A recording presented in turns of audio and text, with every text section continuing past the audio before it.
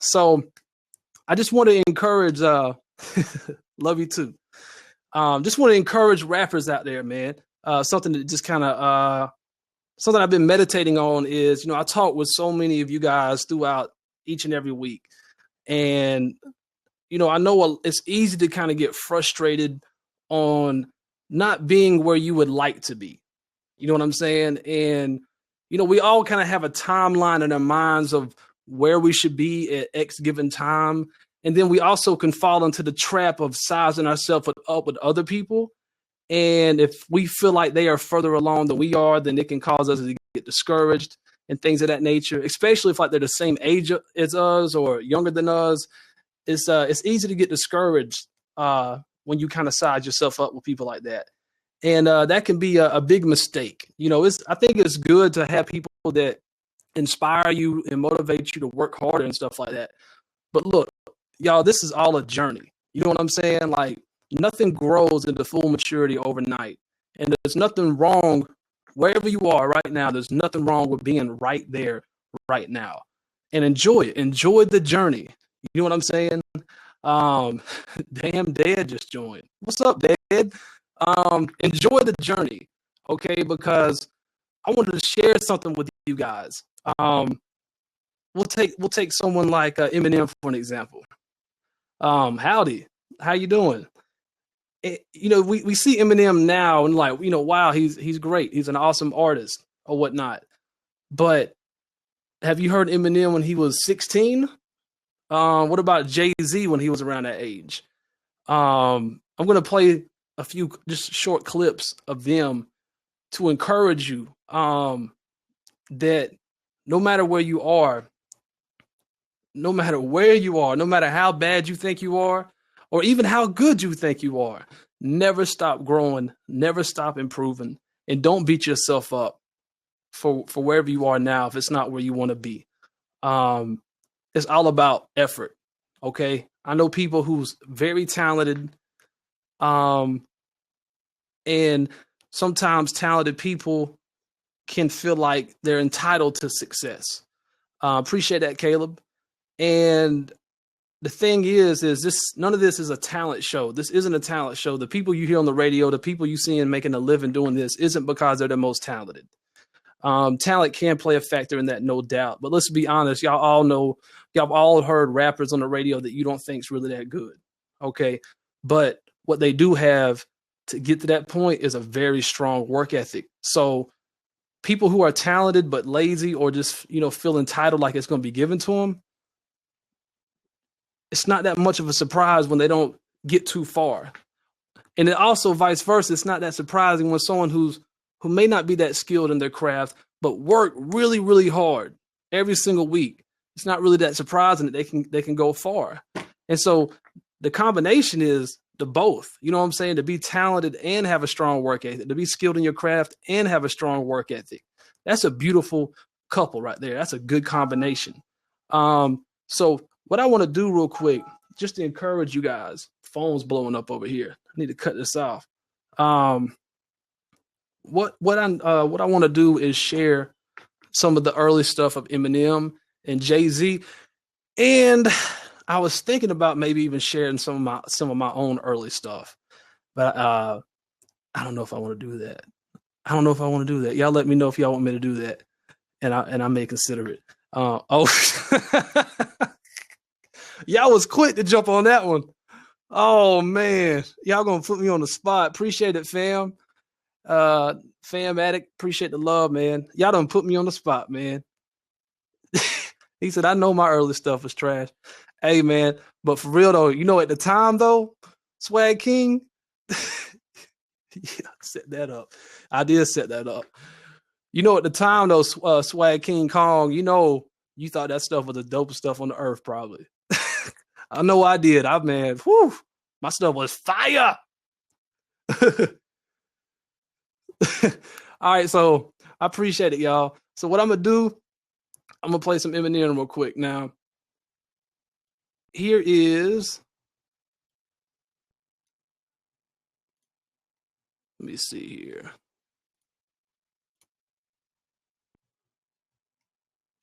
Okay, let me drop it in here real quick. I had all the stuff set up already, but I had some issues on this end. So this is a very controversial Eminem song. I don't know if any of y'all are aware of when the racial allegations came against him. I believe it was before he came out with his Encore album, and he has a song on there called Yellow Brick Road. And he's making reference to this song I'm about to play for you guys now because it's kind of racist. He had a crush on this black girl in school, and she basically wasn't giving him no play and no time. And so, yeah, this is a song he made. JB Brooklyn, I don't know. Try refreshing the website or this page, and you may get sound. Everybody else, y'all can hear me, right? Just want to make sure. Okay, cool. All right. If I cut out for some reason, y'all just let me know. So this is what this is. So this is Eminem, and I'm gonna be honest with y'all, man. Like I've heard snippets of this, and one of my students shared it with me last night. He should be joining us in a second hour. And honestly, I was like embarrassed listening to it. Like I felt bad listening to it, like it was my own song or something. And so yeah, this is Eminem, maybe in a light you've never heard. So let me go ahead and play this real quick. I'll just play a little bit of it. You know, let me see here. I'm sorry, y'all. Here we go. Yo, man. Yo, Mize, man. Yo, you been kicking all this shit about yourself. What the hell is this, man? Ah, you want one about the posse. Alright. What's up, Z Sean? Oh, foolish pride. Universe, what's up? Oh, foolish pride. Oh, foolish pride. Oh, foolish pride. Well, foolish pride has a lot of things to say. You got foolish pride like they got tooth decay. But tooth decay is another problem. So let's take this foolish pride problem and solve it now. When I talk about foolish pride, I mean blacks and whites taking different sides. When blacks and whites take different sides, unity never happens and we will subside. We will subside and nature will release. And everything will just crush that peace. But when we crush that peace, you see we start hating each other. But remember, you are my brother and you are my sister. Just like I'm a mister. I seen a black girlfriend and I kissed her. I placed it on her cheek. And she didn't come back till next week. Now it was next week, and she was back again, wanting to kiss a white kid. So she was my girlfriend. We started going out, but that's okay, because we were black and white. Blacks and whites sometimes mix, but black girls only want your money because of dumb chicks. So I'ma say like this: don't date a black girl, take it as a diss. If you want, but if you don't, I'ma tell you like this: I surely won't. Never date a black girl because blacks only want your money, and that shit ain't funny. So I'ma say, look, honey, why do you do this? You know, you step up to me like you were Brutus. Then you try to grab my spinach because it's green and that's cash. So get out of here, because I don't need your ass. I've said that before, but that's okay because, like I said, you're a whore. Black What's girls up, Brandon? And white girls just don't mix because black girls are dumb and white girls are good chicks. White girls are good. I like white girls. I like white girls all over the world. White girls are fine and they blow my mind, and that's why I'm here now telling you this rhyme. Because black girls, I really don't like. We don't mix. It's like riding a bike when you're pedaling hard, uphill both ways. You know it's kind of hard, and that's why I say to you, I'm giving you a little advice. Don't date a black girl. If you do it once, you won't do it twice. You won't ever do it again because I take your money, and that ain't funny. So I'ma say, look, honey, I've already said that before, but like I said again, you're nothing but a big whore. So when Mike gets on the bass line, that's okay, because we will not just waste time. I'll get straight to the point. Black girls are bitches. That's why I'ma tell you, you better pull up your britches, because all that cash is making your ass drag from the boyfriend you ganked. and that's pretty bad.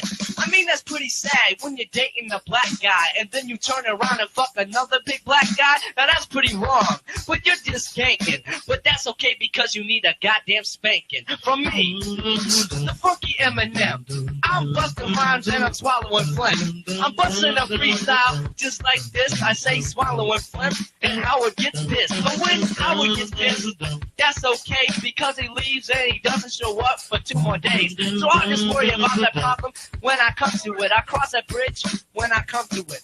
Because what's up, Devon? I forgot the chorus, but that's okay because y'all saying bust a rhyme for us. So I'ma bust another rhyme about this black girl. She turned out to be a fucking whack girl, a whack girl.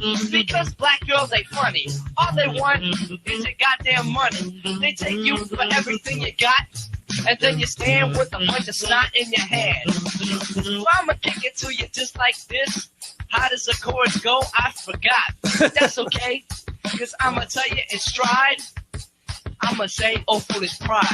Oh, foolish pride. Oh, oh, oh, oh, foolish pride. Oh, oh, oh, oh, foolish pride. Oh, oh, oh, oh, foolish pride. Oh, oh, oh, oh, foolish pride. Oh, oh, oh, oh, foolish pride. Oh, oh, oh, oh, foolish pride. Oh, oh, oh, date a white girl, because they got the raw hide. Golly. Oh, man. Wow. Wowzers. That's off the chain right there. So y'all, that's Eminem, man. Like, oh, early Eminem before anybody knew about him. Oh man. And yeah, he was pretty upset. Oh man. Oh, but yeah. Okay, that's Eminem early on. Of course, y'all know how how far he has come since then. And let me play you Jay-Z. Now, this is the first ever Jay-Z introduction, like as far as him spitting bars on anything recorded that I could find. This is actually an interview that he was doing with Big Daddy Kane. Now, Big Daddy Kane, let me tell y'all something interesting you may not know, you may. Big Daddy Kane actually helped put Jay-Z on in the beginning. He would actually invite this young Jay-Z with his high top, with a little cut in it, a little fade in it and all that. He would let him get on stage with him when he was performing, when he was doing like his Chocolate City tour. And so Big Daddy Kane, he was big on performances. He would take breaks and he would go back and he would change into more clothes. And so when he was doing that, he would let Jay-Z come on and spit some bars. Okay. So that was how Jay-Z got started. And one more thing too about that Chocolate City tour, he also was sharing the stage with Queen Latifah and also Tupac. Before he was a solo artist, he was in a group called Digital Underground, and he was a backup dancer, and he was a part of this tour. And also at the same time, Biggie Smalls, B.I.G. was actually out in the crowd, kind of like spectating and getting inspiration from these performers, so they could spot him before anybody knew who he was. So it's pretty incredible stuff. What's up, Jake? So that's just a little bit of setup on why Big Daddy Kane and Jay-Z are together on this interview right here, because he was pretty much taking Jay-Z under his wing. That's pretty incredible when you think about it. With as big as Big Daddy Kane was, he still reached back and was bringing up new talent. He didn't have to do that. You know what I'm saying? He didn't owe him that. And he's been known to do that with other artists as well. Appreciate it, Caleb. What's up, Michael, I believe. So that's important, man. Like, no matter, you know what I'm saying, as you're progressing, never forget to reach back to other people and help them along the way. People who are trying to help themselves and they just need an opportunity. You can't help people who can't help themselves. You know what I'm saying? That's a lost cause. But people who are trying to help themselves, who are working hard, you know what I'm saying? If you can, reach back and help them out. Let me see. Here we go. I'm gonna play this. Here we go. Type stuff going on. Some of the Malcolm Family stuff going on. Yeah, we kicking it about girls, about staying with girls and stuff. It's interesting. See when it comes out. All right, Spoony B, that's what's up, bro. January. I'll be here. January. First of the year, right? Of course. After this new year. Starting off fresh in 91. That's right, with no AIDS. The brother doesn't have AIDS. Tell them. They don't believe me. So Big Eddie Kane's talking right now. Look at whoever said that, man. Y'all step off with Jay-Z's that, about to spit. Taking this out is going to be my man. He's going to bust a funky freestyle for y'all. Kane's new video, which is... Because I can do it right. Because I can do it right. And before we go, G, until all are one, fade to black. But the girl who was playing pool in your video? Yeah. Who's that? I don't even remember her name. We'll talk about that later. G's best freestyle. Check. Here I am, the man. I'm swinging and singing and bringing the light on the mic. Again, together forever endeavors to always prevail. Well, wherever the weather, I'm better, you seem to pale in comparison. Jay-Z's embarrassing. Your time after, rigor the rhyme after, rigor the last Jay-Z rhyme, so you can say I'm superb with a line. Peace. Peace. There you go. He can do it right. He's smooth. There you go. Young Jay-Z right there. Let that inspire y'all, man. Like these guys have come a long way. They were working so hard before the world ever knew about them. You know what I'm saying? Like, and that's what I just wanted to encourage you guys to remember. Like, there's nothing wrong with spending time on your craft. Nothing grows to full maturity overnight. I mean, and I guess I'm about to use myself as that example as well. So, importing some of my stuff in here now. This is from my first, let me see. Okay, this is off my first demo CD. Now, when I was in high school, I started making these demo CDs, just, you know, as my way to try to get feedback and things of that nature from my friends and stuff. And so this was my way of doing that. Of course, not many of my friends could give me any feedback that was going to be helpful to me because not as many people was rapping back then. Like everybody seems to rap these days. But what I'm going to do is just kind of give you a glimpse of the early evolution of me. Okay, so here we go. This is my intro. I'm just going to play this intro to y'all. This is the intro to my first demo CD. This is 2000. I want to say this was probably 2002, 2003. My senior year in high school. Okay, here's my intro to my CD right here. Yo, what's up, y'all? This is Shadow. Right now, you about to peep a CD, which is a song/freestyle CD. It's got 3 songs on it, and the rest are freestyles. And you know what I'm saying? I know it's only 7 tracks, but I had to put together what I could before I got back to school. And if you hear the CD and you like it, don't come to me and want a copy of it. Get somebody else to burn it for. They got to show it the CDs. But I will, you know, I'll say you want $5. Anyway, I hope you enjoy the CD. It's a Shadow, and I'm out. Holla, holla. Oh man, that's so professional. What's up, Brian? Let me give y'all just a little bit more history, okay? At this time, this is right when I discovered that I could record on a computer. Okay, one of my friends gave me this microphone right here. You see this? You see this? Okay. This is from a Packard Bell. Okay. I don't know if y'all remember Packard Bells. I know my Aunt Diane does. She probably had a few of them herself. This thing has electrical tape on it. Okay. I put straws in here and some clothes hanger wire so I could keep this thing standing up like that because it broke. Okay. See how it goes like that when you don't have that clothes hanger in there? And yeah, this stuff is custom, man. This is top-notch stuff right here. As silly as this is, this microphone right here means so much to me. It really does, because this is what got me into building my own studio. This thing right here, my friend gave it to me. This $10 mic sounded horrible. I probably could have got it to sound pretty decent. I wouldn't say pretty decent. I know how to optimize the sound out of recording now, but yeah, it still works. Might put this thing up on eBay one day, you know what I'm saying? Have a raffle for it. Nah, but this really does mean a lot to me, because when I realized that I could record audio on a computer and import audio was because CD burners came out at this time. What I'm about to play you, this is 2002-ish. Okay, so CD burners just came out. Napster was on the scene. All this whole pirating thing was going on. Felicia, what's going on? Monica Mizzle, what's happening with you? Shout it.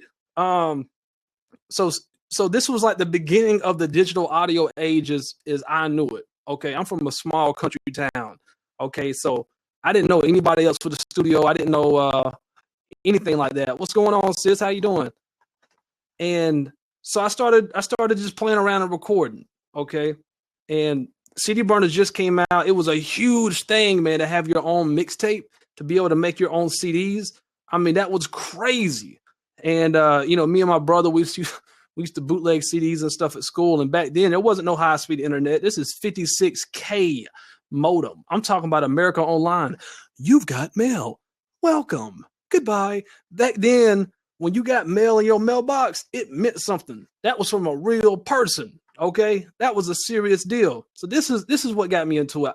This is what got me into a rap group, because I started recording my local rappers that I really looked up to, and they were recording on karaoke machines at the time. So what they would do was they would play music in the background and rap on top of it. It was all one take. That was it. No punch-ins, nothing like that. It's all one take. And this was a huge step forward because I could record on the computer. And I could actually mix in audio and stuff like that.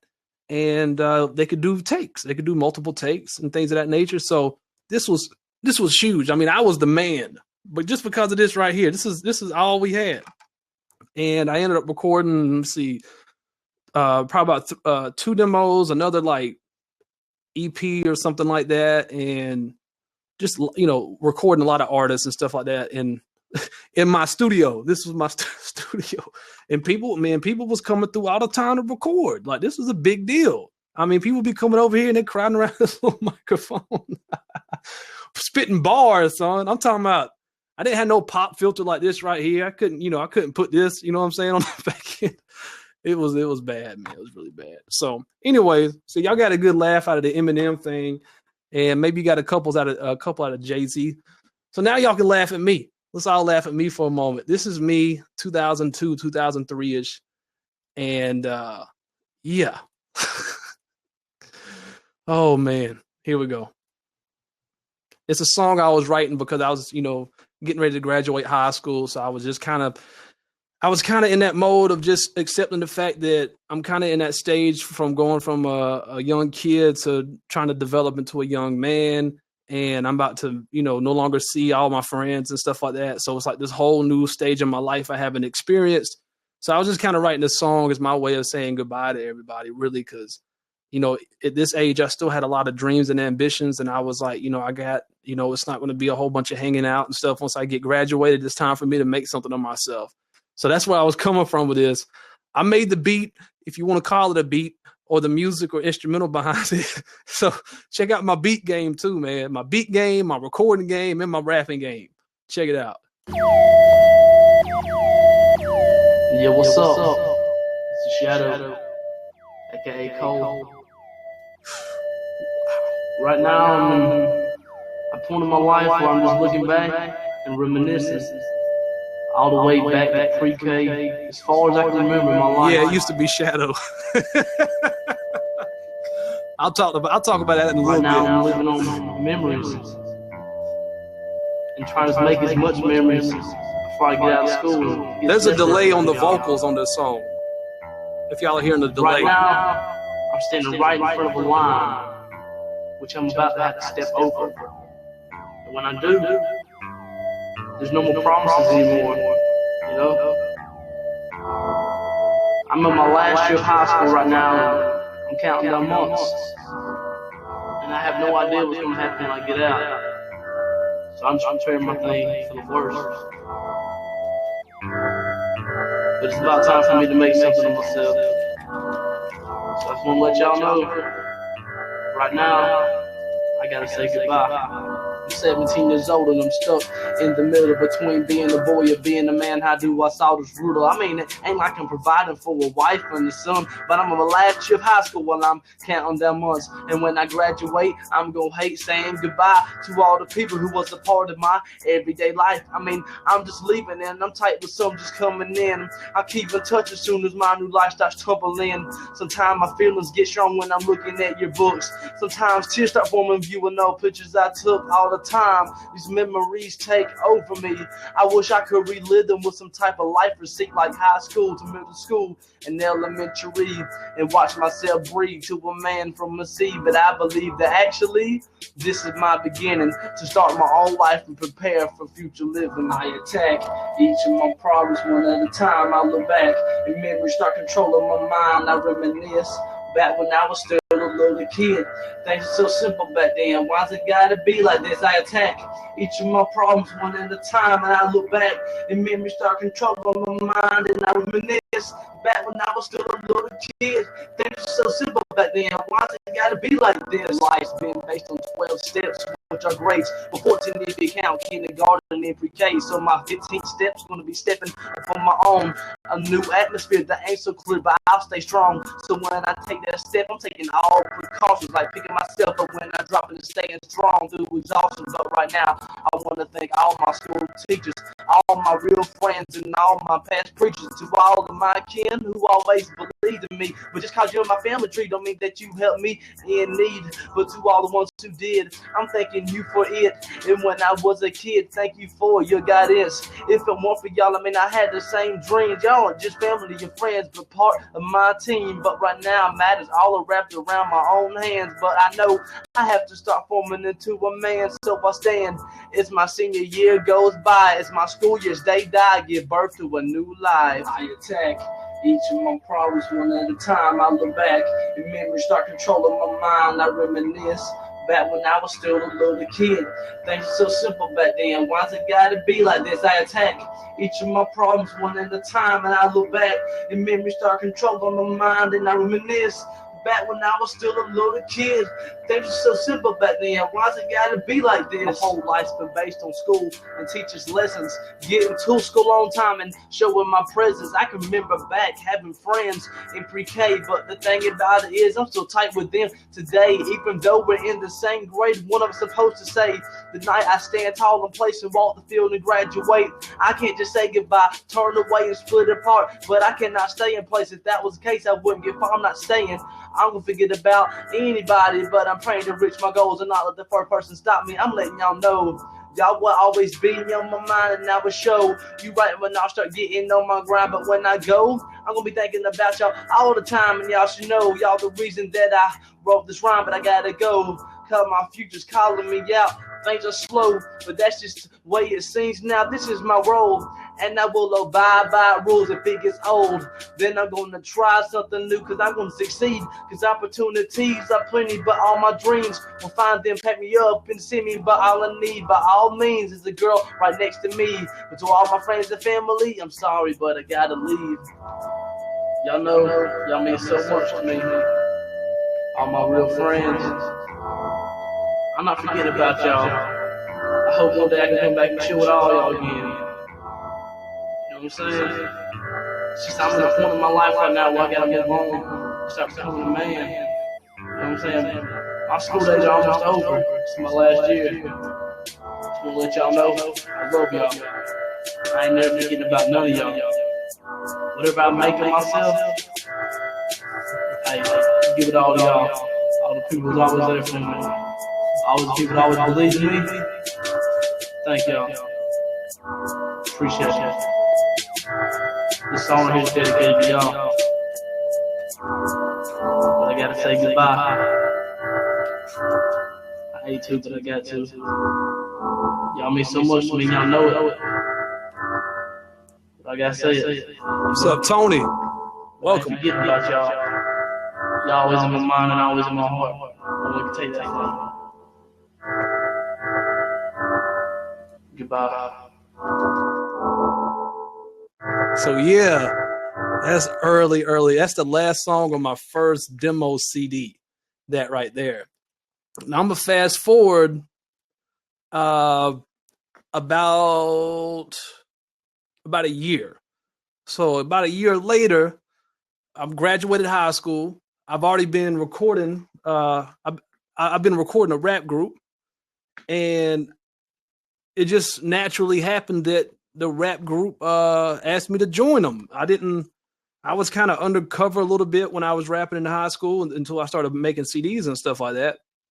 And they ended up inviting me into the group from having such exceptional audio quality and such top-notch equipment. And so I joined the group, and we actually started recording at my high school football coach's house. He had just went through a divorce, so I guess he was kind of lonely and down and out, and he just kind of wanted some camaraderie, I guess. And so he built this studio in like the back of his house. It was like a storage building back in the house. And so he knew nothing about recording, didn't know anything. He's like, hey guys, you guys can come over sometime if you guys want to record or whatever. I'm buying all the stuff for the studio. And all y'all need to do is just figure out how to work it. And, y'all just go back there and make some tunes. And that's what we did. Thank you, Monica, for sharing.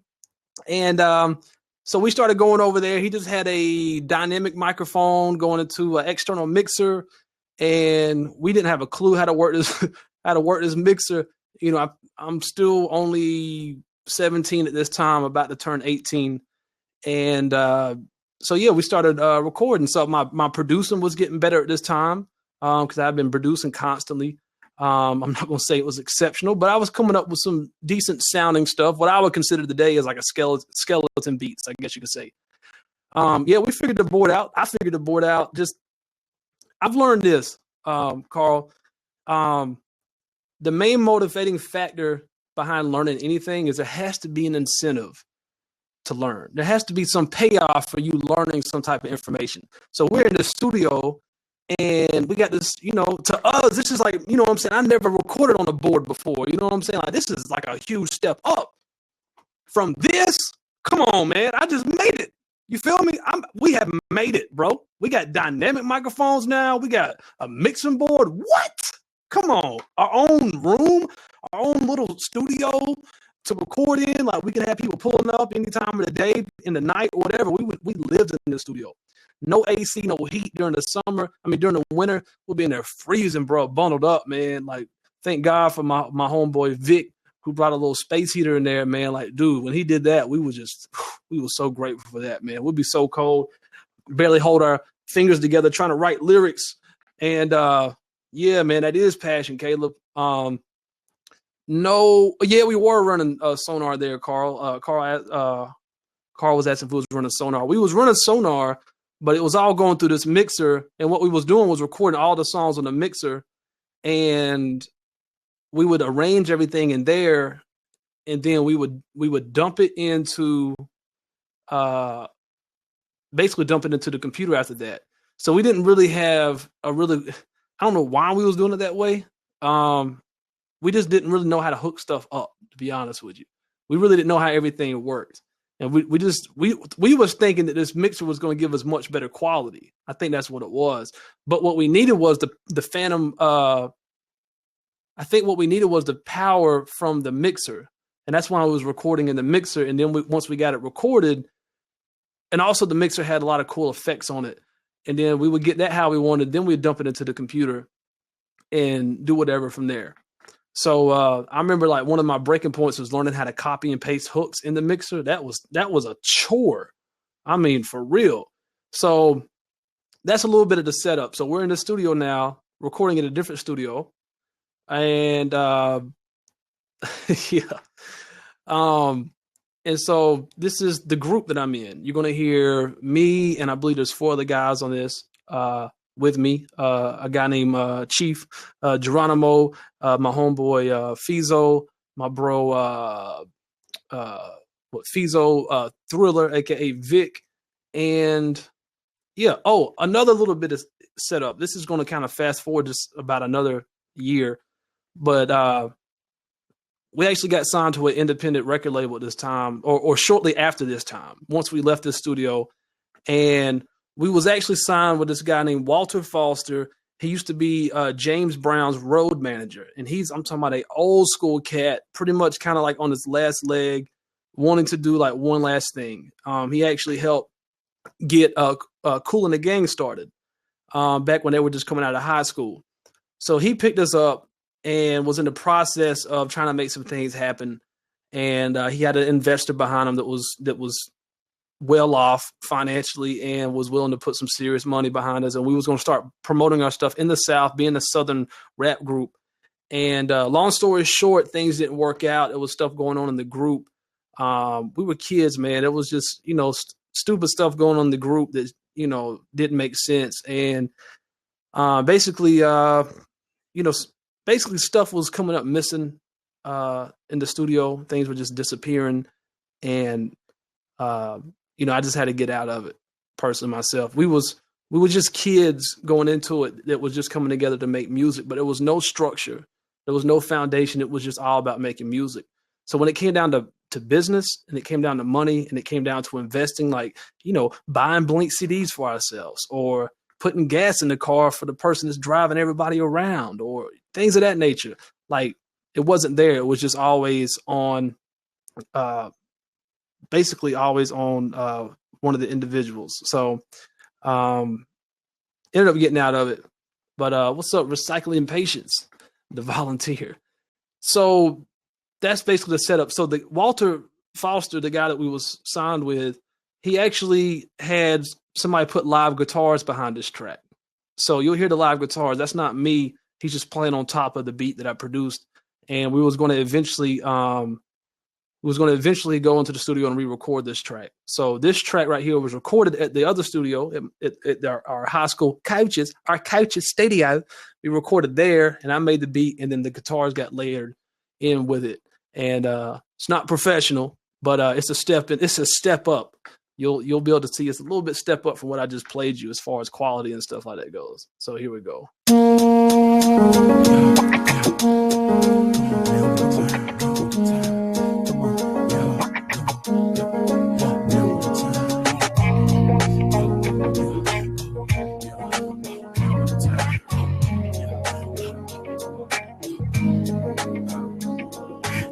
I'm sick and tired of riding the pine, compare my work 16 line for line to all the other rappers that trash and claim they rhyme for pain. They line, I knowing that it's rain and shine, and I get trying, but look at why the hood they dying. Rapping by killing some babies understood them lines, so stick to the struggle. Don't look your brother, rap about your mother. You see you trying through the time, telling you love her. You sound like a sucker, looking for trouble. Rapping about the thing you do, like you want them to bust you. I'm built for the struggle. How many gon' ride with me? Alright, hey D, how long it gon' be? All night. Feel like I'm the slowest runner chasing the goal. I have to come with the heat because I rap in the cold. No platinum or gold. Long as I can capture your soul for dough. They doubt, they know the time. Now you know. Oh, I was made for this time. Oh, I was made for this time. No matter where I'm in, my head will be mine. Oh, I was made for this time. Oh, I was made for this time. No matter where I'm in, my head will be mine. Take time as I reflect where I come from. This is the God who made the heaven, earth, moon, and sun. He didn't make whites and blacks, Asian, Iraqs. He made us all the same, but we don't understand that. Yet when I rap, I become the minority. The white guy, the light side, but accordingly, I will shine, I will rhyme, I am fine. I will grind until my mind abandons me. I'm the product of the genesis and what could be the future. I'm the present, so I'm trying to make a difference. You hearing this? I can care less if you feeling this. This is the truth from the roots to the ceiling, kid. If you start to finish it, ever since I was a kid, I've been doing what I'm doing. Now I'm big and I can't quit. Stopping's not an option. Only thing I drop is my pen. As the first end is your mouth follow. Oh, I was made for this time. Oh, I was made for this time. No matter where I've been, oh, my head will be mine. Oh, I was made for this time. Oh, I was made for this time. No matter where I've been, well, my head will be mine. When they say for my time, but it's time on time. Every time, and it's time, sometimes on my time, but it's time this like this is me in the flesh. I believe 1,000 years when I be at my best. Even when most of part of the rest, see, I still be trying to write rhyme, move down off industry, trying to make industry in the year 2-3. I was made for the 80s, 90s, and 2G. I done been around and going, nobody know all the places I done been in my mind. From all of the miles I done traveled deep, I done do just so I can keep my soul alive. And yes, I've been knocked on focus, floating like a G, I still ride. From all of the absent articles, missing puzzles, I finally made it on time. Oh, Oh, I was made for this time. Oh, I was made for this time. No matter where I've been, where I'm going, my head will be mine. Oh, I was made for this time. Oh, I was made for this time. No matter where I've been, where I'm going, my head will be mine. Oh, I was made for this time. Oh, I was made for this time. No matter where I've been, where I'm going, my head will be mine. Oh, I was made for this time. Oh, I was made for this time. No matter where I've been, where I'm going, my head will be mine.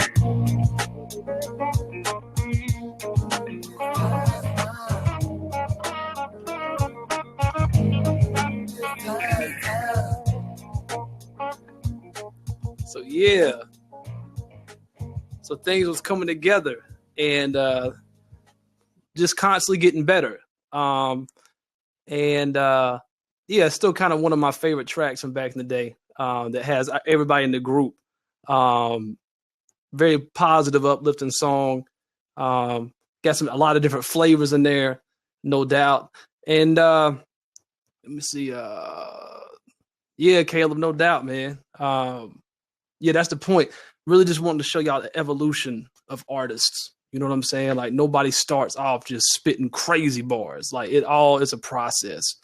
And there's nothing, like I said, nothing grows overnight. Nothing goes into full maturity overnight. It's a process, and there's nothing wrong with that. There's no matter where you are right now as an artist, there's nothing wrong with being right there. You know what I'm saying? Like, even though I've been rapping now for, right around a little bit over 18 years, like I never had the mindset that I've ever arrived. Never will. You know what I'm saying? Like I'm always going to be striving to constantly be better as an artist.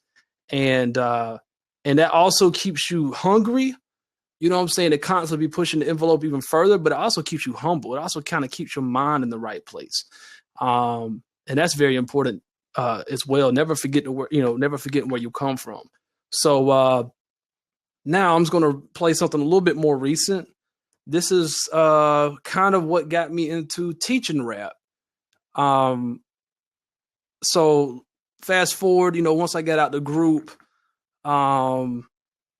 it was a few years later, just once again, it's still kind of growing into this young man, the really desire to really kind of get planted and get settled, and got married to my awesome wife, my best friend, during that time. And so just getting settled, trying to get established, just trying to get by, that type of thing. So it took a few years off, like really trying to release anything or whatever, but really still focusing on growing in my craft, from the producing, the mixing, the rapping, all of that. And thanks, Philip. I appreciate it, bro. So yeah. So in 2013, I entered in this rap competition, and there was like 60 other rappers in this rap competition. So I've improved a lot from the time that you just heard that last track. And so basically I won first place in this rap competition. And it was around this time too, I started noticing a lot of people hitting me up, asking me for feedback, if I would listen to their music, give them feedback, and kind of give them some pointers. And I was already doing this in the studio, because I was already, recording a lot of artists in the studio. So I would coach them through their recording sessions. Like if I felt like there could be some improvement, I would kind of give them feedback on, maybe you should take out a syllable here. Maybe you should put more emphasis on this word, or maybe change your tone there, that type of thing. Helping them structure their lyrics. And I just thought, well, instead of having all these one-offs with everybody, why don't I start putting this stuff together in video and start putting it out there for the whole world to see? And that way I can just explain it one time, and then people can watch it over and over and over again. And that's really what got me into teaching rap. And so this is right before I started teaching rap. And this is the concept behind this is you're going to jail now. That was the theme of the rap competition. Now, I've been fortunate to never have been locked up before in jail. But I was just thinking, like, what's the closest that I probably ever went to going to jail? And I was thinking about one time with me and my cousin and my wife, before she was my wife, we went out just hanging out as friends. to a bowling alley, and basically this dude got really disrespectful at the bowling alley. He came over to my wife, friend at the time, and pulls out his phone and starts, taking pictures of her butt and making these, disrespectful, degrading type of comments to her. And man, you talking about, so I was heated, man. Like anybody who knows me, they know I'm a very mellow fellow. I'm chill, I'm relaxed, I'm, keep a very level head. But this one really got to me. I'm talking about my neck was on fire, my ears were burning. Boy, it was messed up. And I'm just thinking in my mind, I got 2 girls with me. He got 2 or 3 dudes with him and a female. So I don't know if y'all ever seen Sherlock Holmes, but I'm doing the whole Sherlock Holmes thing in my head. Or that Denzel Washington movie that came out not too long ago. I can't remember the name of it, but he did the same thing. He would play the whole scenario out in his head. And that's what I was doing. And I'm sitting here, we're playing pool, and this dude's being disrespectful, dang girl, how you getting them jeans, shouted, taking pictures with his phone and stuff like that. And I'm just thinking, man, like, he got dudes with him. It's just me and 2 females. I got this pool stick in my hand. I got all these balls on the pool table. I'm thinking all this stuff I could do to him.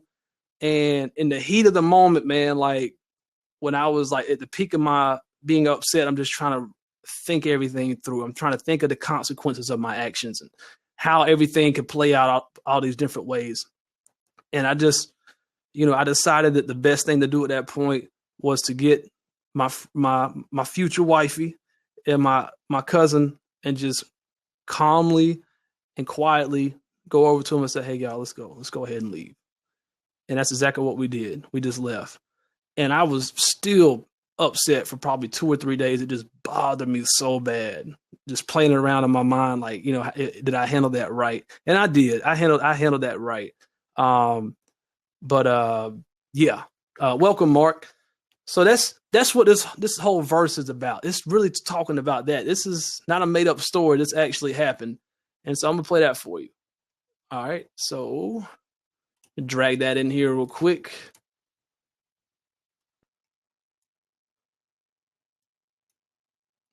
And here we go.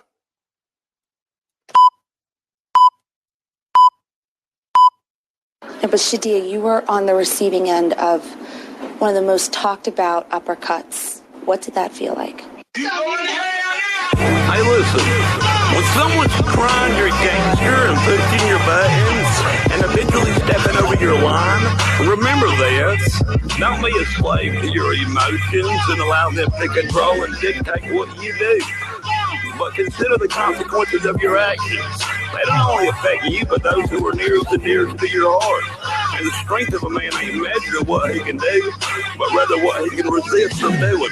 I was on Mortal Kombat. It just hurted. Like, it was like a finish him. You know what I'm saying? Type of hit. I got a story to tell if it's all right. My best friend, before she was my wife, came with me and my cousin to have fun with us at a function one night. We was just rolling down the street, strolling to go bowling. No smoking, token, snorting, coking, popping, open pills, just holding, ghosting.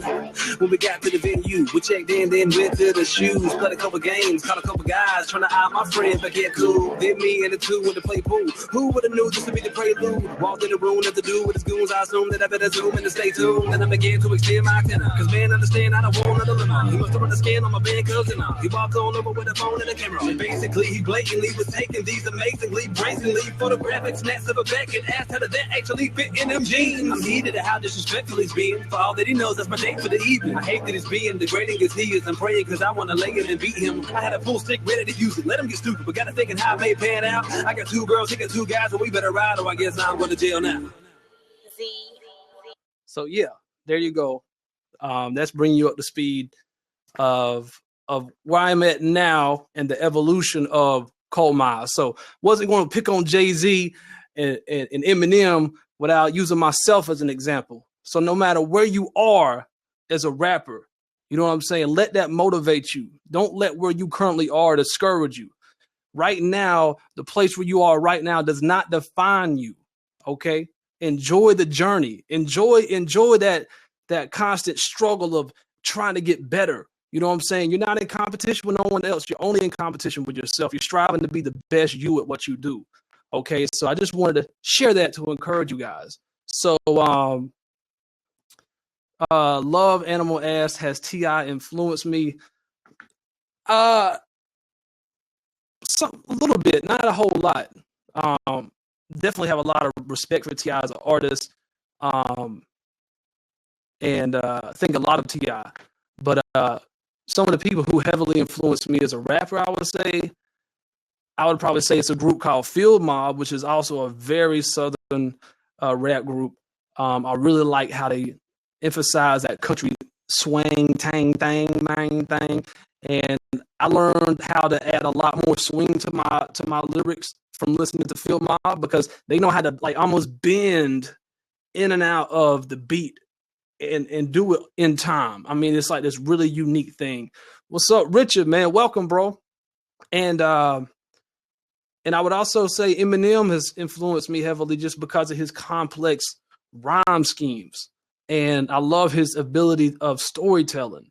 And another one, and I like how he puts humor in a lot of his songs. So that's what I've kind of drawn from Eminem, is the humor, the storytelling, and the complexity of his rhyme schemes. And someone else I've drawn a lot of inspiration from is DMX.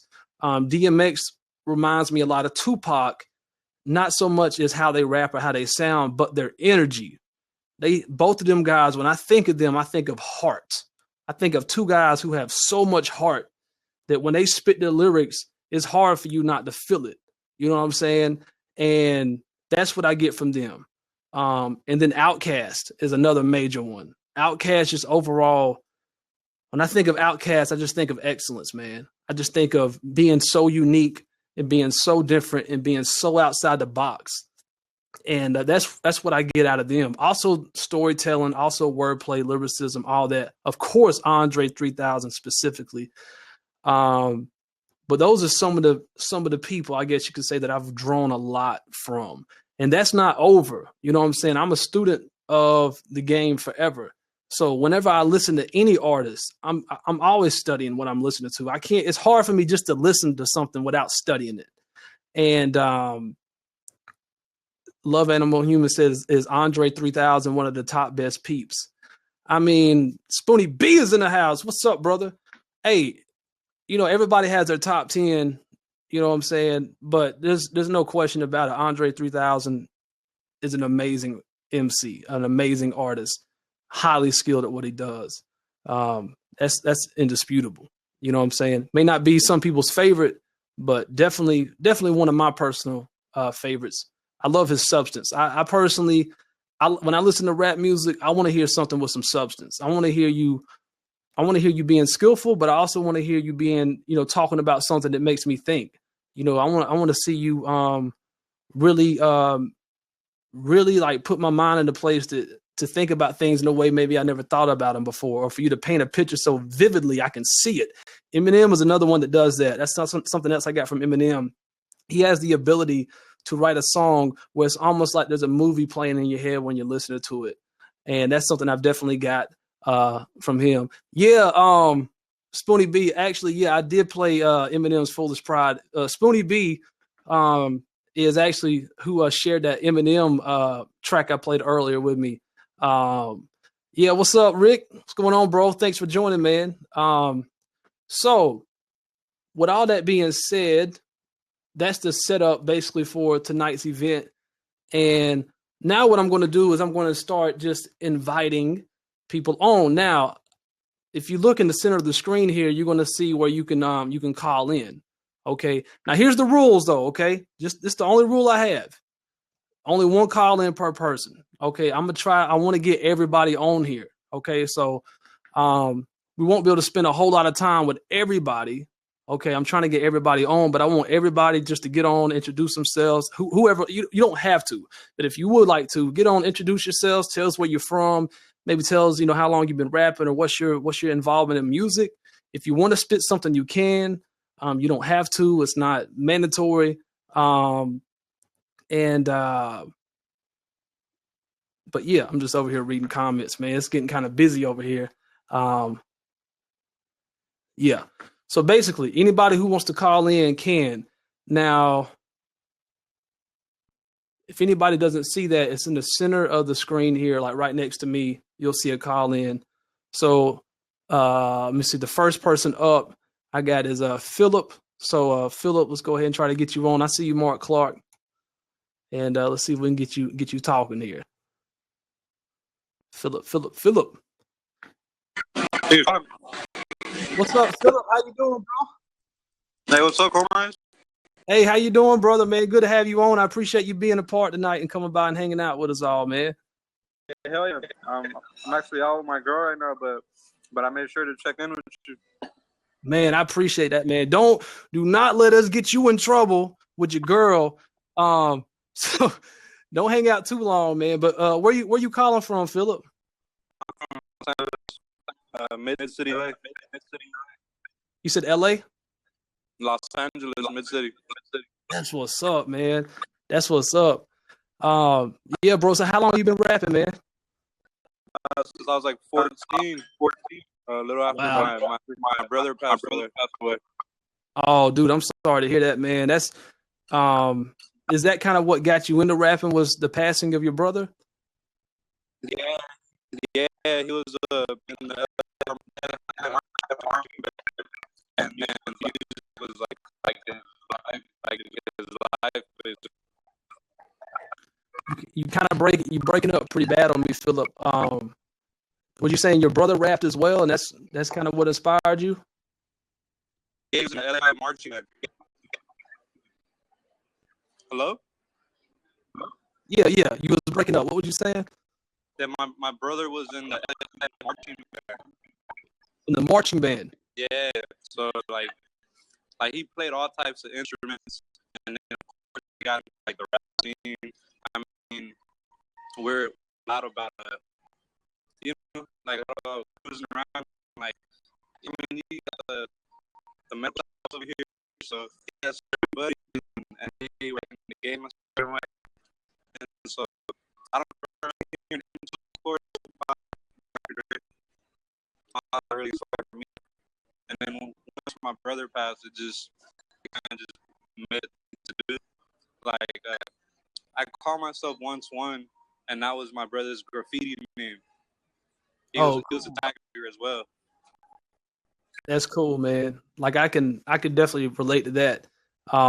As far as that inspiring you. The first time I ever tried to write a rhyme was in 1996. I won't never forget that year. I was in 5th grade, and one of my good friends that actually used to sit right next to me in school, she didn't show up one day to school, and we're wondering where she's at, and come to find out she had actually got burned alive in a house fire.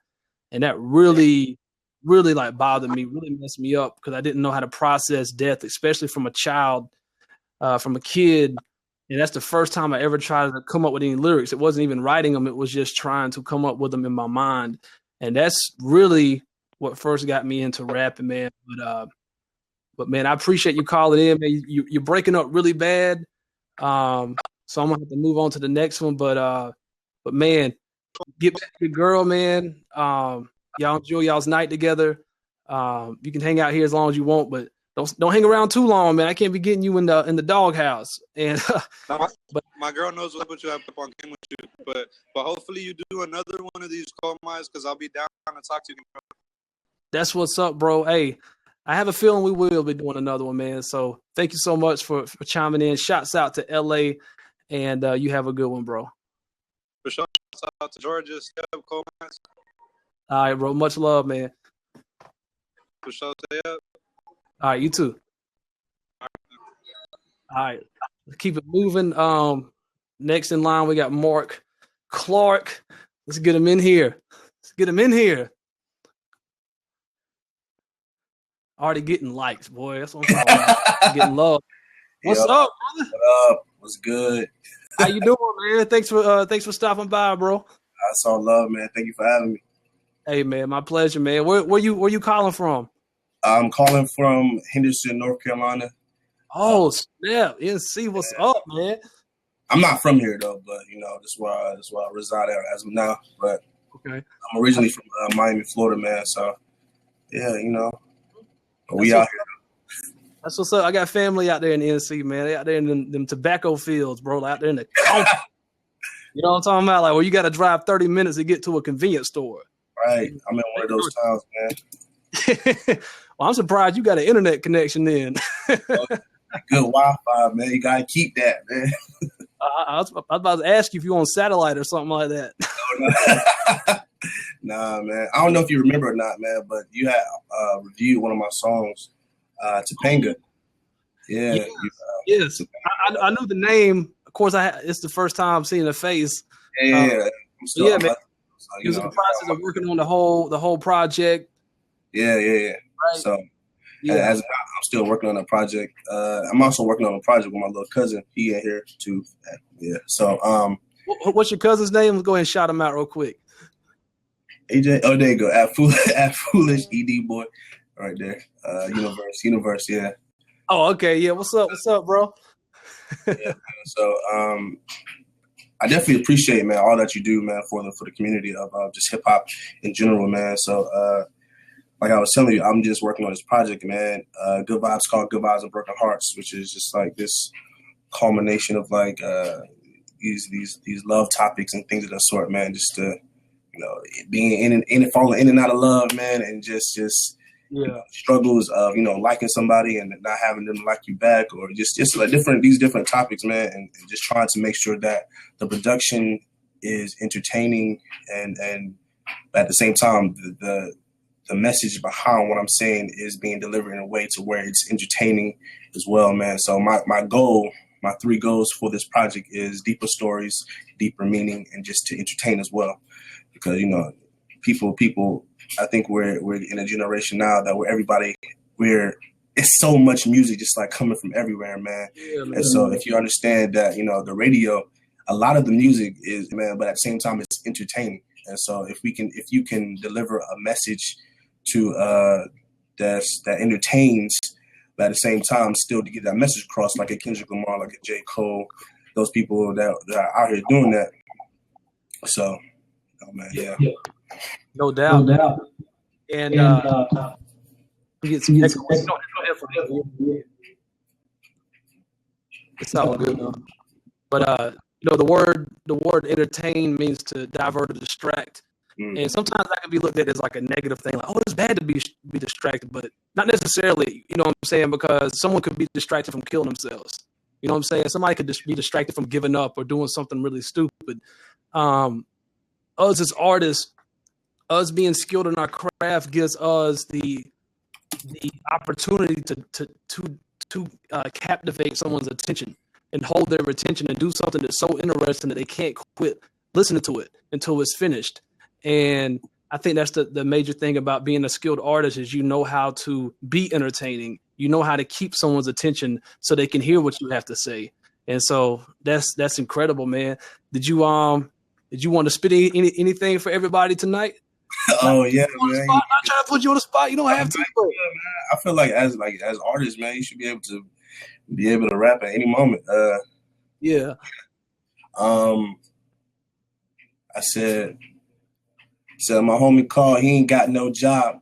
We the future, but it's kinda odd. Though we against the odds. Open your eyes. They say visualize those lies. Singing is believing.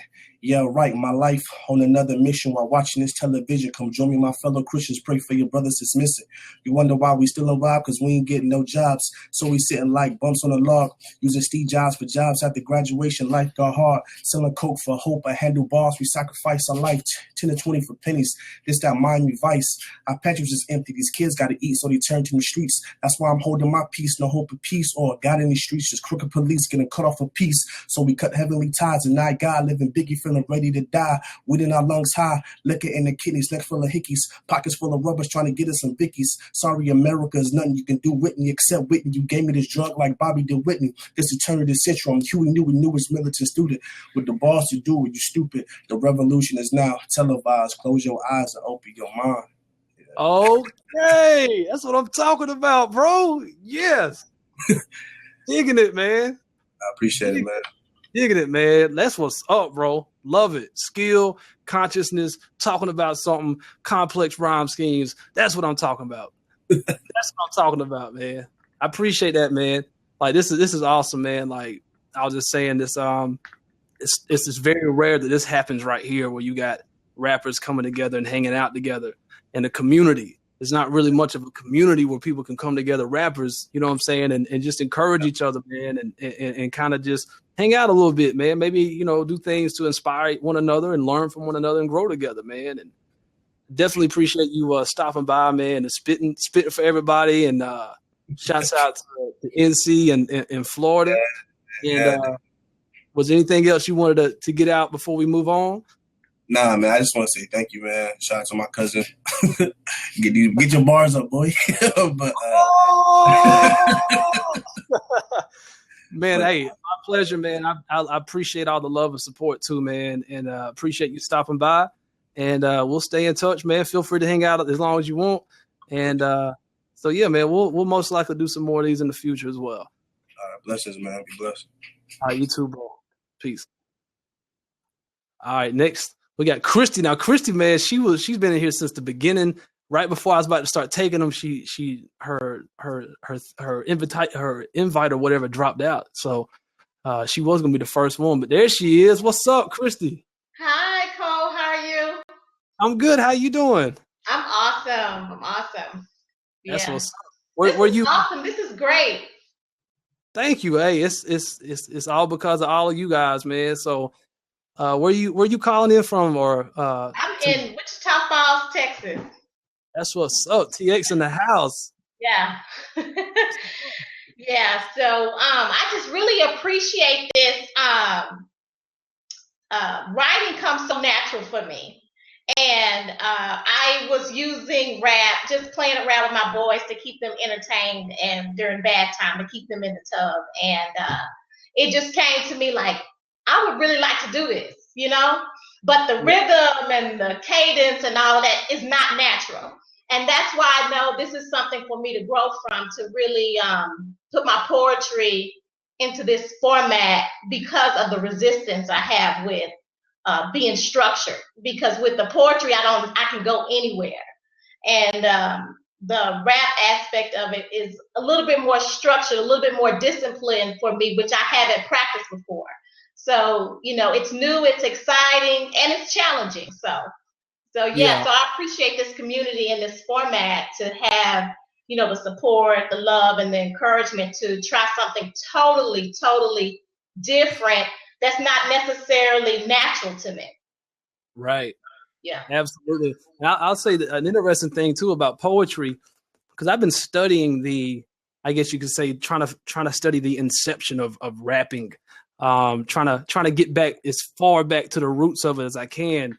And so, you know, during my first initial digging into that history, I came across like Rapper's Delight, you know, one of the probably most popular commercially released rap songs, and dug a little bit deeper, found a group called the Fatback Band, who released their track about just like 2 or 3 months before Sugar Hill. They had rapping in it, and then I kept on having other people chiming in and hitting me up, telling me about earlier forms of rap than that, and it just kept on going back and back and back. And I noticed it right before like the whole hip hop scene came into play. Poetry was a huge thing. There were so many brothers and sisters. They were doing all this poetry over music, and not necessarily trying to always like rap to the beat, but it seemed like it was evolving into like their own cadences and things of that nature. And so I think that's pretty. I don't really find it that odd that, you know, you being into poetry and you're kind of segueing into rap as well. I think that's awesome. You know what I'm saying? I think that's really cool that you're doing that. And you're definitely in the right place, you know, as far as, you know, learning the cadence and the structuring and stuff like that. It's different, like you said, from writing poetry, because poetry is you're so free. You know, you don't have to really worry about all those extra things, you know, and so but it's, you know, I'm always here to be as much help as possible. And, you know, I've got videos on that. I don't know if you've seen my videos that I've done, like on how to create cadences and how to translate your cadence into lyrics and how to structure your lyrics and things of that nature. But definitely got some videos out there for you on that. Yeah, definitely. I've watched a number of them. So they really helped me. But I still, just being honest, I still struggle with the rhythm, the flow, and catching the beat. So that is something that I'm definitely gonna be reaching out for some more support there. Like I said, the lyrics, the words that come so natural. I mean, sometimes I just wake up out of my sleep because it's just on me to get it out. And so I'm looking forward to how it's going to be in a particular container, whatever that looks like for me, So yeah. That's what's up. Well, definitely you keep up the hard work, and always feel free to reach out with any questions. I'll always do my best to answer all your questions. And if you ever need any one-on-one coaching or whatever that, you know what I'm saying, let me know, because I definitely have that available as well. And that's something I work on working with a lot of artists on is the rhythm and the building cadence. And so trust me, you are not alone there. Cool. That's definitely, I'm gonna be reaching out to you for one-on-one. Yeah. Oh, that's what's up. And where'd you say you was calling from? Wichita Falls, Texas. Okay. So shouts out to TX in the house tonight. Christy on here representing for TX. Was there anything you wanted to say before we move on to the next person? I'm complete. Yeah. Okay, cool. Well, thank you so much for hanging out with us all tonight, and keep up all the hard work, and just, let me know. Let me know if you ever have any questions or whatever, and I'll definitely do my best to help you out. I will. Thank you again. All right, you're welcome. Thank you. Okay, we got Spoonie B coming up next. I seriously nonstop. So Philly in the house. Yeah. So you live, brother. Oh, look at this superstar over here. He's like, hey, look, I ain't even paying you no mind right now. I got other stuff going on. Look at it. Check him out. I know you busy, man. I don't know. Whatever. Hey, Hollywood. 1 second. What? Wow. Yeah, later. Wow. What? No, I'm fine. All right, my bad, man. I'm sorry about that. Bro, hey, back that mic up just a little bit. I know. You good? There we go. Dude, that was like super gangster what you just did, man. Yeah, I know. I'm a savage. Don't. For real, I know. You got live, in front of hundreds of people, and you just definitely. Yeah. I'm talking to someone right now. Y'all can wait. Okay, hold on. What's up, bro? Yeah, not much. What's going on? You good, man? Do we need to get you back on in a little bit? You okay? No, I'm good. What's up? Okay, man, hanging out, man, doing this hangout. Yeah. Thanks. People keep coming in here, stopping by. I mean, damn. The people don't even knock. Inconsiderate. All right. Anyway, what's up, man? Hey, man, thanks for sharing that Eminem track with me last night. That inspired. Yeah, definitely. Yeah, thanks for the review. That review was awesome. So. Oh yeah, man. Yeah. Hey, I was glad to hear your feedback from it, man. Yes. All right, that's fine. I'm gonna cut it. Okay. All right, in a few minutes. Oh no, okay, I'll do it. I'm doing something right now. No, I'll do it later. No, you gotta do it. No, I will. Tell you in front of almost 250 people. I will do it soon. I got to finish something. No, I can't because I'm working on something. a thing here. I'm taking my computer back. No, this ain't your computer.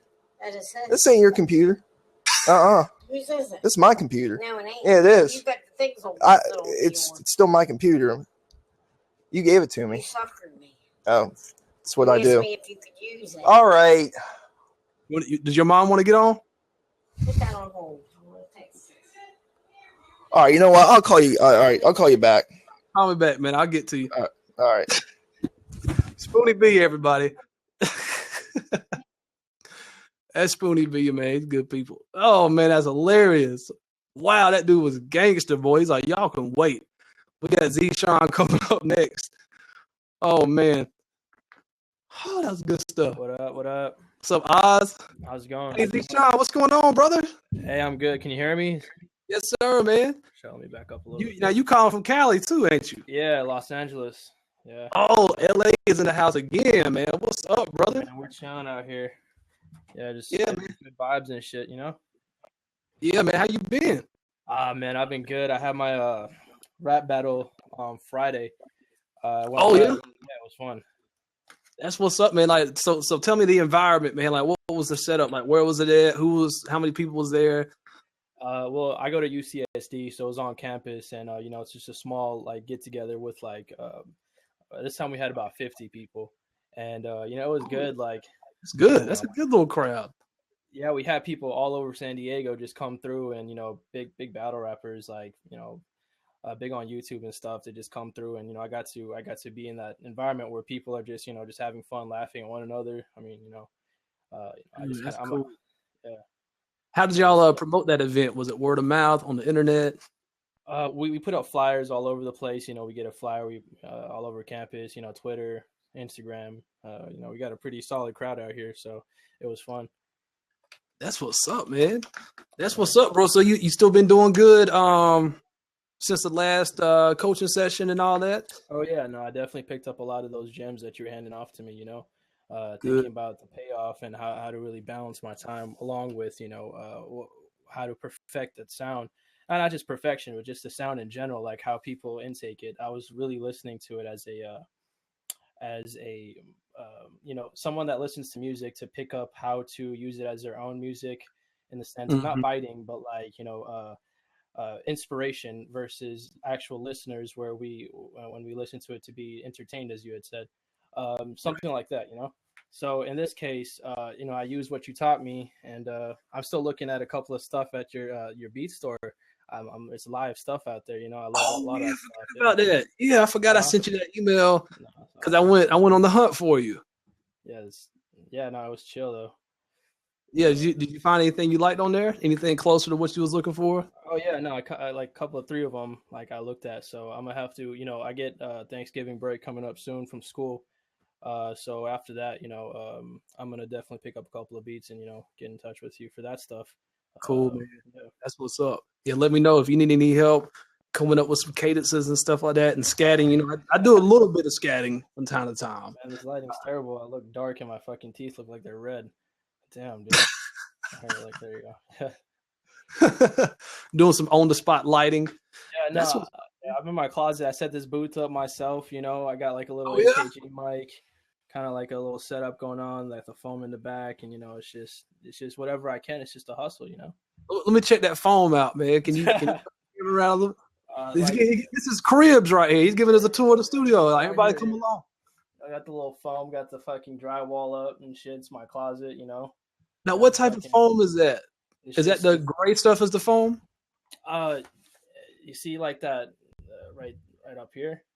That's all, like that upper area is a foam and the bottom area is just like drywall. What kind of foam is that? It looks different. It's like bed foam? I'm not going to drop any, I'm going to disclose that information. Yeah, no, my mom helped me prepare this room. It was cool. Like I was just bored, and I was just like, I gotta have some place where I can get some of this. I write a lot. I write a lot of stuff. As remember we went over in the coaching session, a lot of the stuff. I just wanted to get it out there on a mic and record it. So yeah, thanks to you, a lot of stuff. A lot of inspiration. My pleasure, man, and just glad to have something to share. And I'll give you some more tips for that booth. Just anything can dampen sound, such as like if you have a bookshelf with a lot of books, that can absorb sound. Mattresses, like you can go to U-Haul and get these thick moving blankets. And if you can hang those up, that'll even, you could cover all the walls or something with the moving blankets. And that'll decouple the drywall from the room now that the recording. I've actually, I don't know, you can't see it back there, but I've got some moving blankets and stuff set up back there in the hole. It's just black. You see where that blue light is back there? I think I've seen it in one of your videos. Yeah. Yeah. So that's what that is. So, and I've got some studio foam back in there. Cool. But I want to do a video in the future on basically how to build your own like poor man's recording booth. Like I really want to do this setup on how people like with next to no budget can get like the best results they possibly can for the money, without spending a lot of money. So like like worst case scenario type stuff. Like this is the stuff you can do. Yeah, I think you shared a video with me about like like kind of like the acoustics of like the microphone and shit. Like it's this pop filter is one that you the Dragon Pad that you recommended. Oh, cool. Yeah. Shit, it's like it's a blessing, just being able to meet up with a bunch of other artists and like having a coach that's just out there just to drop gems. I'm not that I don't have too much experience. I've been rapping freestyling since I was like in high school, so like it's been 6 or 7 years now. But as for like studio, it's a whole nother game. It's a whole nother like environment. Yeah, man, I think it's awesome. And like I was saying earlier, like this is what's going on right now at this moment. It's so unique where all these rappers are coming together. All these up and coming rappers are coming together. Like this is very rare that this happens. And so I'm just humbled to be a part of it, man. And I definitely appreciate all your love and support as well, man. And I know you've been busy, man, like with school. You got the holidays coming up and you're still trying to work on your craft and stuff. So I'm sure when January rolls around, you'll probably kind of breathe a little bit of sigh of relief. I gotta jump on to making a mixtape, get some type of like product out. Someone can get their hands on some information. Like something put together. So I'll definitely I'll be in contact with you, and anyone that wants to collab, add me on Twitter. Y'all heard it. Follow. This is the networking opportunity. Y'all see that? He said link up with him if y'all want to collab. He got a project he's working on. And also another thing while I'm thinking about it, since you was talking about the first part of the year, this is a little more nugget for anybody out there trying to create a buzz. The first quarter of the year, so like January, February, March, is almost like the off season for like the music industry because sales are so low because everyone's so broke from Christmas and all that stuff. And so it's like a good opportunity for a lot of artists to come out. There's not as much big projects being released during those times. So that's typically a time for new artists that are trying to break through to come out. Yeah. So that's just one more little nugget. So we got people in the chat asking if you're gonna spit something, man. You gonna grace us with some bars tonight, or? No, I really don't spit on like live, just like off the top like that. I mean. Or any verse you want to rap or anything like that? I'm not gonna pressure you, Z-Sean. I'm not gonna make you do that. You want riddance or you want freestyle? I mean, what do you? No, I don't have to be no freestyle. It don't have to be no freestyle at all. If you got something that you want to, any riddance that you want to spit. No, I can just kind of like. All right, let's see what I got. Here's another little history lesson, real quick. Freestyling early on didn't mean you're just coming out the top of your head. Freestyling meant free from basically form or free from necessarily having to fit it to music. It was people rapping verses. That's the early form of freestyling. It's like as we go along, freestyling has kind of become more this thing of, you have to be going on top of your head. Okay, for sure. It could be back then they used to call it off the dome or off the top. Whatever you want, Cole. I got you. Whatever you want me, got riddance right here. I got a freestyle off the top of the dome too. If you want that, I got you, man. Hey, whatever you want to do, man. Right. Hey, if you want to spit riddance, if you want to freestyle, it's whatever you want to do. I'll do a little bit of both. All right. So this is I was writing over a little bit of that Kendrick Lamar rigor mortis, so I kind of have that antsy type of rap style about to, in the sense of like what I wrote, and then I'll freestyle a little bit for the ones asking. So, it's how it goes. Call me leaving with gallons. I'll snap your head in your brackets, you actor. I'm a vampire and acid with tantrums. How must I fathom the tragic relapse and snack on her savior, then ask for her password? And this ain't Rick and Morty, and this ain't where you survive. All my pleasures stand on corpses, a playlist in my mind. Climb out and forfeit. You unimportant and your mistress on my line. Sign off the way I climb. You should quit and rewind. I max you social villains. You're super asinine and endorphins stored. She was an angel in the sky. She won't be bothered. Rather informing you, dissing her. That's all right. That's her right inside. Ooh, that's a salty side. And she was yours for a time, but I buckled up for the slide. You're not, something like that. It's just. There you go. Yeah. I hear the internals too, man. I hear the internals working that complex rhyming and stuff like that. That's what's up, man. Yeah. That's what's up, bro. For sure, yeah. So you got your freestyle battle thing going on earlier tonight. You was able to drop that in front of, almost 300 people. That's pretty cool, man. Hell yeah. No, it's always a pleasure, talking to you. You're the real star, man. You're the fam right here. Oh, I don't know about all that, man. I don't know about all that. A humble man. I love it, man. I love it. I love all you guys, man. I appreciate all you guys, man. Like it's incredible. It's humbling to me, man, just to be able to help so many people out. And it really is. It's all about helping people out. It's all about you guys. Hey. So was there any final thing you wanted to say before we move on to the next? Everyone just has their own their own life to handle, and it's we just gotta kind of learn how to interact with one another and keep up that inspiration, because it's all art, wherever it comes from whatever side of the world, you gotta bring what you got to the table, and also the way you bring it to the table, it's gonna connect us all in some ways. I mean, it's art, like we all want someone to just say like, oh, give us attention, or for some people just to be recognized that we wrote something down and someone else read it. So just keep up the movement, and thank you so much, Cole, for letting us be here. Hey, my pleasure. Thank you so much for being a part, man. Thanks for the words of wisdom for everybody, dropping some more nuggets, and you take care, bro. If I don't see you or talk to you before Thanksgiving, man, I hope you and your family have an awesome Thanksgiving, and holler at me, man. If you ever have any questions or whenever you want to move forward, if you want to work some more one-on-one, holler at your boy. I got you. All right, bro. You take care, man. Okay, so I'm going to get Brandon on here again. I see you, 6 Cents. I'm going to get Brandon on here. Hopefully he's got his stuff straightened out at the house with the family. There he is. There's like a million people, man. Just like people knocking on my door and shit, rude introductions. Well, that's what you get. That's what you get for being so popular, man. You know what I'm saying? Yeah, like, I guess, that's what it is. You got to learn to deal with that moving forward, man. It's just going to keep getting worse and worse, man. You know what I'm saying? Yeah. Trying to be a star, that you're going to have that, man. So, yeah, exactly. Good training, man. Yeah. But bro, the way you came on was classic, because it's like you're on there, you're live, and you ain't even paying me no mind. Yeah, I didn't even notice you had me on. I saw the green light. I was like, oh shit. Yeah. Everybody was rolling, man. He was like, pay me no mind. Like, he was like, hold on, just hold on. Yeah, that's usually how I do things. Gotta take care of business sometimes. What's up? So what's up, Spoony B? Spoony B is calling from Philly, right? Yeah. Philadelphia is in the house. So yeah, definitely. I want to thank you for the that review. I really appreciate it. I didn't realize the breath. That was like a big screw up. Just the breathing. I didn't realize was that intense.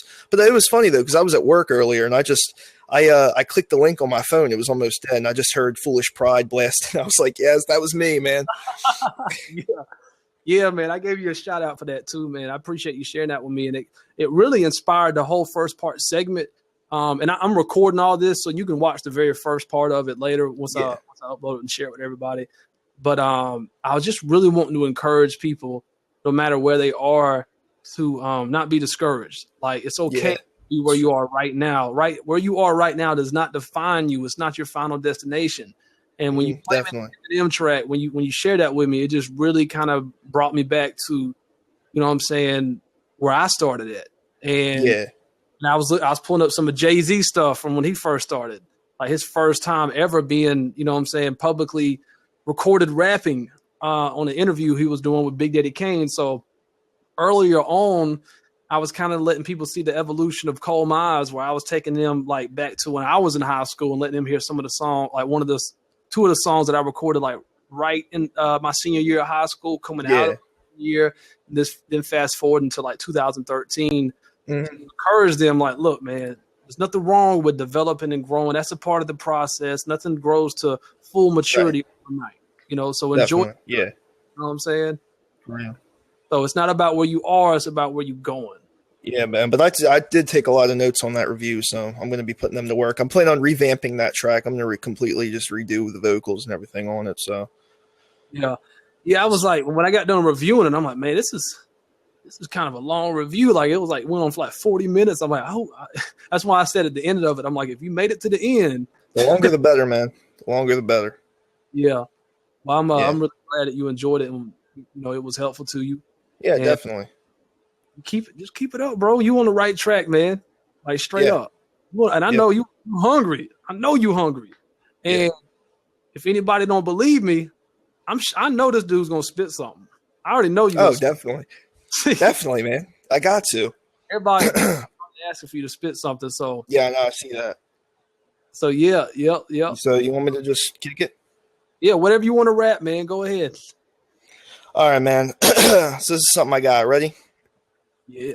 All right, so I can say something like this. Hey, yo, I'm getting sick of all these rights. Spoonie B, whiter than white. Hitting up fat chicks and turning the straight ones into dykes. If people got a problem, that step up with no gas. I'll give you my name, number, history, and you know what? You could even have my address. It's a mess when enemies think you're on a shit list, but they tend to forget when you slit your wrist and get blue blood all over their hit list. You try to diss what I say, I'll swat your ass like a moth and talk about your religion since I love pissing people off. I'm sick of politics and all this debate. Hearing Trump procrastinate starts to give me a damn ache from the top of my brain to waist. So whoever wins the election will give me direction. Faster than top porn stars give chicks a staph infection as a lesson. Not to come in the now. It may take a while, but y'all just remember that this is way more than just some random ass freestyle. At the Enterprise, getting taught by Cole Mize, with racist lyrics killing me like old foolish pride. I'm about to wrap it up, but y'all just remember that you look gross as hell. So what do I say?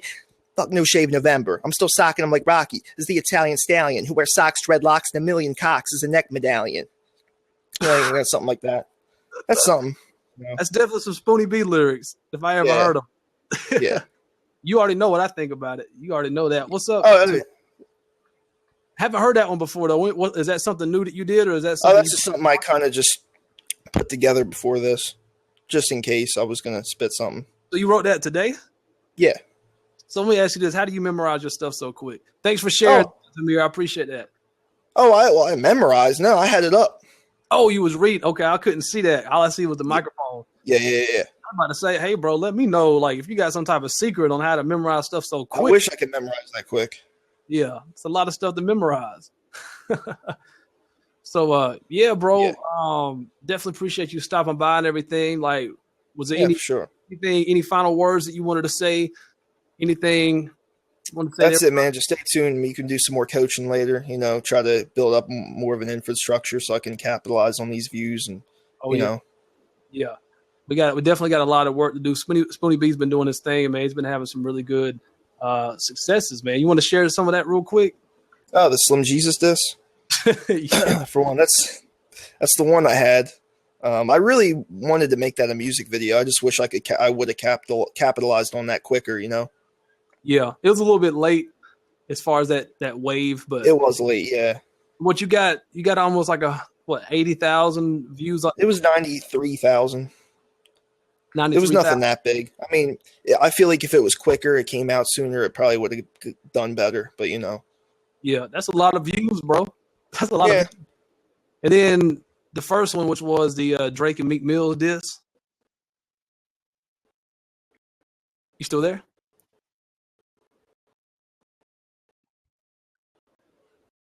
It's lagging up.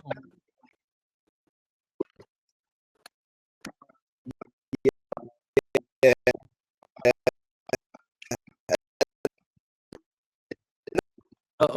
Spoonie B, you breaking up. You breaking up really bad. All right. So yeah. So sorry about that, Spoonie B. It's weird. I still hear him. Like, it was kind of rushed. So yeah. So sorry, bro. You got dropped out, but yeah, man. He's been doing some really good stuff, man. Been having a lot of breakthroughs on his end. So Spoonie, man, thank you for stopping by, man. We'll definitely be in touch. You already know. And feel free to hang around as long as you want. So we're gonna move on to 6 Cents over here, and see, Rod T is asking the question.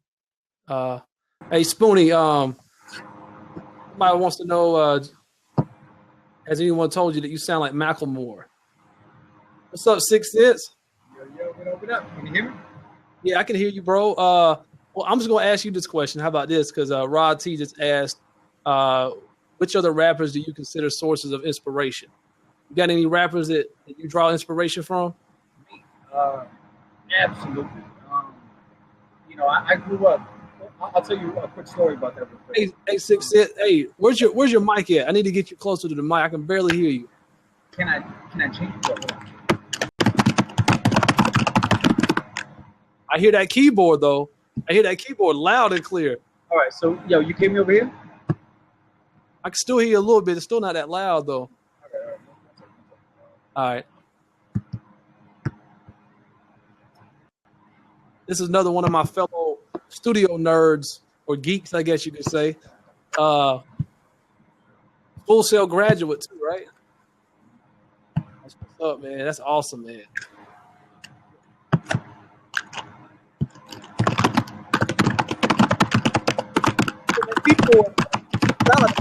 The keyboard.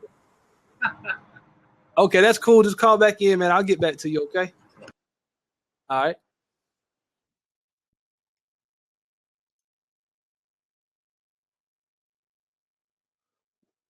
What's up, bro? There you are. I can't rap. It's all I just want to talk, have a good rap debate. You know what I mean? Okay. Now, how do I pronounce your name correctly? I don't want to butcher your name. Well, it's not my name. It's the name of the company. It's called Jouet. It means play in French, but okay, you know what I mean? All right, Jouet. Yeah, my parents are from West Africa, Cameroon, so they speak French and English. Okay, cool, man. Yeah. So where are you calling out of? Kansas City, Kansas. Okay, that's what's up, man. Shout out to KC, man. Yeah, we got the chip this year, so it's pretty cool. That's what's up, man. So you doing well today? All is well on your end? All is good, man.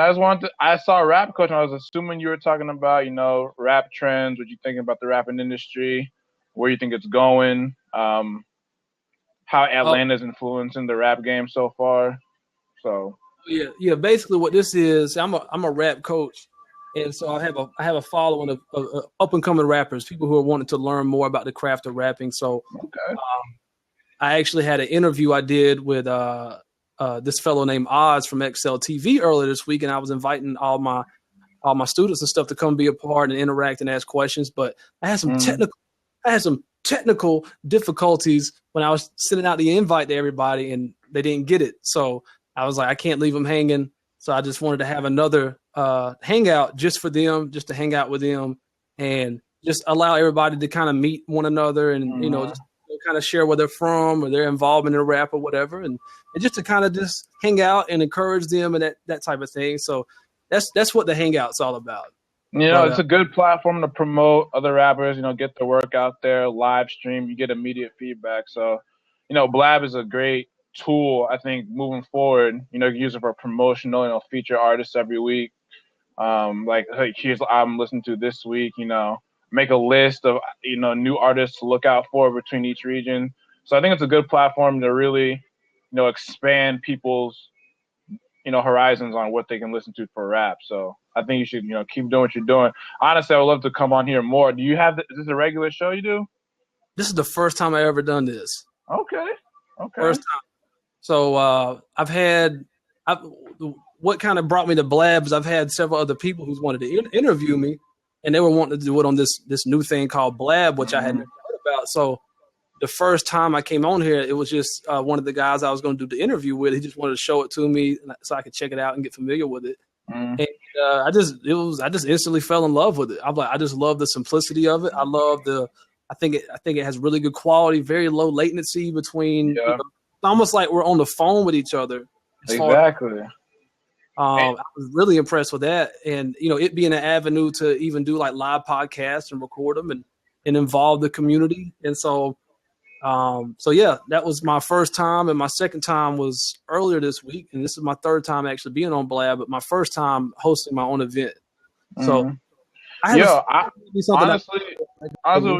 what you could do, because I've had an idea about rappers and trying to get them out there.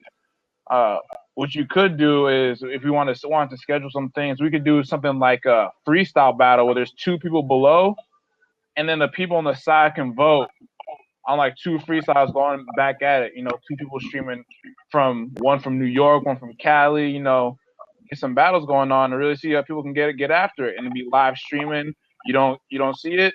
Too bad. Get to the next one. Yeah, that's a good idea. I haven't thought about using Blab for battling, but that would be cool. I mean, being able to share 4 screens at one time. Somebody said virtual live rap battles. Hey, the internet is changing the way that we can interact with each other. And I mean, in the future, there's some people already doing this, but in the future, I see more and more people doing more like live collaborating with each other. where let's say you making a beat on your end. Let's say I play guitars, I could be sitting there practicing to what you're playing. You could record that and track that into your studio.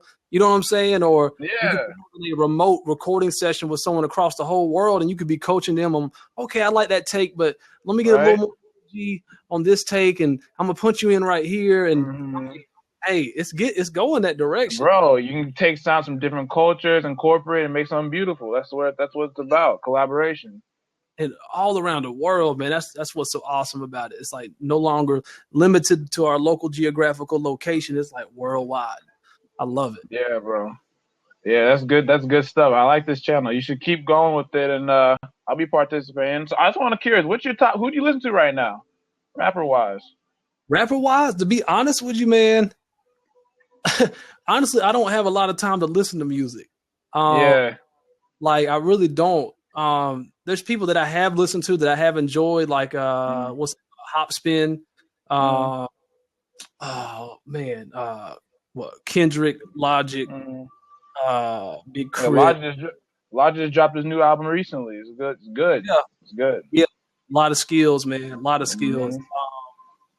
Who's Action Bronson? Nice. Joey's my guy. You can see.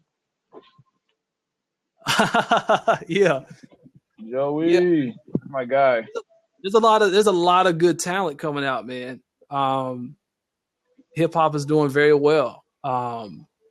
Definitely things on the mainstream have changed a lot. I mean, they've been changing, but as far as, I mean, once again, going back to technology and all this stuff, the mainstream is no longer the only player. Like the playing field has definitely been leveled where independents can compete.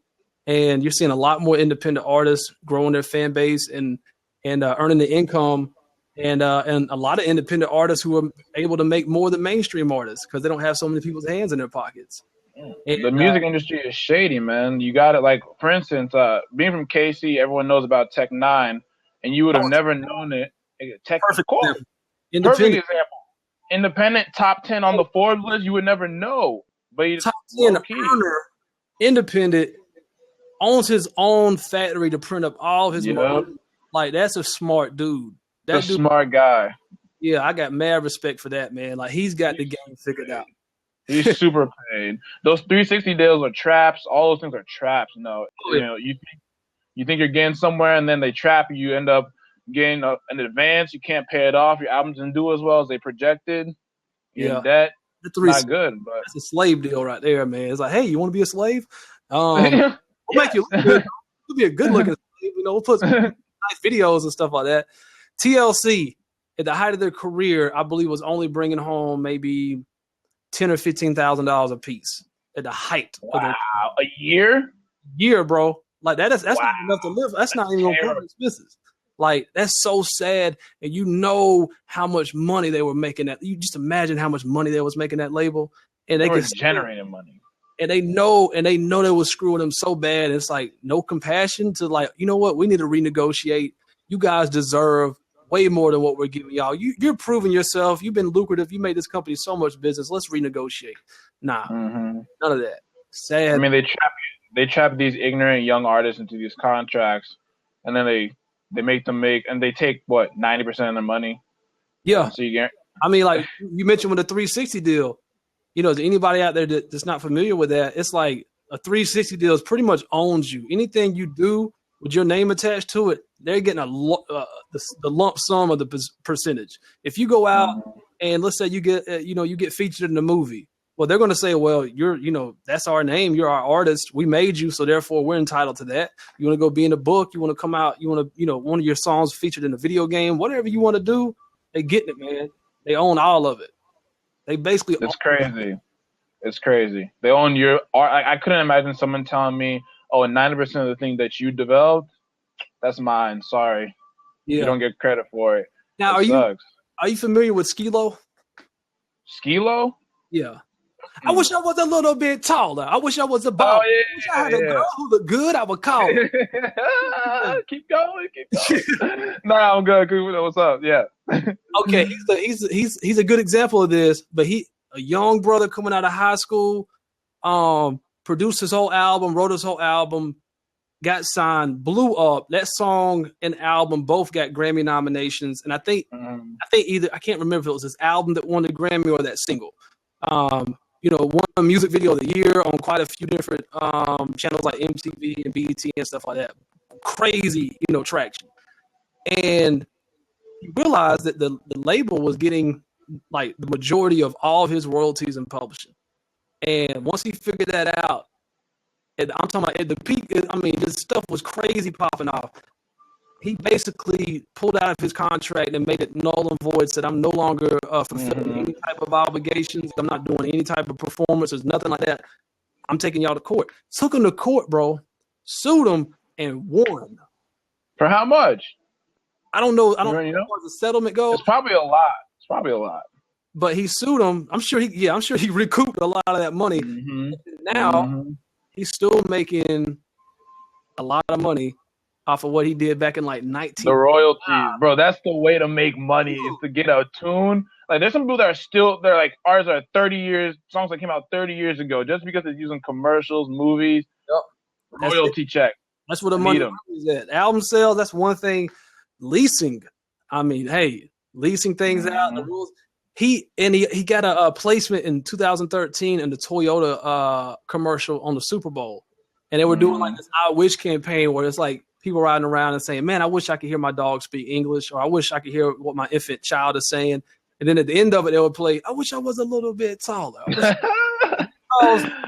He got that deal himself, and that caused I think his album sales to go up like 600 or 700%. I mean, dude, there's a lot of lessons to learn from Skilo on that, and my hats go off to him, man. From even back then, like being that young, somebody must have pulled him to the side and was like maybe looking out for him, or I don't know how, because most people would just sell themselves out quickly and wouldn't even know anything about business. But yeah, I respect artists a lot because they have to navigate the waters so the sharks in the music industry don't hijack their dream just to make a profit. So, it's really hard for artists to express themselves, especially when the labels.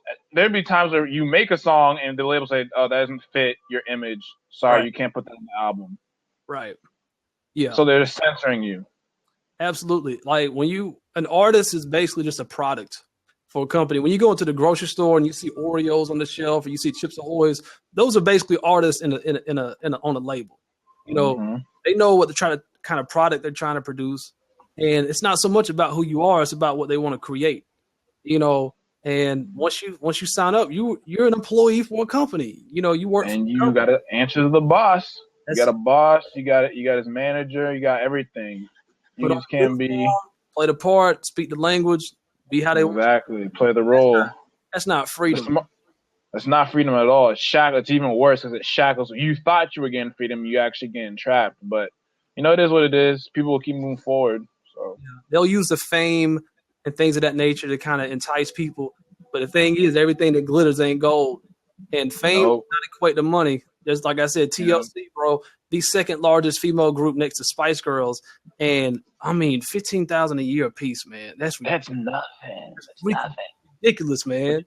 You can barely live on that in the United States. Kids probably working in high school with their first jobs could possibly make more. You know what I'm saying? For sure. I guess the fame is what they sell, as you said. But for instance, I was listening to The Breakfast Club and Danity Kane was on there. Diddy's old. First of all, Diddy's artists almost never are successful. Look at them all. They're either dead or they're broke. Yeah, it's terrible. Or in jail. I don't understand how it happens. Diddy's a snake, but that's a different issue. But they're talking about how they're in debt the whole time they were making their number one pop album. Yeah. Like, how does that happen? But you're out here getting nominated for awards and traveling and touring, but it sucks. Yep. Let everybody out there take note. Like, as far as when it comes to industry, man, hey, they're not trying to be your friends. In most cases, they're looking out for themselves. And if someone's interested in you, it means you have something. You're bringing something serious to the table, and you need to know that and know what you're bringing to the table. And then that's when you negotiate. That's when you get your way or you leave. They're not doing you no favor by signing you. Yeah, bro. Hopefully you can navigate that and get to the level you want to, and make sure no snakes get you, bro. And Gerald just said most artists only make money on the tour at first, but what he was talking about was a 360 deal, though. That means that guess what? They getting that. They getting that tour money. They getting that merch money. They getting all of it. You know. So basically, in the 360 deal, you got to tour to get your money back, or you're gonna be broke. You're gonna be in debt. You got to tour. You got to know your value. So. Yep. And on closing, I'm gonna share this too with people. It's what's called the 1,000 true fan theory, because people's in here dropping numbers and stuff like that. Like how many? I think Upfix Music said there's more to it. How many people can put on their concerts? 500,000 to 1 million. Okay, let me just break this down real quick. If you only had 1,000 true fans that bought everything you come out with, you can come out with your own toilet paper with your name brand on it, and they're buying it. You got only 1,000 true fans. If you come out with $100 worth of product per year, then that's $100,000 to 1,000 fans. That's the reality of what an independent artist can do with only 1,000 fans. Mm-hmm. Bringing up Tech Nine. Tech Nine has way more fans than that. As an independent, you can do things on a major level if you're smart and you know how to build things from the ground up and work with what you have. Oh, it's a lot of work, but it's worth it at the end. Yeah, a lot of work. Yeah, but man, bro, it's been a pleasure hanging out and talking with you, man. It's good talking to you too. I just wanted to pop in. Thanks for letting me get on. Hey, my pleasure, man. Thanks for all the positive encouragement and everything. And you will most likely be seeing me on here more in the future. Yes, sir. I'll jump on anytime, bro. Follow me. All right, bro. All right. You take care, man. I'll see you. All right, peace. Okay, 6 cents. See if you got the mic thing straightened out. Check. Yo, mic check. Oh, snap. Oh, snap. All right. World's difference. Wow. Yeah, man. Yeah, I was using the built-in mic. I was like, yo, like, what's going on? How do I change this joint? Yeah. I knew you was going to figure it out, man. I know you a studio head. Yeah, man. So to answer your question you asked me earlier, my influences, right? So, excuse the noise in the back. Kids, we got 4 kids up in here, So my music influences. I grew up, listening to Rough Riders, a little bit of Wu-Tang, but I started off with Rough Riders. Ultimately, I'm from Bushwick, Brooklyn, New York, right? So, I went to Bushwick High School. One day, it was in a couple of months prior to like summer of '99. We came out of school and there was a Rough Rider street team, parked outside the school, and they was passing out demo cassettes, but it wasn't. Yeah, that is. Yeah. So it was a demo cassette, and I'm like, a demo cassette. So, but it wasn't even a demo; it was the whole damn album. And I'm like, yo. So I popped in that joint, and though I still to this day I know like the whole album. You know what I mean? So yeah, that shit was crazy. So like, I felt something. You was like, oh snap, I got the album. Like, yes, for free. So yo, it was crazy. So man, I took to DMX, I took to Drag On, you know what I mean, like hardcore. What? Yeah, I got, and you can hear sometimes in my flows, like you can hear that like a kind of aggression, you know what I mean? I wrote, I just seen an interview with DMX, and there's something about like his energy and his spirit. Like, I don't care. Like, everybody got problems. You know what I mean? Yeah. Everybody got problems. I don't care about his problems. He's working through that, and he got his faith in God. That's all I care about. You know what I mean? Yeah. So I know eventually God is gonna put him in that path, and he's gonna take it on. You know what I mean? So I ain't even worried about my dog. But ultimately, I saw an interview, and I was like, yo. It just touched me because he said something about he almost killed his mom while he was still in the belly. It was a freestyle joint, and I was like, yo, you know what? I did the same thing. You know what I mean? Like, I was in the belly and I killed my mom for 2 minutes. You pushing the placenta into her lungs, and it's personal stuff. Yeah, and so she died for 2 minutes. They did the defibrillator, you know what I mean, and like brought her back to life and stuff. So it was crazy. So I was like, it resonated with me, dog. I wrote 16 bars in like 5 minutes. because it hit me so hard. And I was like, yo, and I just was like, boom, you know. So anyway, so that's my influence. Method Man, Redman, Wu-Tang,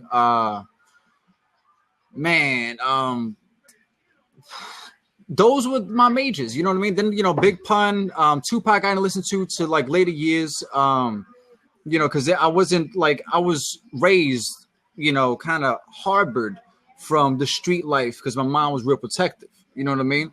But at the same time, living in Brooklyn, I saw with my own eyes what was going down, you know what I mean? So I just chose not to live that life and not to pay too much mind to it. But then I started listening to the hip hop and kind of, you know what I mean? And I didn't, it didn't resonate with me that they were actually teaching about the streets through the music, not just saying that they're part of that, you know what I mean? So, you know, it was a progression of understanding where hip hop was and what it was and, you know, the roots and all that. Right.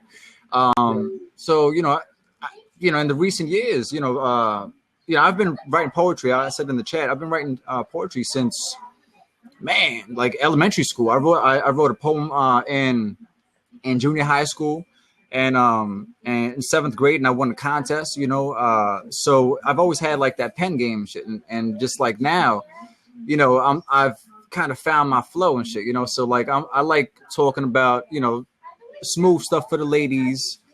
I like you know what I mean? I like aggressive, you know, hardcore battle type stuff. Then I like socio-political stuff where it's enlightening people and giving them a new perspective. Right? I have this song called "Escape Artist," and I'll spit the first 16 real quick. It goes, rise of the disciple. While you grab your rifle, I stand with angels the size of the Eiffel Tower. The power, the spirit inside you. The clock is ticking to the devil's off of his sabbatical, but I'm already seeing radical, literal collateral, all about capital. Cops quick to put a cap in you. It's the media that it's the media that wants us to think it's the black in you. It's the media that blackens you.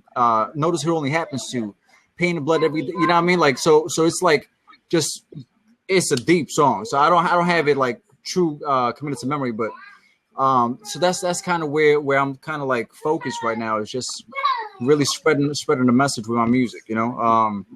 And then I just have like these fun rhymes where, you know, like I'm kind of like informal ninja, right? So like if you go on my Facebook page, you'll see I have a skills album, and from across the room I have a blowgun, a 48-inch blowgun that spits darts, right? So I caught a fly.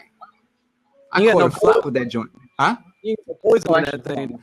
You got no poison in this dog too. You got a blowgun. These things are awesome. Yeah. So, all right, my bad. I think the audio was cut out on me.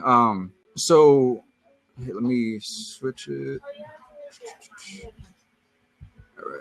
Okay. So So so like the blowgun, right? So I caught a fly across the room with a dart, you know what I mean, from a blowgun, and I became like type stuff, bro. You on that Danielson type stuff. Yo, it's crazy. And you know what's weird is like it's an innate ability. It's not something that like I have to you know what I mean? It's just like I probably was a ninja in a past life because of that. I have dreams of being a ninja and like running from like samurais and shit, you know what I mean? Like it's crazy. So that's why I grew up out by Fu Manchu, you know what I mean? Like you look going on now. Think about it, man. Yeah, already, you know. So so I do have a little 16 for you real quick, and it has. So I mentioned the fly joint because I say it in this rhyme, but I'll spit it real quick. It goes.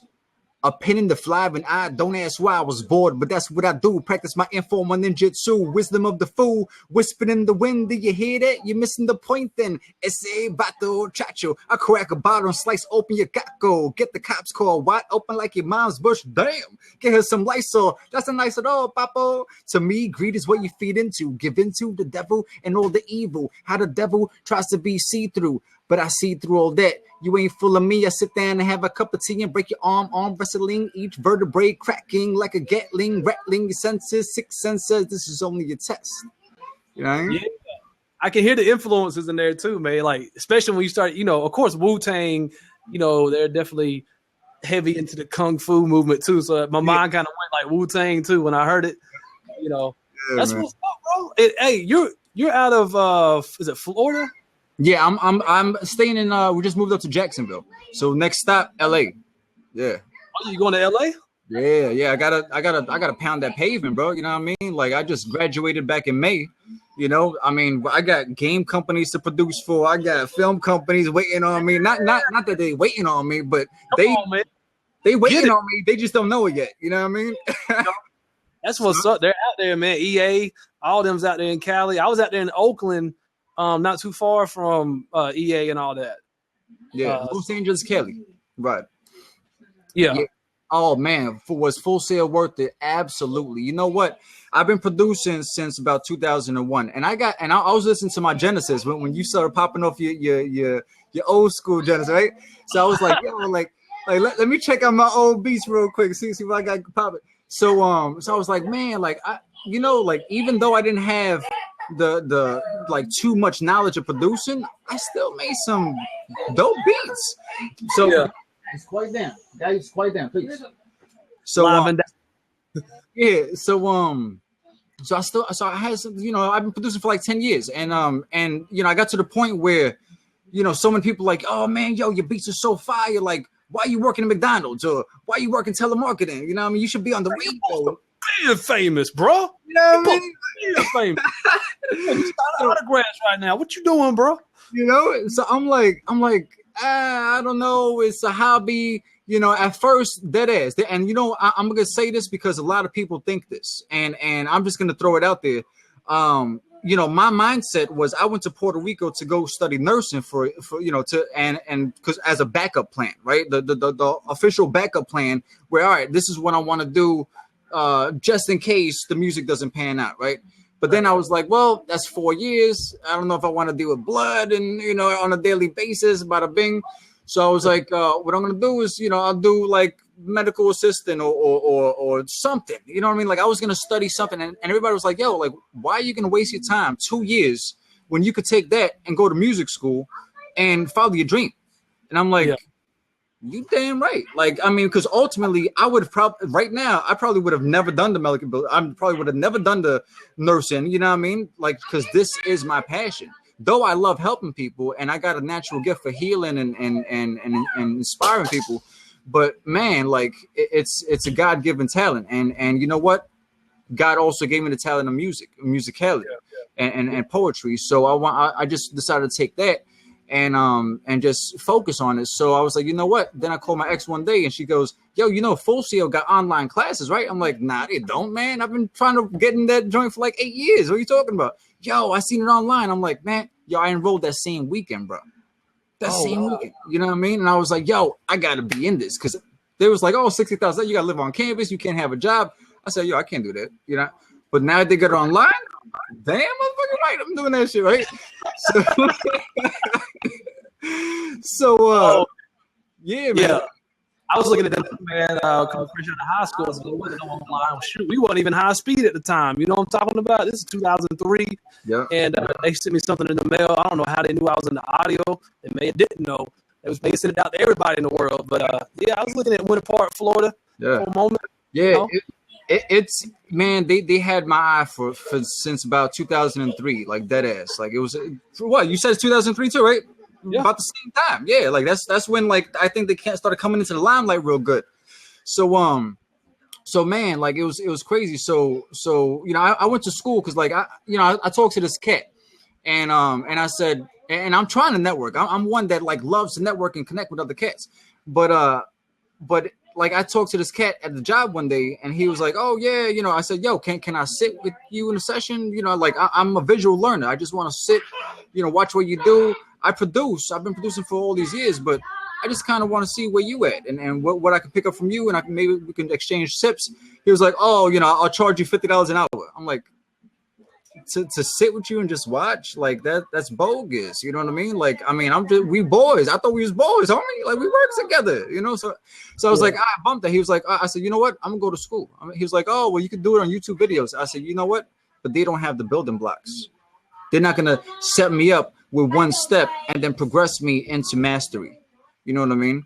And that's why I attended Full Sail, because I wanted to know music inside and out. I wanted to know, okay, these are chords, this is production, this is synth, you know what I mean? Like this is all the things you can do with music, where it's not just hip hop, or it's not just music industry. There's jingles, commercials, ESPN highlights, but et cetera, et cetera. So there's so much you can do with music that people can make money off of, that it's not known. You know what I mean?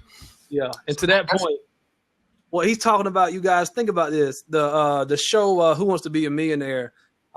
The part where the lights go dim and it goes dum dum dum dum. Just those dum dum dum dum. Yeah, them 4 notes. That's it. The guy who produced that, I think he gets paid like $250,000 a year for that, or it's either 150 or 250. He put his kid to college just from them 4 notes. You know what I'm saying? Like that's what he's talking about right now when it comes to music placements and stuff like that. Like that's on some next level type stuff. So anybody out there, hey, I encourage everybody to start looking into music placements and start learning about publishing and royalties and all that type of stuff. That's major. That's major. And it don't even have to be like a Grammy award winning song, like I just pointed out. I'm talking about 4 notes that dude had. They need a particular sound. They're looking for someone to deliver that sound in a timely manner. And you never know when the show is going to pop off. They don't know. They don't know how successful something's going to be before it comes out. Exactly. And the Full Sail, and that's one thing, like my hair stand up. I mean, I talk about Full Sail. Full Sail, like I will give credit for the rest of my life, like straight up. I mean, it's like I said, I went for building blocks. Like I've been producing for 10 years and I was like, oh, I don't need chords. Then come to find out, like the whole basis of almost every song has chords, you know what I mean? And then bass lines and this and that, so like it's not just, 5 tracks, I'm not working on a 4-track recorder, making a whole, you know what I mean? Like this is not the 80s, 90s, you know what I mean? Like we got a lot more capabilities now. So I was like, you know what? I want to maximize that. And I like the progression where, they force you in a way to do the projects, and then as you learn these projects, okay, now you know how to mix. Now we're gonna learn how to master. Now you know how to mix and master. This is what we're gonna do next, and this is what you can do with that. You know what I mean? And it's just amazing. So yeah, I mean they teach you everything inside out. You know what I mean? So yeah, I got my bachelor's in music production and super stoked about it. Yeah, that's what's up, man. Well, hey, I'm wishing you nothing but the best as you Thanks, brother. LA, man. Like wishing you nothing but success. I love seeing people doing good, man. Like for real. I know enough people doing bad, man. I mean, you know what I'm saying? I want people to do good, and I love that. Thanks for sharing some of your story. I'm so glad you're following your dreams as I am as well. And beautiful, man. Like that's the move, bro. I love your attitude. I love your confidence and your belief in yourself. And man, keep it going, bro. No, it, dog. I mean, and that's why we resonated. You know what I mean? That's why I resonated with you so much, just off of like maybe 2 videos I had seen. I was like, yo, this cat's spirit, this cat's energy. He even mentions God. Like that's that dude right there. You know what I mean? This is the type of cat that I consider. If we were to become friends, like that's family right there. You know what I mean? And family doesn't have to be blood to me. Like if you family, you real cat. You know what I mean?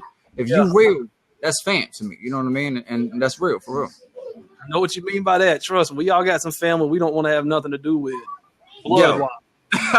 Exactly. They don't want nothing to do with us. It's a mutual thing. Yeah. But man, I appreciate that so much, man. I appreciate your love and your support. Everybody's love and support, man. And was there anything final you wanted to say before we keep it moving? I'm working on a mixtape right now. We're gonna have like a beat pool going down. So if anybody wants to kind of collab and maybe feature, you know what I mean, something like that. I mean, I'm down. This is gonna be our first mixtape. Our group is called Heal Soul Worldwide. And it's just, basically sending a message, you know what I mean, with the music. And, we're going to have a lot of different types of tracks, you know what I mean? We producers produce all kinds of music. But ultimately, yeah, if get at me, follow me, add me anywhere. You type 6 to Sensei in Google, I take up a few pages. So just go for it. There you go. You're making good use of SEO. Y'all heard that? Feel free to drop a link to 6 Cents when we wrap up. Yep. And drop it in there. There you go, y'all. That's another guy saying, hey, hit him up if y'all want to collab. This is a producer, a mixing engineer, recording engineer, mastering engineer. This is a great dude for y'all to hit up to work with. I'm sure, he's got a lot. I know he's got a lot of information and stuff to share as well. So absolutely, thanks so much, I love bro. helping. Yep. Yeah, thanks so much for coming on, bro. Feel free to hang around as long as you like. Shouts out to the fam. I hear the kiddos in the background. Much love to you and your fam, man. And Thanks, man. Take care. We'll stay in touch, man. Yeah, for sure. All right, good talking to you, homie. All right, you too. Peace. That's what's up, man. So yeah, we're gonna keep it moving, man. Hey, anybody wanting to jump on, man, you'll see a button here in the center where it says, I believe it says join call or call in or something like that. That's where you can click to join. So we're gonna keep it moving. I see you, Brilliance. We got Recycling Patient up next, and we're just gonna keep this thing rolling, y'all. Y'all having a good time? Everybody cool? Everybody chilling? See that chat getting busy? Oh snap! What's up, bro? Hey man, how's it going? Hold on. I gotta set this up real quick. Now, this guy right here. Now, what do you prefer to be called? You know what? Like, I haven't settled on a rap name just yet, so just call me Elliot, which is my first name. Elliot. Okay, Elliot. The first time I ever got on Blab, I was getting on with a guy that was going to interview me in the future, and he wanted me to experience Blab. He was telling about this new thing called Blab. So I'm like, cool. I'm gonna jump on here. We're gonna try it out and get my feel for it. And so I get on here, and I was like, cool. Then I seen the little tweet function. Oh yeah, everybody. On the left side, there's a little button there to tweet this out and to tell your friends on Facebook if you want to share this chat with other people. So that's what I did. I did that, and here comes this guy in the room, right? I'm like, wow, cool. Somebody joined our chat, and we're just sitting in here talking, and he's trying to teach me how to use Blab. And Elliot pops in, and he pops up, and sure enough, it's one of my students. And I was like, oh man, this is crazy. And Elliot starts flipping out. Oh man, oh wow, this is cool.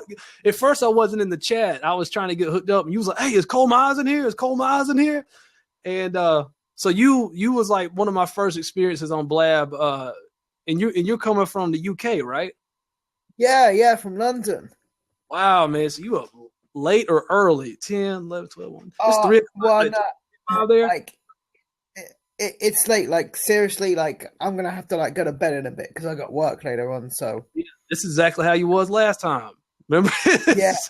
was last time. No. What happened was I was writing a song tonight, and then I went on Facebook, and then I saw you had this live chat thing, so I clicked on it, and here I am 2 hours later. So it was the same thing that happened last time. But you see it on Facebook, and you were like, "Oh snap! Let me jump on." Basically, yeah. There's a few more people in here than it was last time. Just a few. Just a couple more. But that's what's up. But how you been, bro? You been working on anything? What's been going on man. in the UK? I'm still working on that mixtape. The song I was writing was just something different because that wasn't to any beats. That was just writing some lyrics. Maybe that will be a project later on. Who knows? And just on my grind, just living that hip hop lifestyle.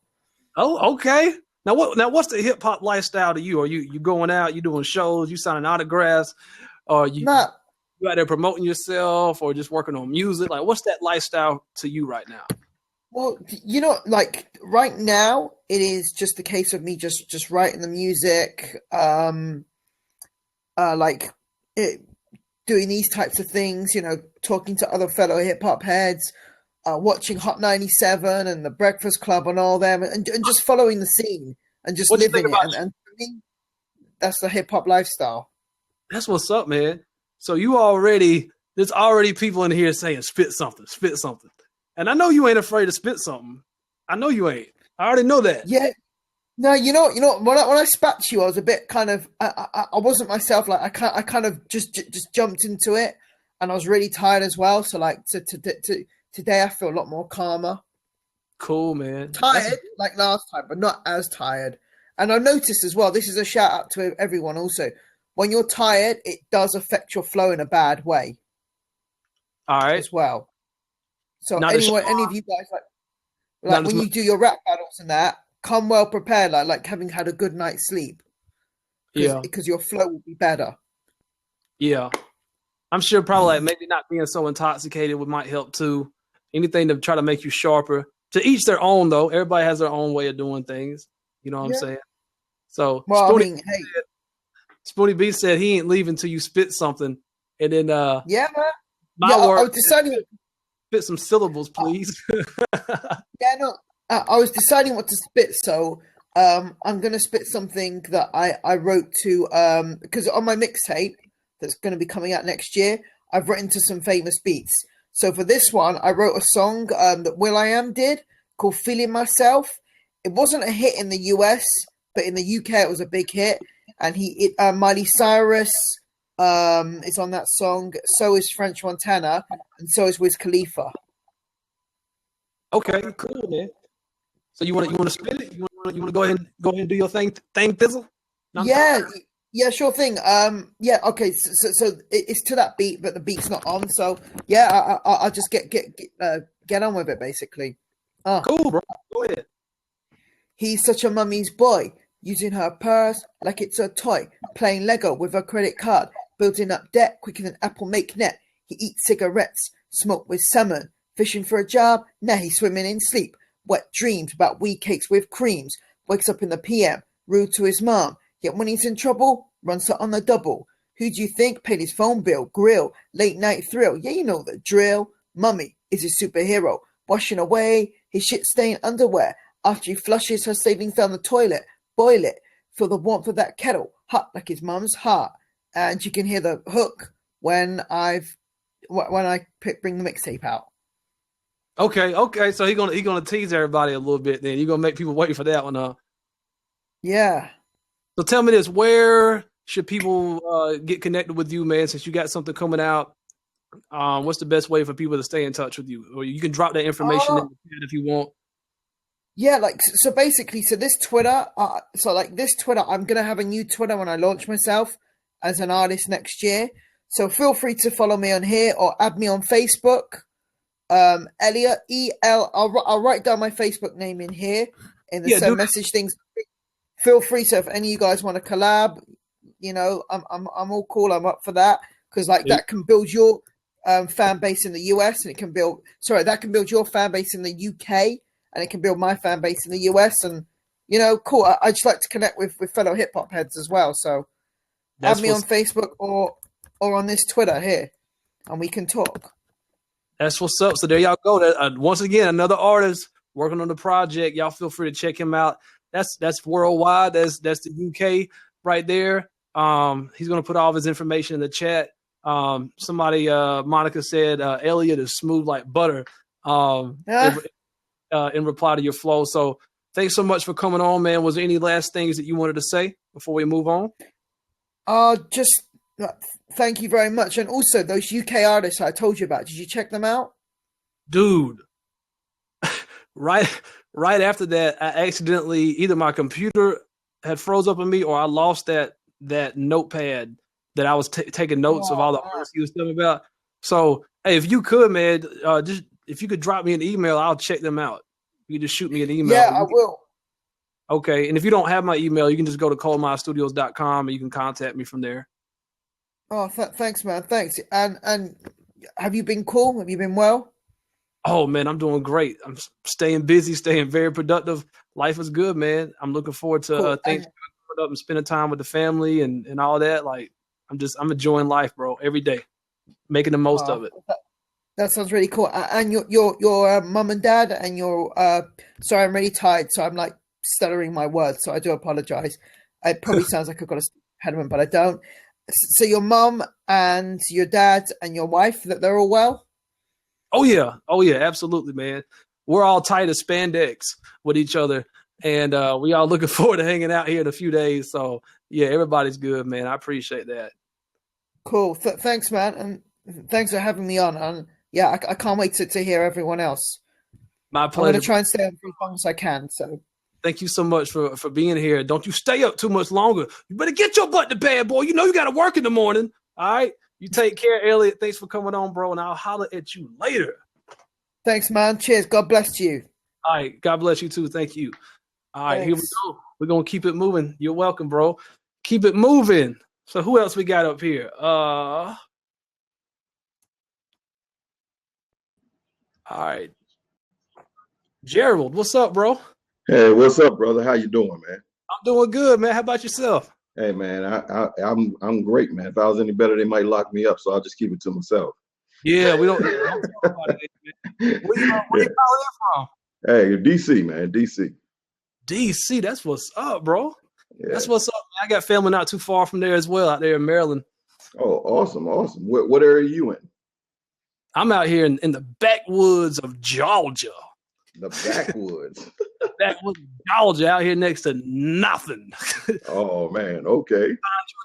I'm about about an hour away from Atlanta. Oh, okay. That's not too bad. That's not too bad, man. I was just jumping on. I wanted to give you props, man, for doing this. You know, I see a lot of people have been talking about rap and freestyling and stuff like that, but the way you're doing this is pretty cool, brother. I just wanted to jump on and give you some props for putting a format together that helps people with getting their message out there, bro. Man, I appreciate that so much, man. Like this is a passion of mine. Like I started teaching, started making videos and teaching people how to rap about a little over probably like a year and a half ago.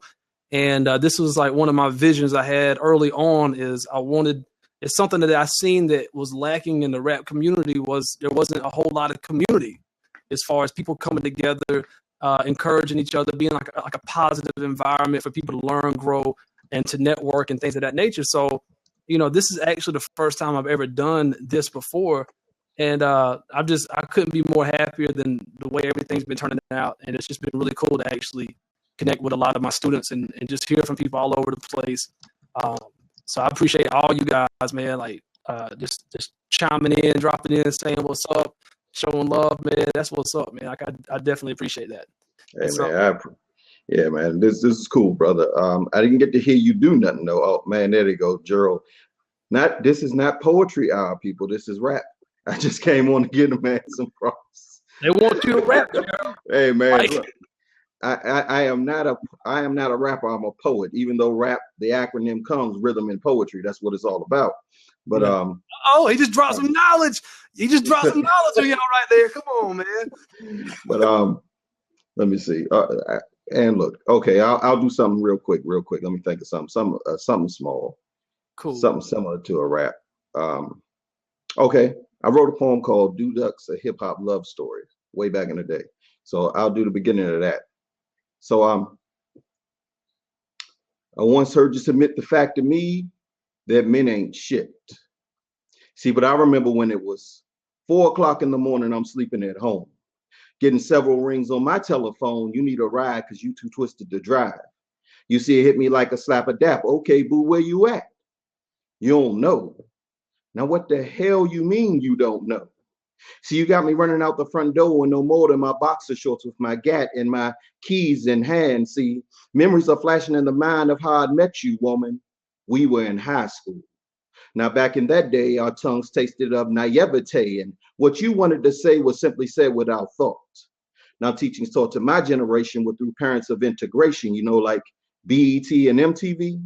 So somewhere next to me, Fiona, Apple could be in your family tree, right next to Hanson, Marilyn Manson, Little Kim, and Biggie.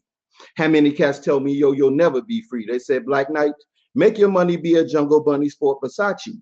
So on the school halls, when this youngin' walked by, I peeped the Gucci, the DKNY, and thought it was fly that she wore shimmering, glistening names on her clothes. Names of those she didn't know for real, though. You see, her body was vicious.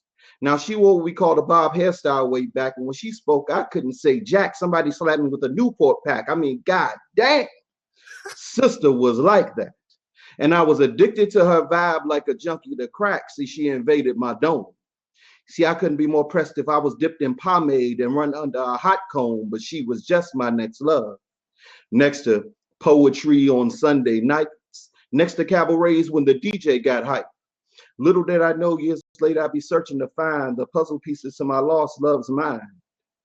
Morning light like sight of the blind. Waiting for the day to turn to yesterday through the sunshine. Wondering, do ducks sound before they die? Do they fall to shrivel and dry? Or do they move on to a lake or pond, some body of water, rest in peace? Or do they simply disappear when their time on earth has ceased? Now do ducks sound before they die? And that's the beginning. So wow. I appreciate you, man. Snaps. There ain't no snaps, man. If I had a hat on, I'd say hats off to you. Like, man, I enjoy that so much, man. That is dope, man. I appreciate you, brother, man. You keep doing what you're doing, man. I appreciate. Thank you, man. I appreciate that. Hey, look, if you're going to be around, we do an open mic. We actually doing an open mic next Saturday night. It'd be great if you could come on, bring some of your homies and spit something, man. That'd be great. Cool, man. Yeah, I'm getting used to this whole blab thing. So I have no idea what the schedule. You said next Saturday? Yeah, I'll drop a link for you. I'll link it before I leave, and that way you can just subscribe if you want to come next Saturday night. Okay, cool. All right. Okay. And my moderator in the chat room, you know who you are. Go ahead and snatch that link up for me just in case I missed it. All right, brother. Thank you so much for stopping by, man. I appreciate all the love, man. And thank you so much for sharing that with us, man. Great job. And you keep it up too. All right. Appreciate it, brother. Later. All right. Peace. Man, that was awesome, man. That's what I'm talking about, man. So yeah, we're gonna keep it moving. I see you, Richard. You're gonna be up next, bro. So, yeah. What's up? What's up, Cole? Yo, listen, I just got into Blab right now, and I'm intrigued to hear about all that you do, man. It seems like you got amazing energy.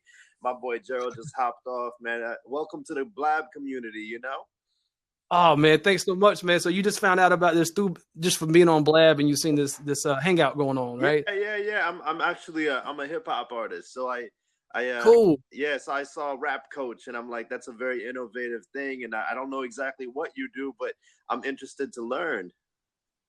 Yeah, man. I definitely about a year and a half ago, I started making YouTube videos teaching people how to rap just from working with a lot of artists in my own studio. I'm a recording mixing engineer. I've been rapping for over 18 years. Started music by playing alto saxophone and tenor saxophone in band from 3rd grade to 8th grade and being like in a competition band. So I have some music background. So anyways, around 2013, I won a rap competition. I was sharing all this earlier, kind of like letting people get the evolution of me, like letting them hear some of my really early stuff that wasn't too good to encourage them to keep working and kind of showing them me throughout the years, like hearing the songs. And anyways, when this rap competition, it was around that time, I just noticed a lot of people was hitting me up and asking me questions, like if I would listen to the songs, review them, give them feedback, things of that nature. And I'd already been doing this stuff for years, like in the studio. And it just hit me, like, instead of having all these one-offs with everybody and kind of just repeating the same stuff over and over again, why don't I just start documenting this stuff and start making videos on YouTube? That way everybody can learn, and any time of the day, anywhere, 24 hours a day. So that's when I started it, and it's been growing very quickly since then. So how can we check your stuff out on YouTube?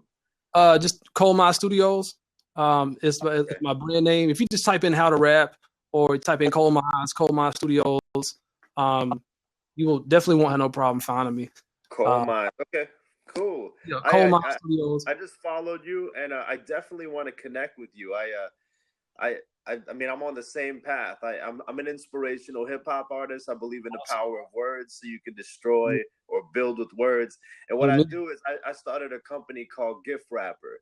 And what I do is I make custom songs for businesses, organizations, individuals, festivals, events. And I take your mission and your vision and I translate it into songs. So I think that it's very admirable for a fellow MC to take it and educate and share your gifts with the world. So much love to that, man. Man, absolutely. Much love to you and what you're doing. That's very unique too.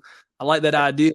And that's a need. I already know that's a need. I've seen people doing similar kind of stuff on Fiverr a little bit, where it's like birthday songs and things of that nature. But I wish you nothing but much success with that, man. That's really cool. And I can see a lot of people being interested in something like that. As popular as rap has become, and be like, hey, I have a rapper who will make songs about, these things. And like, about whatever. Yeah. You know, I think that I think we all have some certain unique qualities and very unique gifts individually. Everybody that's watching this, all of y'all have something unique to offer to the world, and once you figure it out, it's so unique that you don't got to worry about competition because you just got to share it. Come on, man. Once you share it, it's a beautiful thing, man. I want to hear something. Cole, spit something. Hey man, you missed it in the earlier parts, man. I was giving the whole evolution thing. I'll spit something, but for anybody else who comes on, I don't want to take up too much time because we got so many people in here and I'm trying to get to everybody. But I'll spit something that's going to be on one of my upcoming videos, and I'm going to be actually breaking this verse down like deeper than I ever have anything before. And I mean, it's going to get really nerdy and really deep, but I'm gonna bring it back, and we're all going to learn. Doubt.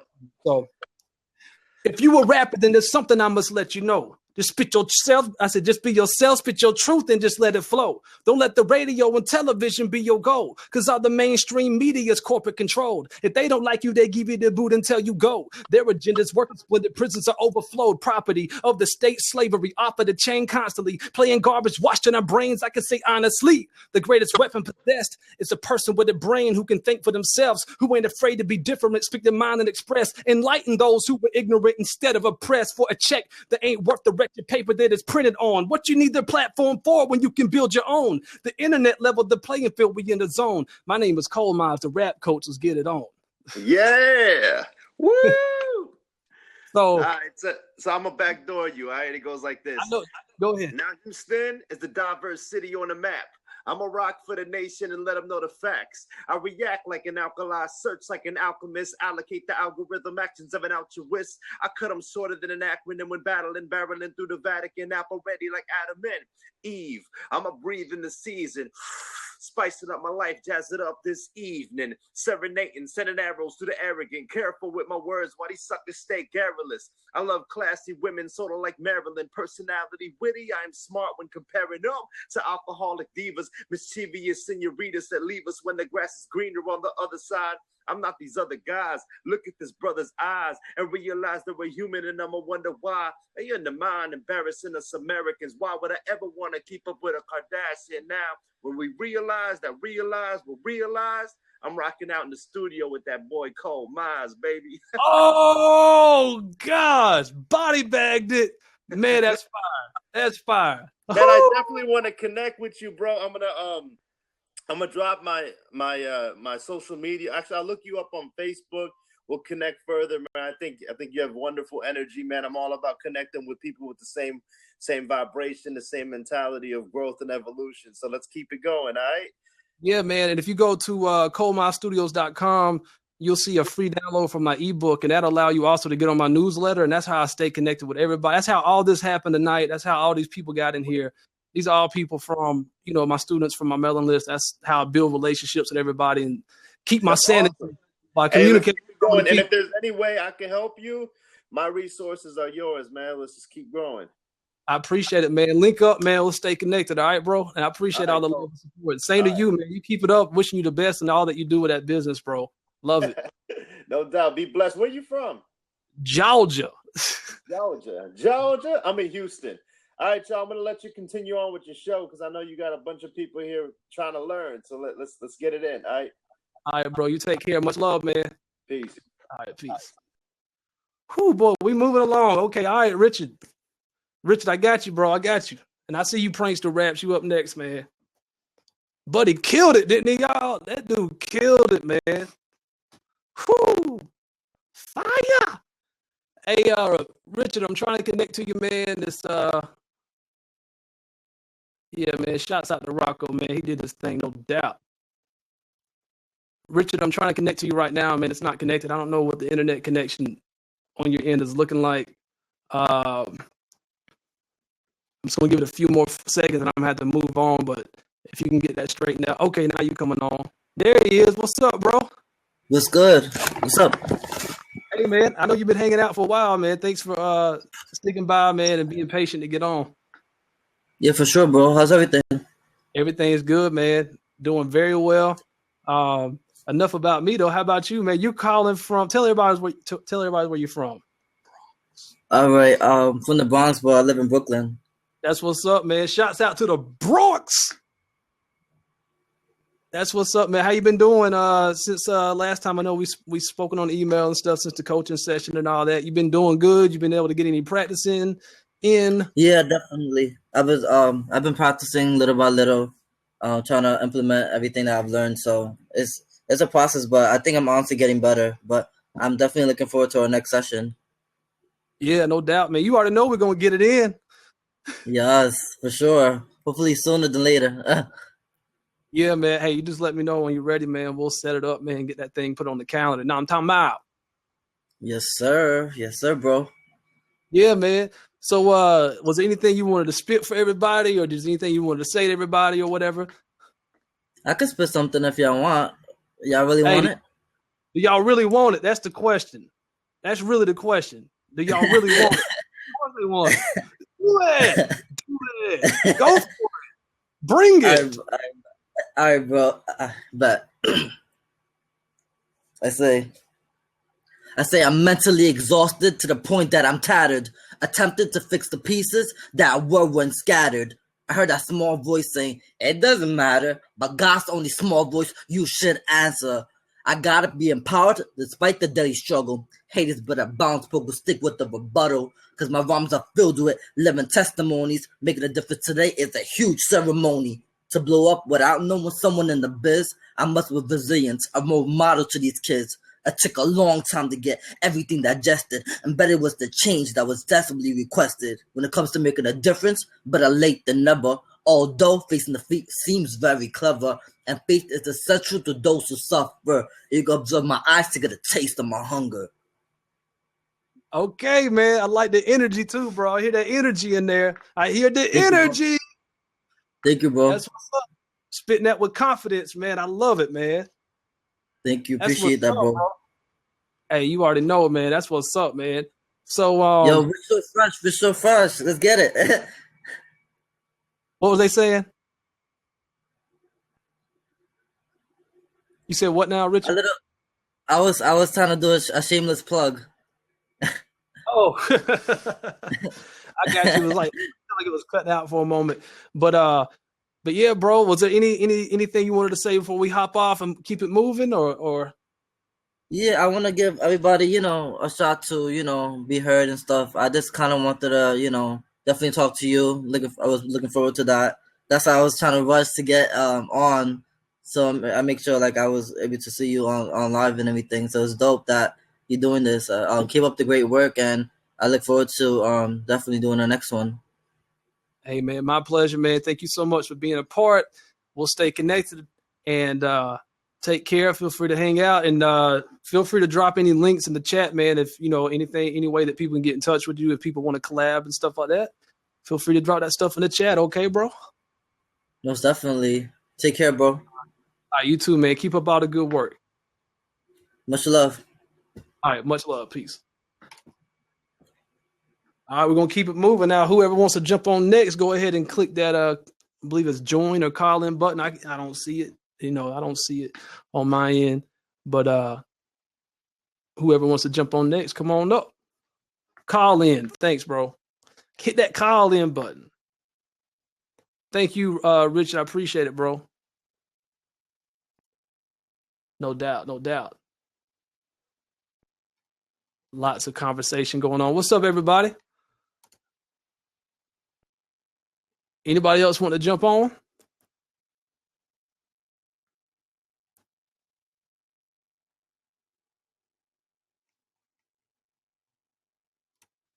Is this seat broken or something? Like, what's up?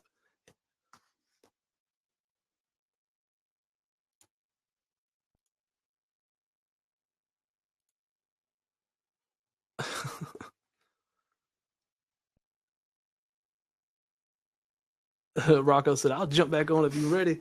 Seat's getting cold. Here we go. Okay. Appreciate that, man. Got David Mark on here coming up. I see you, Brilliance. You're going to be coming up next, bro, so just hang tight. Oh, it looks like that one. Did that one drop out? Just 1 second. I'm not sure if that dropped out or not. I don't want to lock them out. So I guess we're going to keep it moving to Brilliance. Hey, what's up, bro? Hey, what's up, boss? How you doing, huh? I'm good, man. How you doing today? I'm doing well. Doing well, man. That's what's up, man. Where you calling from? I'm calling from the Bay, man. San Francisco Bay Area. I'm in Oakland right now, but born and raised in San Francisco, man. Right across the water. Yeah. We had quite a few people come in on from LA. representing California on here, man. So that's what's up, man. A lot of Cali love in the room. Yeah, no doubt, man, no doubt. That's what's I've been up. checking you out, man. I appreciate what you're doing, man. I've been working with a few artists and whatnot and trying to help cats out. And I just hopped on Blab. Because I was watching I was actually watching the Warrior game on the online, man. But I had this open in another window and it's kind of checking out on the commercials. I was like, you know what? I like what dude is doing. It's pretty dope, man. I never heard of you before. And I was like, you know what? So I followed you on Twitter and I was like, I followed you on Blab. I was like, this dude is doing something cool, man. I appreciate it. Hey, that's cool, man. I'm just coming to find, man, there's a lot of people in the hip hop and rap on Blab, man. Like, hanging out because I mean, I've been meeting all types of cats on here that that are into rap and stuff like that. So that's awesome, man. I'm glad you was able to connect, man. And no doubt, man. And there's also a free ebook I have. That's how I stay connected with everybody. Once they download that ebook, they'll also be signed up to my newsletter at coalminestudios.com. Right. And I'm able to stay connected with everybody through that email. And I typically send out a newsletter each week. And whenever I make new videos or write new articles, it all gets sent directly to people so they don't have to look for it. They might be on social media or whatever. And right. I pride myself in answering every email I get. Yeah, that's important. But that's what it's all about, man. It's all about connecting with people and just building relationships and being as helpful as possible to everybody. So, right. Do you find that that your community is very responsive on email versus like more responsive on email versus social media and whatnot? Oh yeah, no doubt. The email way more responsive because I believe email is anywhere it's at, man, because you post something on Twitter or you post something on Facebook, I mean, it's going to instantly start getting on that feed. But, probably 50 to 60% of people who's on the internet are using mobile devices and it's with them everywhere they go. And once they get that email, they get that notification. And right. I cut my notifications off, but I hear you. Hey, bro, like the only app I think I have on my phone is my email. I don't have Facebook. I don't have Twitter. And I cut that thing off a lot because it's so distracting, man. Like I've been kind of like on a social media hiatus. Yeah. Just because it can be so distracting. There'll be so much stuff on there too, man. Like I can be good and cheerful, and I get on there, it's like so much depressing stuff, and it's just absolutely. Well, I'm a marketer, so I got a million apps on my phone, but I understand where you're coming from, like all the way. Yeah, all the way. It's a headache, man. It absolutely is. And it's already tough enough on the internet because everything is. All these people are working hard to get your attention. So it's like, I'll go on YouTube to answer a comment and boom, suggested videos. I'm like, that looks good. I do want to watch that. Thank you. My wife calls it Big Brother. She said it's big. One thing, we were out of town and it was really funny because we were visiting some friends out of town, ran into somebody that I knew. And all of a sudden, when I came back home, the person who I ran into, their Facebook stuff started popping up at the top of my stream. What? Yeah, man. Whoa. It was weird. It was, and I haven't interacted with her on Facebook in I don't know how long. I mean, we were Facebook friends, but she, it's all about that Facebook algorithm. So Facebook is like, because you have the app, they know where you are and the whole night. It's a trip, man. My wife almost freaked out, because I showed her you remember the girl we saw when we ran into blah blah blah, and I was like, look what's on my timeline, and she was like, I told you that's Big Brother. I told you. Hey, wow. For real. It's like they're keeping track of that GPS. They know exactly where you're at. They know, man. It's so man. It's a trip. It's a trip. I noticed too, like if you take a picture of somebody, you're going to post it, it can automatically recognize your friend's face. Yeah, you get the square and it's all facial recognition. Absolutely. Come on. We already in the future. We ain't got the flying cars yet, but we on the way, man. Man, when I seen Back to the Future, I could have swore 2000 we was gonna have flying cars and hoverboards. No. I ain't ready for that, man. 2-ton vehicles flying over my head. I ain't ready. I know too many bad drivers. It's not happening. Your average people just ain't responsible enough for that type of. You know what I'm saying? True. Now, did you see the Michael J. Fox video with the shoes from Back to the Future? Like the one when he was on Jimmy Kimmel, or like he had a separate one by himself? Because I saw the Jimmy Kimmel one. I haven't seen when he was first trying them on and they did the automatic lacing. That's real, ain't it? Yeah. Wow, because they released it a while back, but it didn't have the automatic lacing or whatever. And they did it again. Yeah. And now they like upgraded them or whatever the case may be. And I was like, yo, this is crazy. Yeah. I ain't got to tie my shoes no more. Yeah. And I think they were kind of talking to the point like people with maybe disabilities and things like that. Like that's something good. Yeah, especially with him, he's got Parkinson's disease. It's like automatic connection. He's such an inspiration too, man. Like, I mean, just even before that, like I believe isn't he like dyslexic as well or something? I don't know about that. I know about the Parkinson's. I don't know about the dyslexia. If he does have it, he might. But Buddy's an inspiration, man. Like, stay positive and keep going, man. Like, keep hustling and staying positive and trying to do things in his life and not giving up. Yeah, that's awesome, man. That's big. Have you? One thing I'm running into with a lot of the artists, and I don't know if you run into, because I know you work with a lot of artists, with rappers specifically. I work with both artists from the rap side and the production side, but they're a headache to work with because of no, in all honesty, because of I feel like there's a lot of friction with the social media, and it's hard to manage both the social media and like mastering your craft. It's a headache. Yeah. I get that. I understand that. And there's a lot of fear and reluctancy in that. I get it. But like I feel like a lot of times, because people that I know don't use email, and then a lot of people like artists feel like, well, my fan base isn't on email. And I'm telling them all the time, like, no matter what you sign up for, you use your email. So everybody has an email. Right. When was the last time, you know what I mean? Like you left MySpace, then you went to Twitter, now you're on Snapchat. Like those people that you started with on MySpace, like there's a good percentage of them that's not even rocking with you on Snapchat now. Like, exactly. What are you doing? Yeah, exactly. Like, you got to be able to maintain that relationship. You got to maintain a connection. And even if it's not email, you got to do mobile marketing or something, because you got to find a way to maintain that connection regardless of it. Because somebody could what do they do? Like report your account for spam or whatever. You mess around and lose your account, then what you going to do? Or it could just be the next MySpace. What you going to do? Exactly. And everybody hibernate somewhere else. Like you don't want to put all your eggs in a basket that's on someone else's platform. You want to have your own platform. And email is your platform. It is incredible. Your website, the whole nine. Yeah. Like being able to stay connected, and like just like we was talking about with social media, like that stuff gets put down the timeline so much, and even Facebook things, and even Twitter too. It's becoming such more advertising oriented to where most people don't even see your stuff on Facebook. Like you have to pay money to get your stuff seen by your own following. Like if you go to someone's Facebook page, not personal page, Facebook page. Yeah, you have a million followers. Only a the edge rank. Yeah, it's a Facebook algorithm. Yeah, only a small percentage is going to see what you post. Right. And I mean, what can you do? You don't own Facebook, bro. While we on the subject talking about artists, I had this particular artist want me to perform at a show. Okay, so I agreed to it. Got the date and the time, all that stuff, all the details figured out. How many minutes I'm gonna perform? Cool, got it. Show up the event, the date and the time that it's there, and ain't nobody there. I'm the only guy in the parking lot. And I'm like, maybe I'm tripping. You know what I'm saying? I looked at my phone, then I looked at his text when he told me to be there. I said, yep, same date, same time, same address. I'm at the right place. And I hit him up, like, bro, like, what's up, man? Like, I'm here. I drove an hour away from home, too, by the way. Yeah, see? What's going on? Like, did y'all change the time or whatever?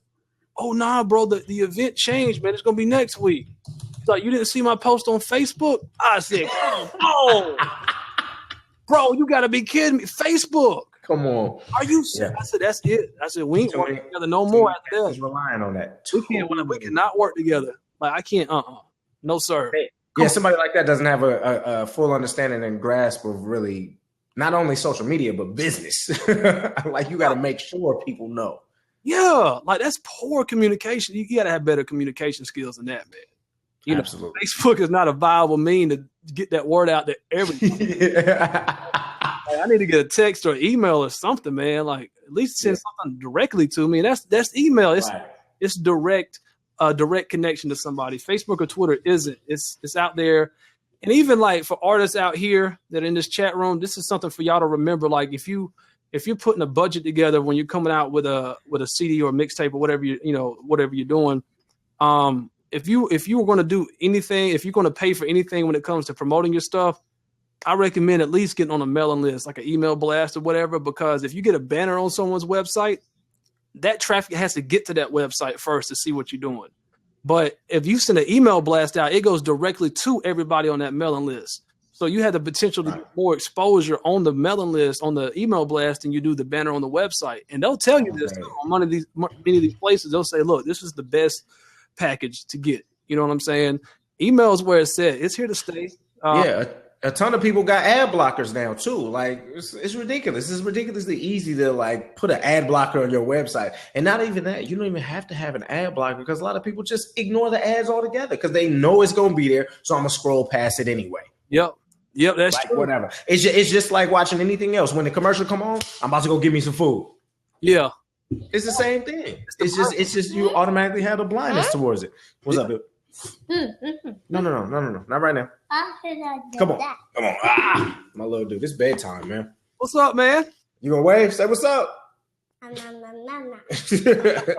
You don't speak English now all of a sudden? Put your feet in. Now I do. I like that giraffe, man. That's nice. I like that. Right? You got sunglasses on. It kind of like you got the Ninja Turtle glasses on. Sleepyhead, super sleepyhead. That's that nice right there. Come on, man. It's time to wrap it up. Yeah. You brush your teeth? Yeah. You have an egg? Yeah, you see the eggs popping up. That's because people give me props. Yeah. Salute to all the folks giving me props, man. That's love. Yeah, absolutely, man. Props. Why are those eggs for you? That's how it works, man. That's how Blab works. Yeah, I've been rocking on Blab for a little bit, man. Just kind of getting my feet wet. I'm actually looking on doing a few things on here. And then when I happened to see you, I was like, rap coach, I got to check this out, man. I was like, what? That's a thing? Yeah, it's my first event that I put together. So it's been incredible, man. I've really been enjoying it. How long you been rocking online? How long you been doing your website and your rap coaching and building your list? Really, as far as list building, I'd probably say about I've been building my list for, I would probably say about 4 years, but I didn't start doing things. I appreciate it, man. Yeah. You're giving up the props. You're giving up the props. I got you. Bam. Oh, wait, you clicking everything. Now he got me in a whole nother window. Hold on. Boot you out. He gonna boot you out. All out. right. No, I'm back. Come on, dude. You're getting your foot caught up in the cord. Stop. Go check with mommy. Go. But all right. The majority of my list building is really really came from this within like the last year and a half.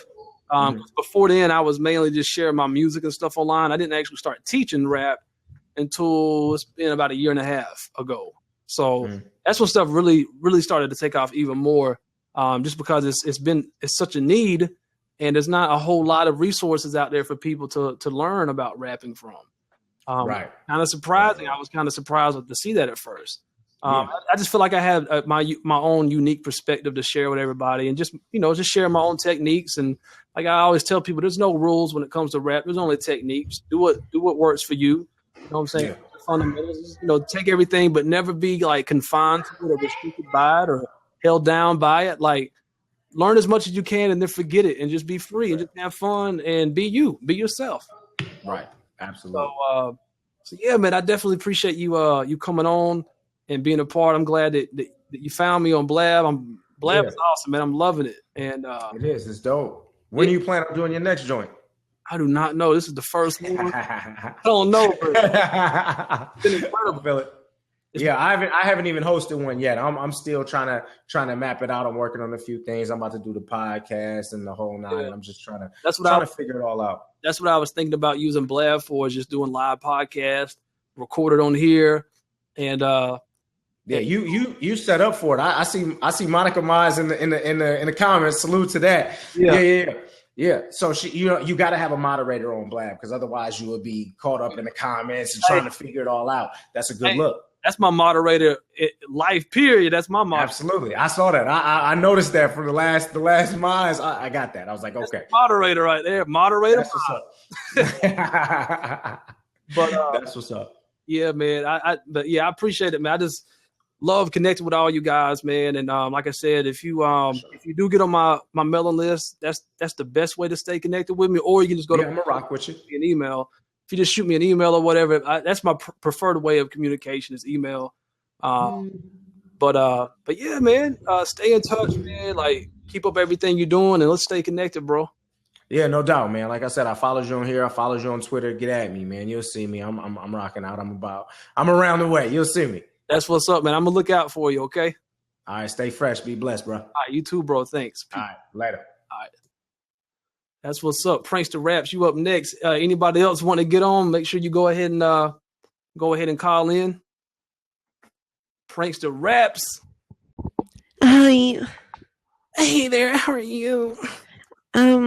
Just let you know, that's why I call myself Prankster Raps. I haven't got a webcam, just let you know. That's cool, man. So you do like rap pranks and stuff like that, or? Oh my god! Well, you American, innit? You do like prank raps, right? Yeah, baby. That's cool, man. I do rap music too. I grew up in New York City. My name is Daniel Nathan Dean. They call me Dan the Man, and I'm really into hip hop. I got a mixtape coming out. Oh, that's nasty. It's gonna be good, man. I got a lot of hype built up around it, man. stuff like that. Do better impressions than I can. Yeah, what do you call it? I did email you, but I did say I wanted to learn how to rap fast. Basically, is there all about the ing words? You know, like flipping, dipping. You know, like I'm flipping, dipping, kipping, something like that. You know, all about the ing words. So I was trying to figure out like what goes with what. So eventually, I thought about it. I discovered my own talent basically, and yeah, I discovered it and I found what it is. What I was trying to actually email you about. Basically, if you don't mind, could I do a little freestyle? Feel free, man. Go ahead. All right. Do you mind if I do it with a beat on my phone? Yeah. Hey, turn it up. Turn it up as loud as you can get. Perfect. Oh yeah, I haven't told.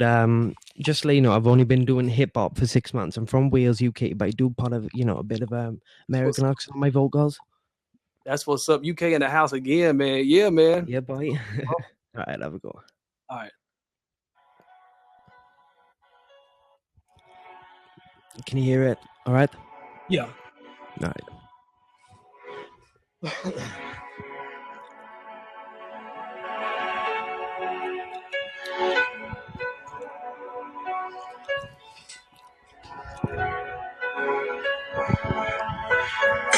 Wanna make it just a team. This is my dream, I'ma say team. Never quitting the winning, the grinning, feeling so supreme. Stepping up at the game, I'm a lyrical machine. Rip the fucking pain from the inside of my brain. Wanna be the illest in the game and go motherfucking insane.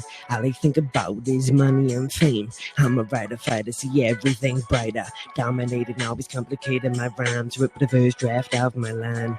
All I do is rhyme, fuck studio time. Got a home studio, so it's fine. No one a minimal wage when I rule on stage. Be one of those rappers who goddamn rage. I always used to fuck up, no more. I used to fucking suck. Something like that, you know? That's what's up, man. You was riding it good, bro. So you was basically working on how to end the bars and kind of fit them into the beat and kind of speed it up a little bit, but still hit it. Is that what you was working on? No. Basically, what I'm literally like really struggling on at the moment, I've got like loads of examples, like what I now and again I think of some like rhymes or clever, punchlines or whatever. So I write them down, and then I try and combine them basically, and I get mixed up, with rhythm. Okay, you're trying to basically trying to merge the lyrics with the cadence, basically. Yeah, basically, yeah. I get completely because I got like one sort of rhythm, and then I try and mix it into something else, and I completely, mess up. Yeah, like one thing you may want to try to do if you haven't already is once you get that cadence together, try to fill in like maybe the very end of that bar that you're doing that cadence to, and try to fill in like maybe one word, or you can start from the beginning of that bar, whatever you prefer, and then try to fill in the rest. And you don't have to stick 100% to that cadence that you came up with, but just use that as a guideline to guide you on what you're striving to accomplish. And that would be my best recommendation on how to approach it. Yeah, and it's not something that's always going to come like instantly. I mean, it's something that you're going to have to work on as far as, you're basically programming your lyrics. You know what I'm saying? Like, just like you're making the beat, you're programming the timing and you're having to figure out the right combination of words and syllables and how they're going to line up, and that's also going to affect the stresses that you say. Like if you, whatever you stress, that's going to be somewhat more sustained. It's going to take up a little more space. So it's just playing around with words. It's just like a puzzle. That's all you're doing is figuring out how to put the puzzle pieces together. Yeah, exactly. Yeah. So yeah, basically, I'm stuck on my second verse because I am working on someone at the moment. Just to let you know, I've got like I'm holding a stage mic, dynamic mic. I have got a Rode NT2A, but Yeah, that's a good mic. Yeah, I have got that mic, but when I boost the gain up, I can't even hear myself, to be honest, when I'm speaking inside the mic, if you know what I mean. Only when I go on Pro Tools and actually put the record button up, if you know what I mean. But unless you're in your recording software. Yeah, basically, yeah. That's the reason why I'm using this mic now, because to be honest with you, if it's like a £30 mic, so equivalent to about $50. And the NT2A is what is it, like $270, something like that? It's £200. So good mic. Yeah, it's a hell of a difference. But I do like to use this for Omegle or this website, whatever. What's it called? Blab. Yeah, I never heard of it before until you emailed me the link. Basically. Yeah, this is still fairly new to me. I just found out about it maybe a month or two ago. But it's cool. It's something really new. It's still technically in the beta stage, and it's really neat, man. A whole lot of people don't know about this, and I think that's why it's so good right now. It's really good connection, really good servers, really fast, very little delay in between speaking. Almost like we're talking on the phone. It's really cool. I know. I was amazed at that because Omegle, you do have a few people with crappy laptops, and you can hear that massive echo. It's so annoying. Yeah, you'll get that with people who don't have headphones on and stuff like that. I probably should have said that in the beginning. Anybody coming on in the future, try to make sure you got headphones on so there won't be any feedback. Just to let you know, the freestyle way I did do it is 4 a.m, but I have got one on my phone, what I have done recently. Do you mind if I chuck it on? It's literally about 50 seconds. Do you mind? Go ahead, bro. All right, perfect. I recorded this on Pro Tools. I did. Hang on. Okay. So my single should be out, I'm hoping, before Christmas time, because I would have thought it would have been out by now. But, shit that, man. Check it out. I'm the king, you could be the queen. Get it? Nah, forget it. Wanna make it, I'm a teen. This is my dream, I'm a 18. Never quit a living in the grin and feeling so supreme. Stepping up the game, I'm a lyrical machine. Ripping fucking pain from the inside of my brain. Wanna be the illest in the game and go motherfucking insane. All I think about is money and fame. I'm a writer, fighter, see everything brighter. Dominating, always complicated my rhymes. Ripping the first draft of my line. All I do is rhyme, fuck studio time. Got a home studio, so it's fine. Know what I'm in my wage when I rule on stage. Be one of those rappers who goddamn rage. I always used to fuck up, no more. I used to fucking suck. Yeah, so that's what I got so far now. What's up, man? I like how you're playing around with your vocals, and I'm sure you're going to be doing a lot more of that too. Like, would you like doing pranks and changing your voice and stuff like that? I've got 2 YouTube channels basically, and one of them I do pranks on, and one of them I do music. Rap music, hip hop. Any chance you know Vitaly, Roman Atwood, and Ed Bassmaster? Sorry, what do you say? Any chance that you know who Vitaly is, and Roman Atwoods, and Ed Bassmaster? Never heard of them. Oh my gosh! Every single one of them you got to check out if you get a chance, man. Pranksters. Well, could you type it in the description, the comments? Yeah. So Vitaly,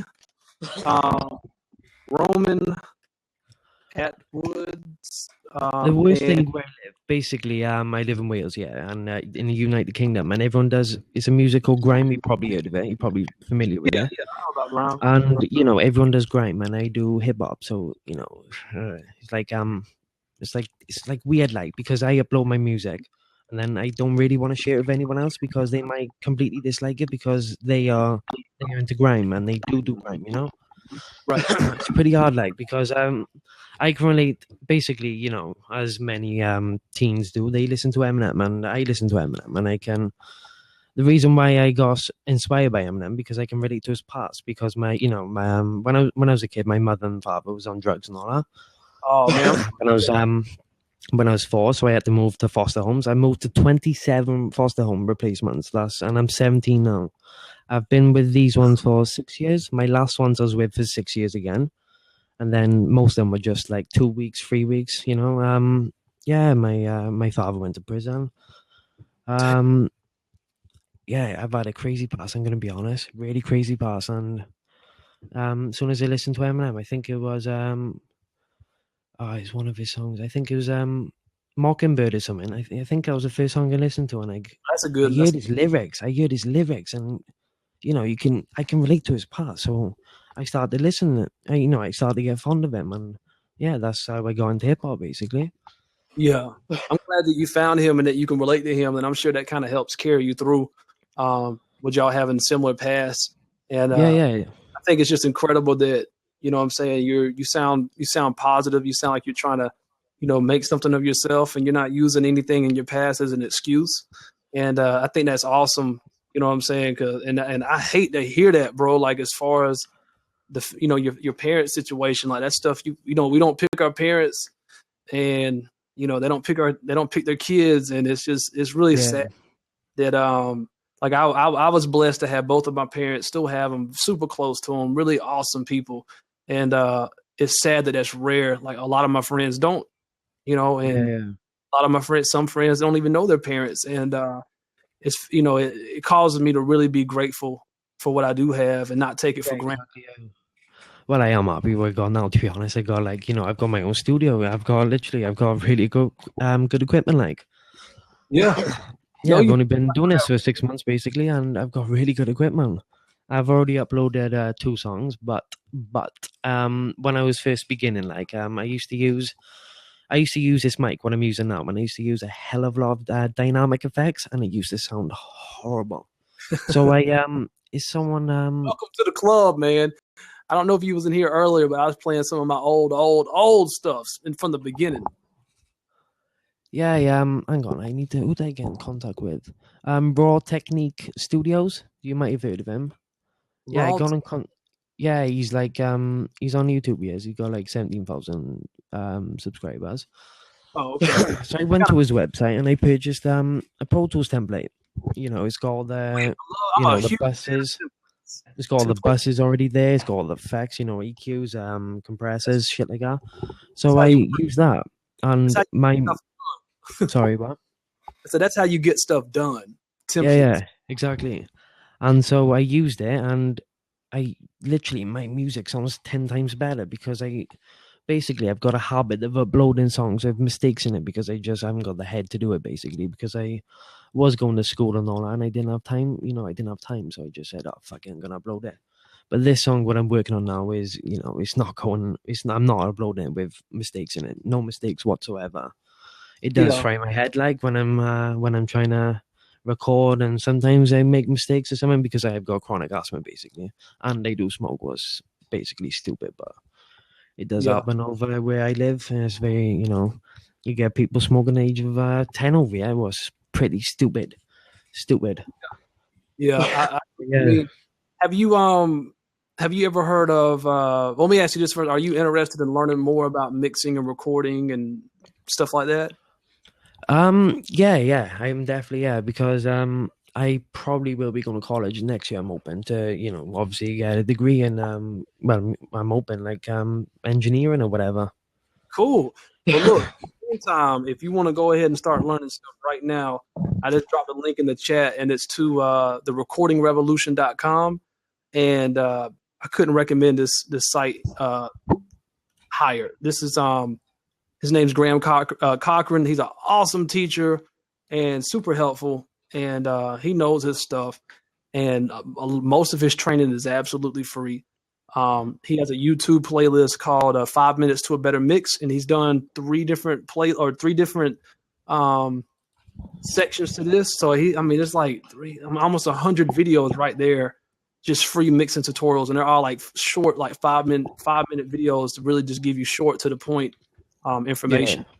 Make sure you check him out and get on his mailing list if you wanted to learn more about mixing. He's a really good teacher. One of my mentors, straight up. Fiddles. Well, I've got his favorites, Google favorites. So check it out later. It is 20 past 4 in the morning, so I will be have to go to bed soon. Yes. Yeah, y'all out there in the UK, man, y'all been hanging tough tonight, bro. I know, huh? Yeah. But Well, I do appreciate that. Thank you very much. hey, my pleasure, bro. Keep up And the work. thank you, man. You too. Thanks for being a part. You stay positive, man. Like keep up the hard work. And yeah, just keep a positive mindset. Don't let nothing hold you back, man. And keep doing what you're doing. And if you ever need anything, man, always feel free to reach out, okay? All right, thank you very much. I will post my YouTube channel at the bottom of the description. Awesome. Go for it, bro. Yeah, that's about it. Thank you very much. I do appreciate that. Hey, my pleasure. Thank you as well, man. And I'll talk to you again soon, all right? Thank you. Goodbye. Okay, anybody else want to call in? Feel free to call in. We got Mocha Chocolate TV coming up next. Everybody still hanging in there? Everybody doing okay? Trying my best to get it to everybody. It's getting kind of late though. Getting kind of late. I'm just gonna try to keep it moving.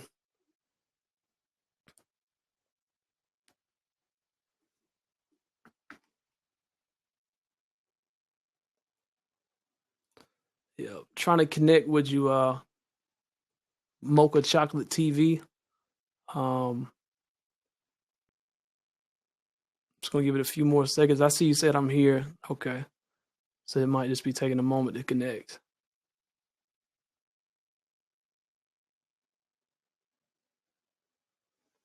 But yeah, anybody else wanting to hang out, man, make sure y'all hit that call in button. And so I don't know what's going on, Mocha Chocolate, but it's not connected to you. So I'm gonna have to keep it moving, but feel free to call back in and I'll definitely get to you, okay? Okay, it looks like you're calling in again, so let's see if it works this time. Yes, there we go. Can you hear me now? Yeah, there you go. Okay.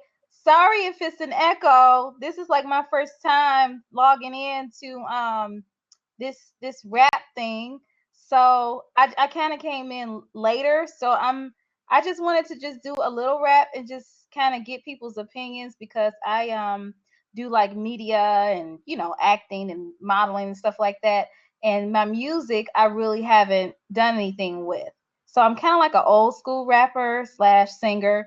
So I was just gonna do a little bit of this acapella, and maybe you can give me some suggestions on what type of beat will go good with this. Can you do that for me or? Yeah, and real quick now, where you calling out of from? Where you from? I am from the wonderful Windy City, Shot in the building. Woo! Oh snap! Chi-Town. Chi-Town in the building. In the building. Right. Hey, feel free to go ahead and spit something. You're definitely gonna be seeing people comment in the chat room, and I can give you some little feedback as well, real quick. Okay, cool. If it's breaking up, excuse me, because next time I come on, I'm going to be on the mic. So, here it is. If you hear me snapping in the background, that kind of like gets me, to stay on beat. Yeah. Right. Okay, here it is. Where the wind blows, I'll be gone to November. Where the wind blows, I'll be gone to November. He was a smooth operator, liked to play God like Alpha Omega, beginning to the end, couldn't last in love, but see, she wanted lasting love, so she flew away like birds do winter, seek the sunny day she always remembered. He left her heart dismembered. The preacher has a new member. Save this girl now, can you save this girl? She done messed up and let this dude rock her world. She gave her pearls to a swine. Now she always got this man on her mind. Mind games, mind games. All she really wanted was to have last names. Of men she wanted wedlock. Not easy, deadlock. Rocking the dreadlock, sick of all these men that only make the better rock.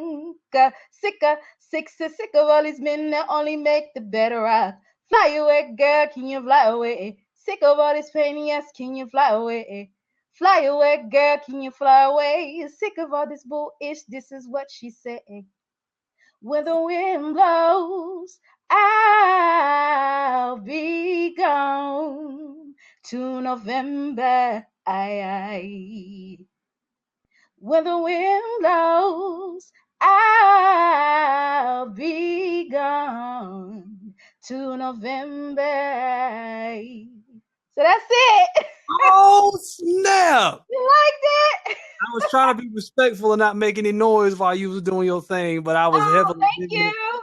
I wasn't trying to. Comments. I Thanks, wasn't trying to guys. distract you either. I was trying not to distract you. Wow, really good. Man, Thank you.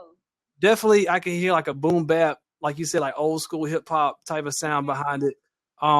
Things that kind of come to mind is like Lauryn Hill, Fugees. You definitely remind me of Lauryn Hill a lot, being able to be really skilled at rapping and singing and mixing it together, and that's very rare. Thank you. At some points, the vocals almost kind of remind me of Rihanna at a certain point, and then you switched it up and almost sound like you was going like Rasta on me before. Yeah, Yes, so I love reggae music. I got another song. Maybe I'll do a little later if we have time. But I love reggae music and I love the whole element of it. So yeah, I want to definitely bring that Caribbean feel and all that stuff. So yeah, you got a lot of talent, sis. Like sincerely, I don't hand out. I just don't give out handouts. I give people my honest opinion. thank you.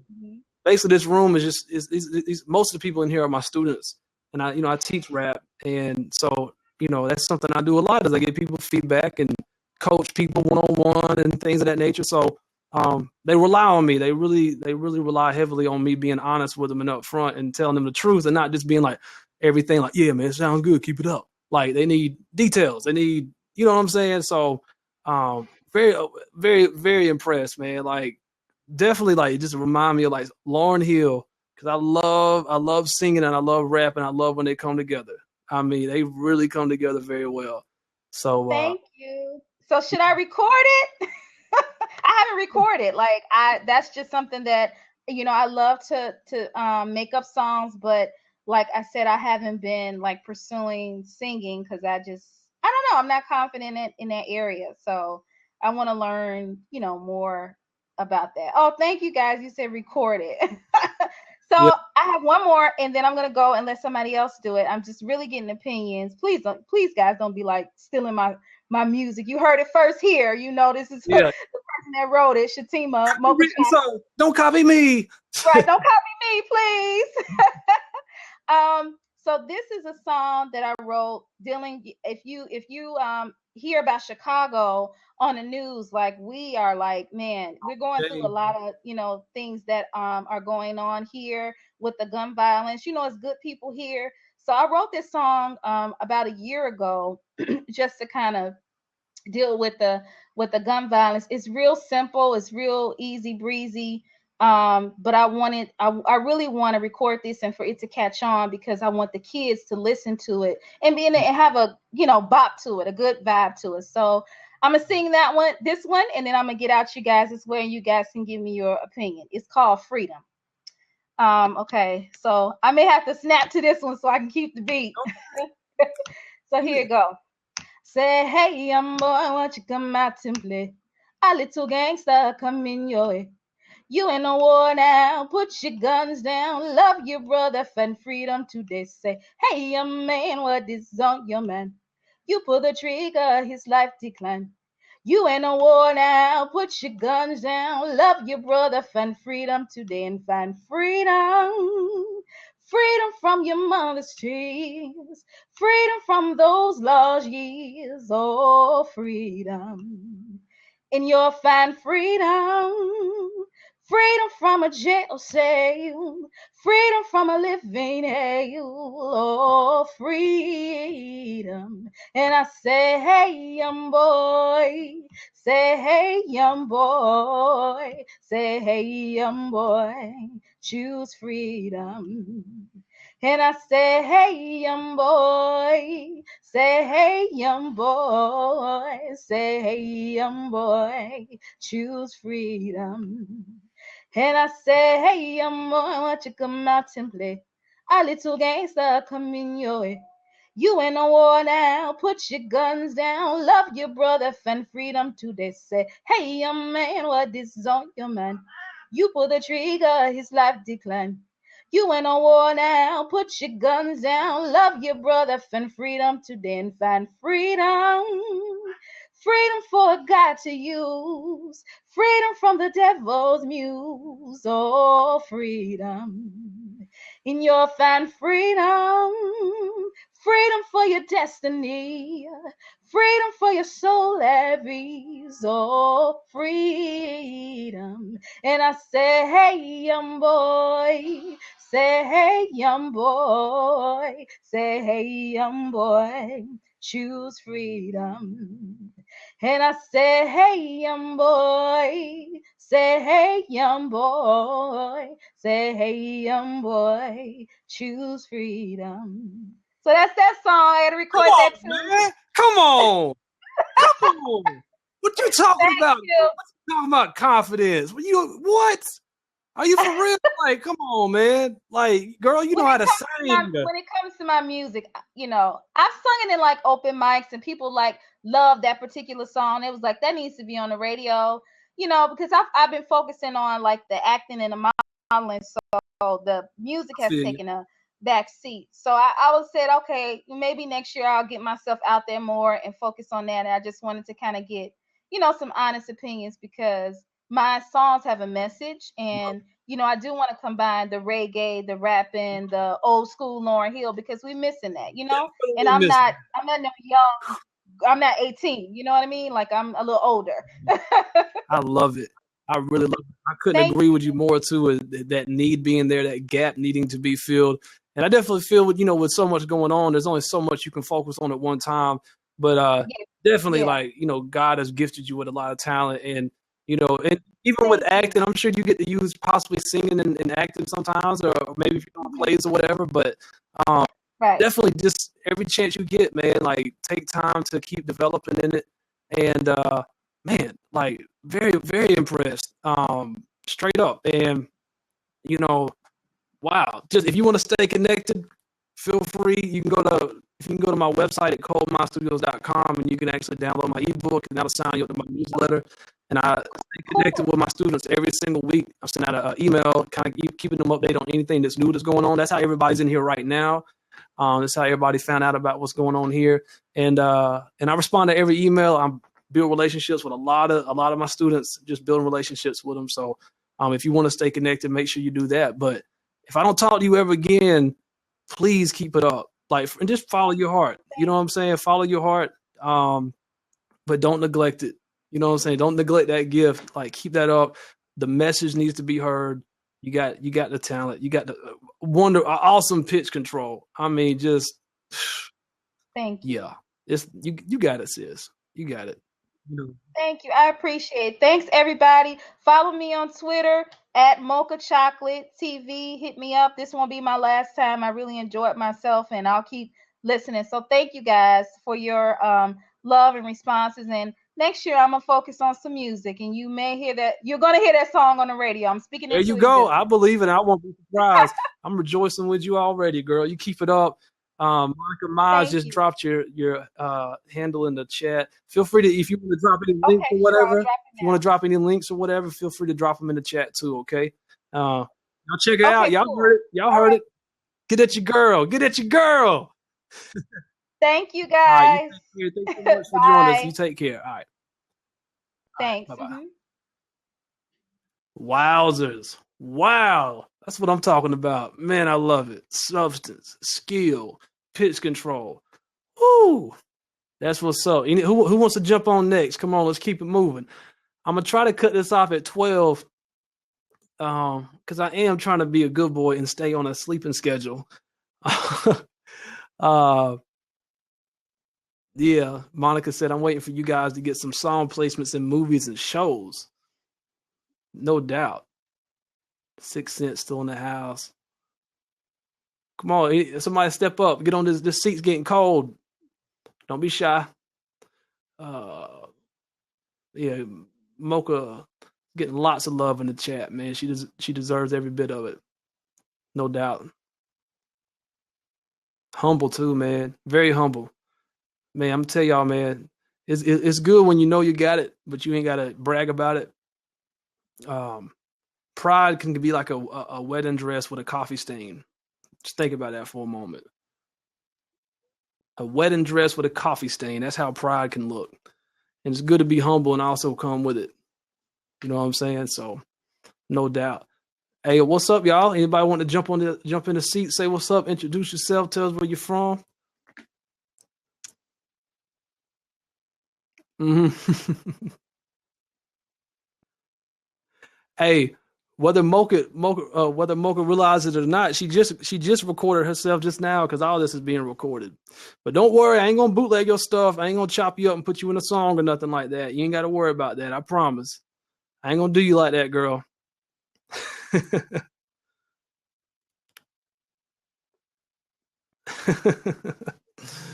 You're welcome. What's up? What's up? Who's next? Who wants to jump up on this seat?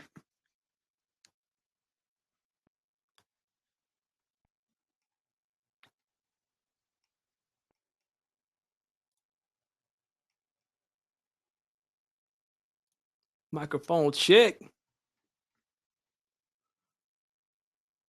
Swag King Kong says, I want to talk. What's up, man? My words, I feel the same way, man. Being around so much talent is humbling, man. I love it. That's the type of people I try to stay around, man. I love it. Charles, what's up, man? Welcome to the chat. Welcome to the chat. I'm trying to talk somebody getting on this seat right here. Yeah, Monica said, love seeing people put in work. That's what I'm talking about. I love it.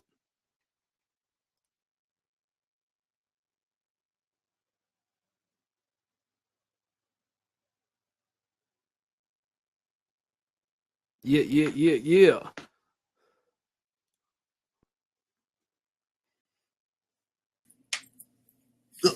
Mark Clark is back. Oh yeah. Hey man, people wasn't jumping on. I was like, hey, everybody gets one shot, but I guess nobody's wanting to get back on, I guess.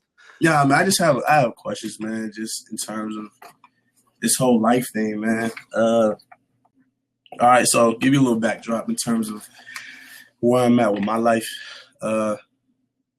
I'm 26 and I have a decent job. I'm a youth director for the Salvation Army. I work with kids, stuff like that. So it's definitely fulfilling, man. I definitely appreciate the opportunity the Lord has blessed me with in terms of being able to pour into these kids. Because I definitely come from, I guess, an impoverished neighborhood, so also known as the hood.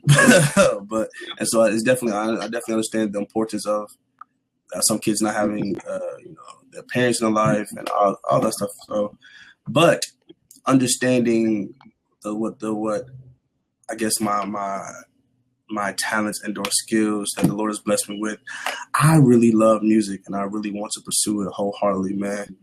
And I don't always know what to do in terms of that.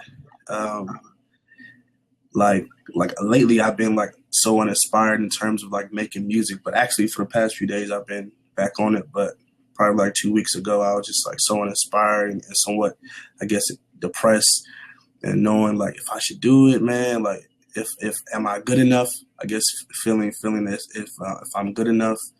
So I know you was talking earlier about like not comparing yourself to like, other people and things of that sort, man. And so I'm definitely trying to figure out where, I want to do this. I love it. And I honestly feel like, I can do it and make a career and passion out of it, man. It's just like, I'm here. I want to move.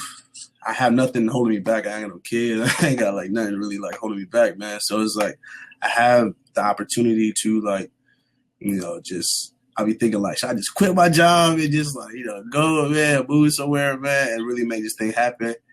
And my auntie, she's offered me the opportunity to come and live with her in like New Jersey and like, you know, go and pursue like in New York. I have a friend who I talking about like going to LA and moving with and doing it out there, man. And those are really, or even going back home to Miami, man. But it's just like I feel somewhat conflicted in terms of all of it. You know what I mean? And I've been working on this one project for close to a year now. It's like my mind is always changing. Like the sound of it changes as well. So it's just like, I don't know, man. Like yeah. Somebody said, ASAP for meat meal good enough? No. Yeah, so I just kind of asked you, man, just like, you know, just for some type of feedback or like, you know. Yeah. Man, that's a lot. Do you have any headphones that you can plug in? Because I'm hearing myself on your end, like feedback. Yeah, hold on. Okay. Thanks, Mocha Chocolate, for sharing. Check. What I'm doing. Hello. Yeah. Mic check. All right, cool. But okay, so that's a loaded question right there, man. Very good question. Like I would say, the way I always like to think of anything that we pursue in life, I always like to start off with, you know, asking the question, why do I do it in the first place? You know what I'm saying? Like, and I always tell people, like, never do it for the money. You know what I'm saying? Definitely. Never, you know, if you're going to pursue anything, don't let it be more than money, right? So that'd be the first thing. Like, if I were you, I'd ask myself, you know, and you already said it, but you know, do I love music? Do I love this? Do I love, you know, this art form of expression? You know, I would start there, and then I would focus on just doing it because you enjoy it at first, and then at the same time, you know, having that mindset that, okay, I do want to try to build a career out of this. Right? Yeah. So it's not only about building a career. It's kind of like marrying the two together, like in a healthy relationship. So one's not dominating the other. You know what I'm saying? Okay, I want to do this for a living, and I also love it. So, but I would say some steps that you could take is it's just that first act of putting yourself out there. Like I was sharing before, the stuff I recorded off of this microphone right here. I recorded 2 demos in high school off of this right here. This is my studio in high school. Yeah, we used to use like the like, you know how you got on your Apple headphones, a little mic. We used to use those. Man. Yeah, hey, you got to work with the scraps you was given. Yeah. Like Tupac said on Dear Mama, but you know, just doing that actually built awareness. Like there's so much that happened early on just because of this cheap little crappy microphone. But it's what I had, and I used what I had. And that led to me having my first rap performance in high school, which was crazy. That's a whole nother story. It was crazy. Got lots of love off of that. But I just had to put myself out there.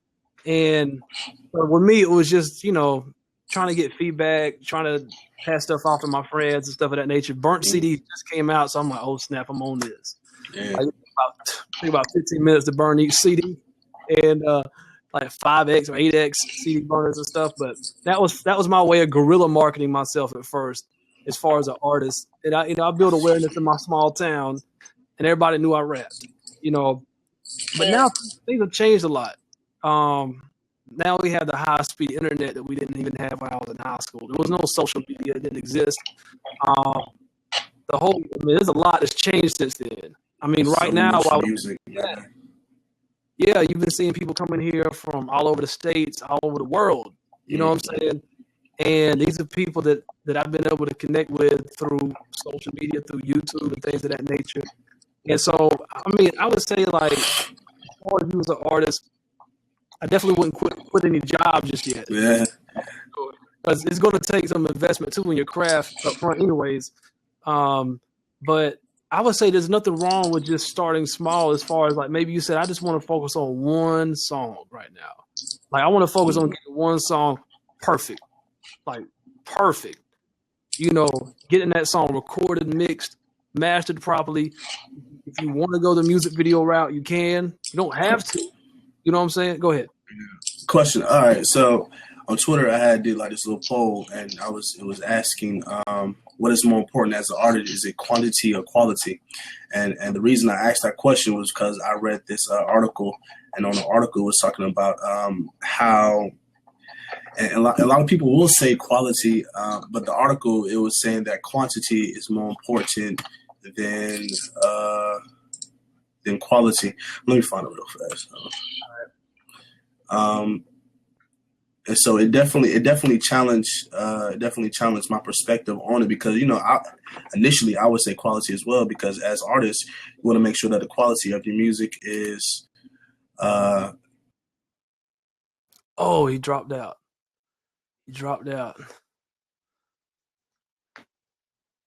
Oh, snap. A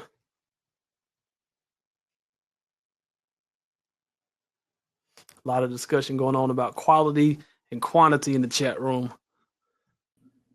I was like, oh, Lord. My bad. But and so here it is. So I just read a brief thing from it. So it says when Kobe, it just talks about a different quote. It said, when Kobe was developing his jumper, he spent off season making 2,000 shots a day, not taking but making. He said, I was recently reminded of a simple general principle to operate by, especially with those of us in the easy phase of mastery or wanting to expose ourselves on high growth opportunities. And that's all of us as artists. We want to get to that level of mastery and on that level of high growth. And so it says quantity trumps quality. It says quantity should be a higher priority than quality because it leads to higher quality. The shorter path to maximize quality is to maximize quantity and executing on the feedback after each finished product. So I guess basically it's just like, the more that you put in terms of I'm not saying putting out music, but I guess in terms of like making the music in itself, and then letting people like give you the feedback, people like you, people like friends and things of that sort, like give you the feedback. So it's also, and I guess once you get that feedback, then the things in which you can work on instead of just like focusing, I guess 1,000% of attention and focus on just one particular song. So it's just kind of like, okay, well, I'm one of those persons who like obsesses like over like one particular track. Like the track I sent you, I have it on a completely different beat now. So it's just like, so it's like I want to make sure that the production and the words and everything of that sort is perfect when I get to that point of releasing a song. And so by the same time, I still been working on other things of the sort as well. So it's like, yeah man, just trying to understand all that. I definitely understand where you're coming from with that article. So this is what I would say.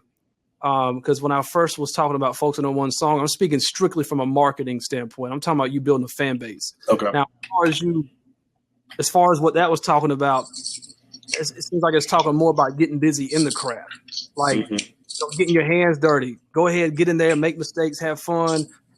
Because like as far as Kobe hitting them jump shots, that would be equivalent of practicing, right? That's what that was talking about. So that'd be the equivalent of you also practicing, and you actually writing rhymes is practicing as well. Yeah. And at the same time, though, you're getting feedback from it. You're not working in isolation. You have something to reference yourself to as far as either feedback, or maybe you're actually listening to other artists and referencing your work to how it's lining up with other artists, and you're taking notes. You know what I'm saying? So they both go hand in hand. I definitely think, just getting busy and just doing it is very important, because like even me as a teacher, there's only so much I can help somebody by making videos and teach them. Like it all comes back down to this person taking that knowledge and actually running with it and applying it. Like you get prescribed medicine, it's not going to help you unless you actually apply it. You know what I'm saying? Right. So it's the same concept. So definitely, I would say from quantity is very important. So for example, if you say, okay, I'm gonna come out with my album in the next 10 years, most likely we'll all, you would procrastinate. You're like, I got plenty of time. to work on an album or whatever. You probably get it done in about 10 years. Yeah. But if you say, I'll give myself a year to come out with an album, it probably still get done in a year. You know, so that's somewhat setting limitations for yourself and saying, okay, I'm gonna write out goals for myself. I'm gonna write this down on paper, and this is what I'm gonna hold myself accountable to. Like you said at your point, like you can go back over and over again and try to perfect the track, but at some point of time, you just got to move on and keep working. Yeah. You know what I'm saying? So that's, you know, like any video I've done, I wouldn't consider any video I've done on YouTube perfect. I'm sure I can go back and tweak things and move things around and stuff, but at some point, it's like it's got to be good enough. Right. And I think that's one of like the biggest things is trying to like, I mean to cut you off, excuse me. It was like it's trying to understand when it is good enough. And so I'm such a perfectionist in terms of like making sure that this song in itself is good enough. Cause I'm always one of those persons like, you know, like something could be better. I can say this word just a little bit more better, man. So it's like, man, it's just trying to figure out.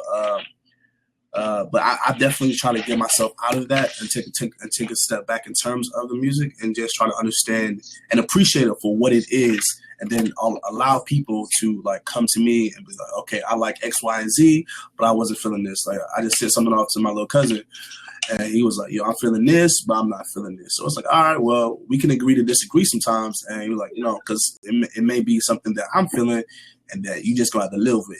And I think even like when we listen to certain artists, we may appreciate, you know, some people. All right, well, Kendrick Lamar, for instance, people may appreciate his content, his substance, but they may not always appreciate his vocal delivery in terms of like, you know, how he uses like weird little alien voices and stuff like that. So some people may not appreciate that, and you know, I appreciate it. And so, you know, somebody may be like, oh no, but yeah. So I guess that goes to just to each his own, man, and just personal things and stuff like that. So you're not going to please everybody. There's no artist everybody loves. You know what I'm saying?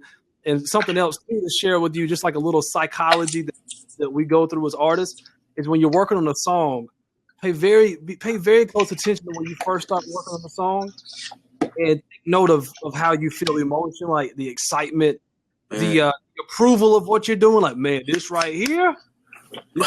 Fire, super hot. Yeah. But then as you continue to work and spend more time on it, something's going to happen. You're going to lose what you just had in the beginning because you're losing that fresh perspective. After a while, it's going to become old to you. It's going to become very familiar. It's no longer new. And we go through anything. If it's like, you know, a new gadget or toy or whatever it is, something you're looking forward to and you can't wait and the anticipation is high and you're excited in the beginning. And then after that excitement you're used to it, it's normal now. Man. Kind of the mundaneness of it kind of sets in. And that's something that I always keep in mind too, is when we're working on music, that at first we have this fresh perspective. And then the more and more we listen to it, the hours and hours working on it, we're going to eventually lose it. Then what we will do a lot of times is change stuff to try to get that fresh perspective back. And then guess what? After you work on that for more time, it's probably going to get tired of it again. You're probably going to keep on changing. So at some point, like I said, you just got to know when it's good enough. You have your own standards that you're holding yourself to. Keep it moving. Everybody's not going to like it. It's not for everybody. You know what I'm saying? Straight up. And if you're unique, if you're really unique, definitely not looking for everybody. Right. If you're not just trying to, you know, be trendy or whatever, like if you're yourself, hey, just like life, you don't like every person, do you? That you come across every day, like every person. Not something like, man, I want to fight him over for Thanksgiving. You know what I'm saying? Like you ain't getting no turkey, like straight up. No, you know, no shade, but it just ain't gonna happen. Yeah, so man. It's just that balance. It's just that's really what I got to say about all that. It's just balance. You want to balance the workflow, you know, like working hard on something. But also you want to balance productivity as far as knowing when to cut it off and say, I'm going to keep it moving. Yeah, and that's what I'm learning. Definitely learning. Because recently I went to the studio in Durham. And so we did 3 songs in 2 days. And so I was watching a documentary when Big Sean was working on Dark Sky Paradise and how he was talking about on one song, you know, he he probably changed the drum on it like 50. He had like 15 bounce versions of like this one song, and then they end up sticking with just the first version. So it's just like they did the same thing to Michael Jackson beat it. The same. Yeah. I heard that about that. It's just crazy, man. And so now I'm at a place where I'm trying to like, okay, well, I don't particularly love, like it was this one song in particular I'm working on. It's just like I love the second verse, but it's the beginning half of the first verse that I don't particularly love. But the rest of the song in itself is complete and it's finished. But it's just like, and that messes with me. But when I let somebody else hear it, they're like, "Yo, I love you, Jojo, I'm sorry, yo, la la la." It's just like, eh. And then I'm like, I appreciate it, but it's like, I don't know. So I'm definitely trying to like understand when to let things just be and just appreciating the little quirks and things of that sort, man. So yeah, I think with us as rappers too, man, we're hyper critical of ourselves. You know what I'm saying? Hypersensitive to things like most other people wouldn't even know. And so yeah, man. So I would definitely say like now from a marketing perspective, that's when I just wanted to clarify that too. From a marketing perspective, from strictly like a financial standpoint, I would say, are you good? I would say at least at the bare minimum, all you really need is one song to really start trying to grow your fan base. To really start having something to offer people. Like with what I'm doing, I have a free ebook. You know what I'm saying? I put a lot of time and work into that ebook, but I'm also giving away free practice beats, bar sheets, things of that nature. So these are things that I'm offering people. It's an incentive. It's giving back to them. Like people's always asking. We always do that. You know what I'm saying? Like we wouldn't eat healthy unless it benefits us. You know what I'm saying? Like why should we do anything if it doesn't benefit us, right? But I would say, with one song, this is why I'm saying this about one song. I know so many artists, that I've recorded personally, and they spend all their money on an album or mixtape. They do a couple music videos, they get the album artwork done, and they have zero budget whatsoever for any type of marketing. So they got this nice product, but no one knows about it. Mm-hmm. So they got the quantity as far as songs, but they don't have the quantity as far as exposure. You know what I'm saying? So they could have took all the money they spent on that whole album, did one single, and put the rest of that money they spent on that album to marketing. They could have paid to get that album promoted, and then from that they could have gained fans. But instead of putting all the focus on the product and not actually getting it out to market, no one ever knows about it. And that happens all the time. It's a huge issue. And at the same time, it's a huge opportunity because even though you see a lot of rappers out, very few, I would say out of the whole collection of rappers out here doing it, very few actually are trying to be professional about it. A lot of rappers just spam you. Hey, bro, check me out. Like they'll send you a Facebook friend request. You're like, I guess it seems cool. Link to the page. Boom. Yeah. 3 seconds later, you got a message. Hey, bro, man, check me, man. How about a feature? I'm like, whoa. And I understand how females feel now. I get it. Dude. Like, bro, back up. Pump the brakes. Hold on. We ain't there. I don't know you. All right, what's up? How you? Hello, my name's Cole. What is your name? Do you even know my name? Like, you like, hey, bro. I'm like, what? You don't even take the courtesy to look at my name on my profile. Right. Like, address me. How you doing? Whatever. And I get that all the time. And I got people spamming the channel, trying to call that self promoting them by spamming. Like, nah, that ain't how that works. The truth is, growing a true following is hard work, and it takes a lot of time. You know what I'm saying? Like I answer every single email, every single YouTube comment because it's all about people. You know what I'm saying? And also, that's part of building a true following is about relationships. It all comes back down to people.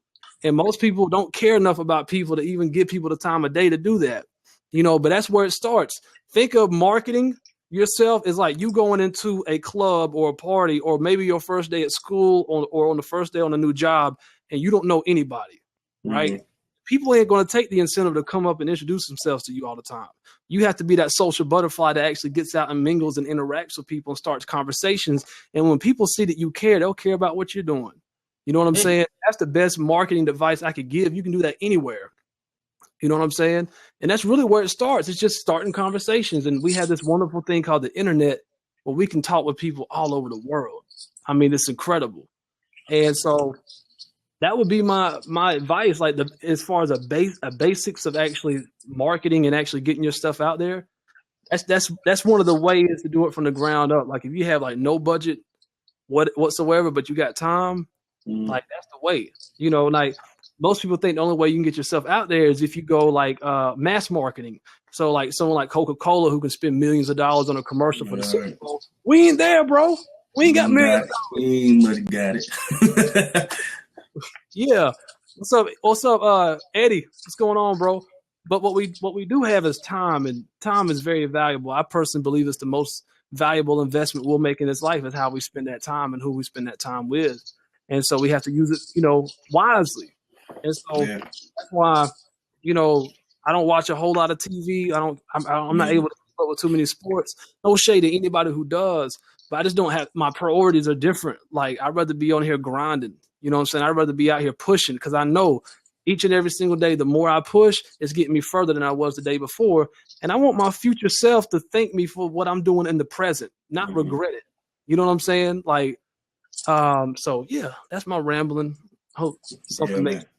And I definitely and being kind of like at that weird age where it's kind of like, okay, you graduated college like a few years ago. You kind of you're an adult now. You're getting up there in age, but at the same time, you still have these dreams and aspirations.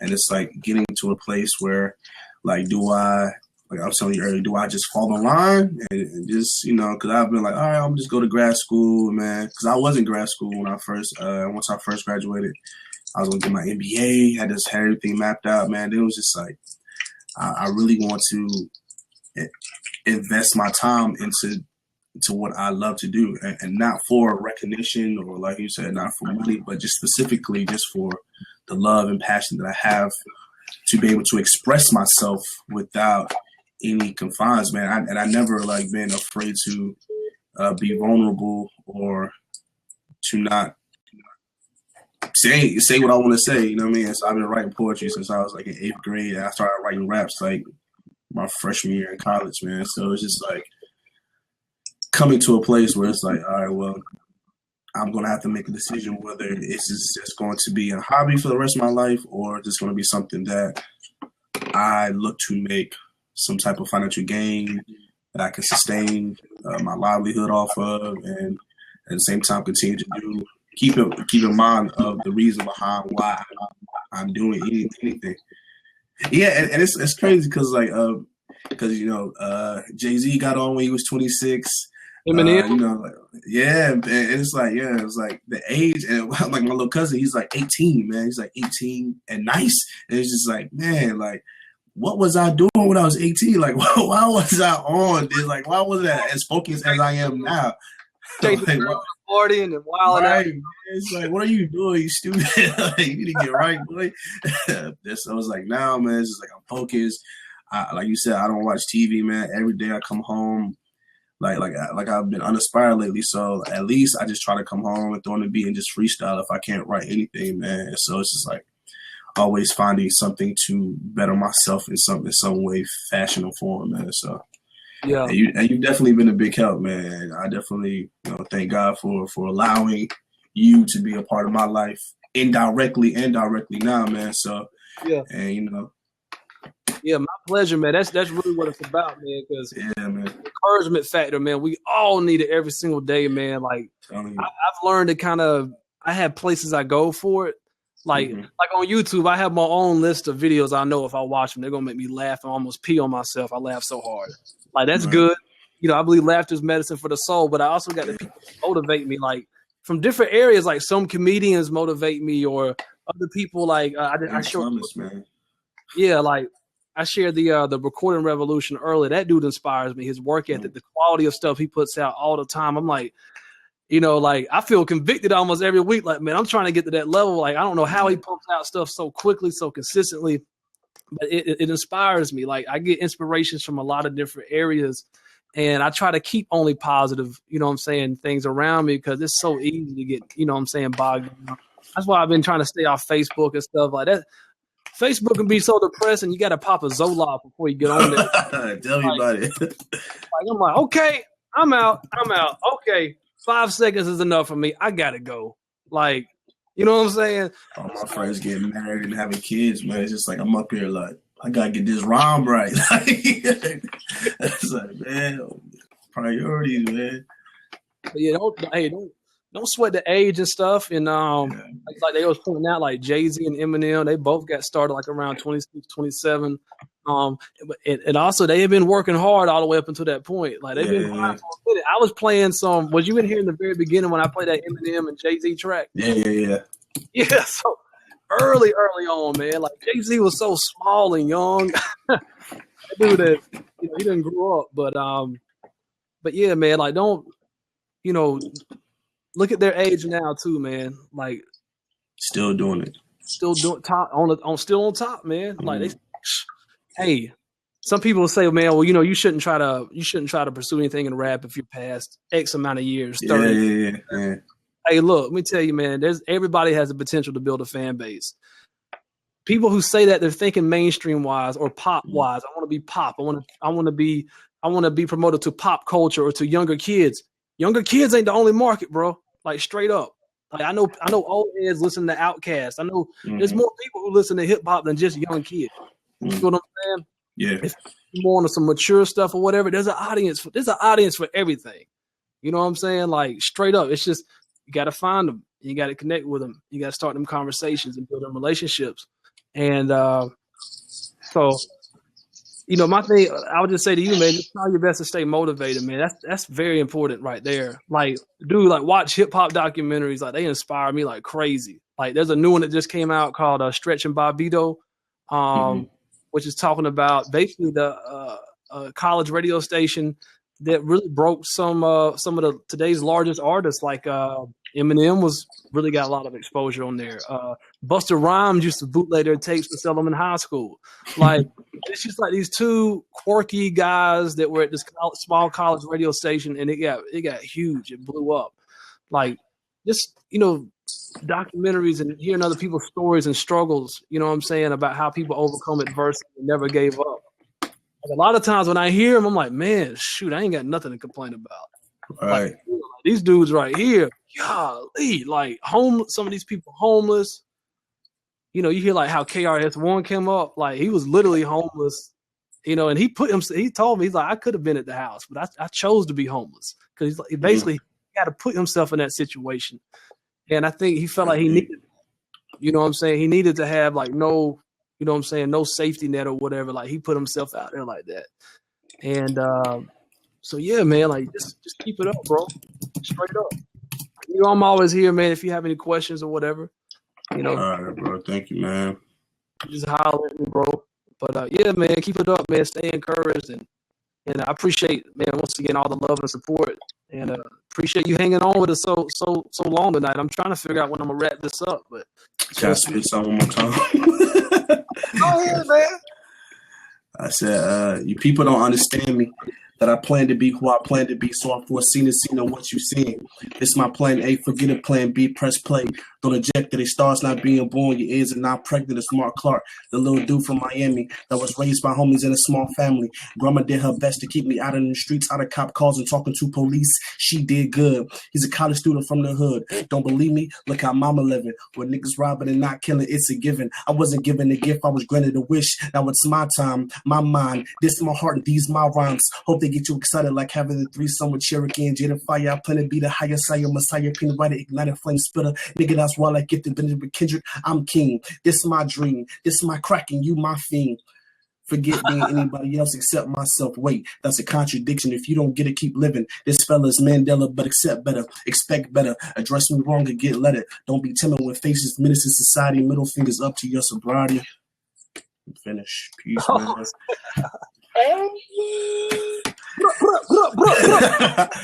Y'all have a blessed night, man. Y'all working tomorrow. Hey, man, thanks so much for spitting, blessing us again with your lyrics, man. Love the wordplay, love all the complex rhyme schemes, man. Keep it up, brother.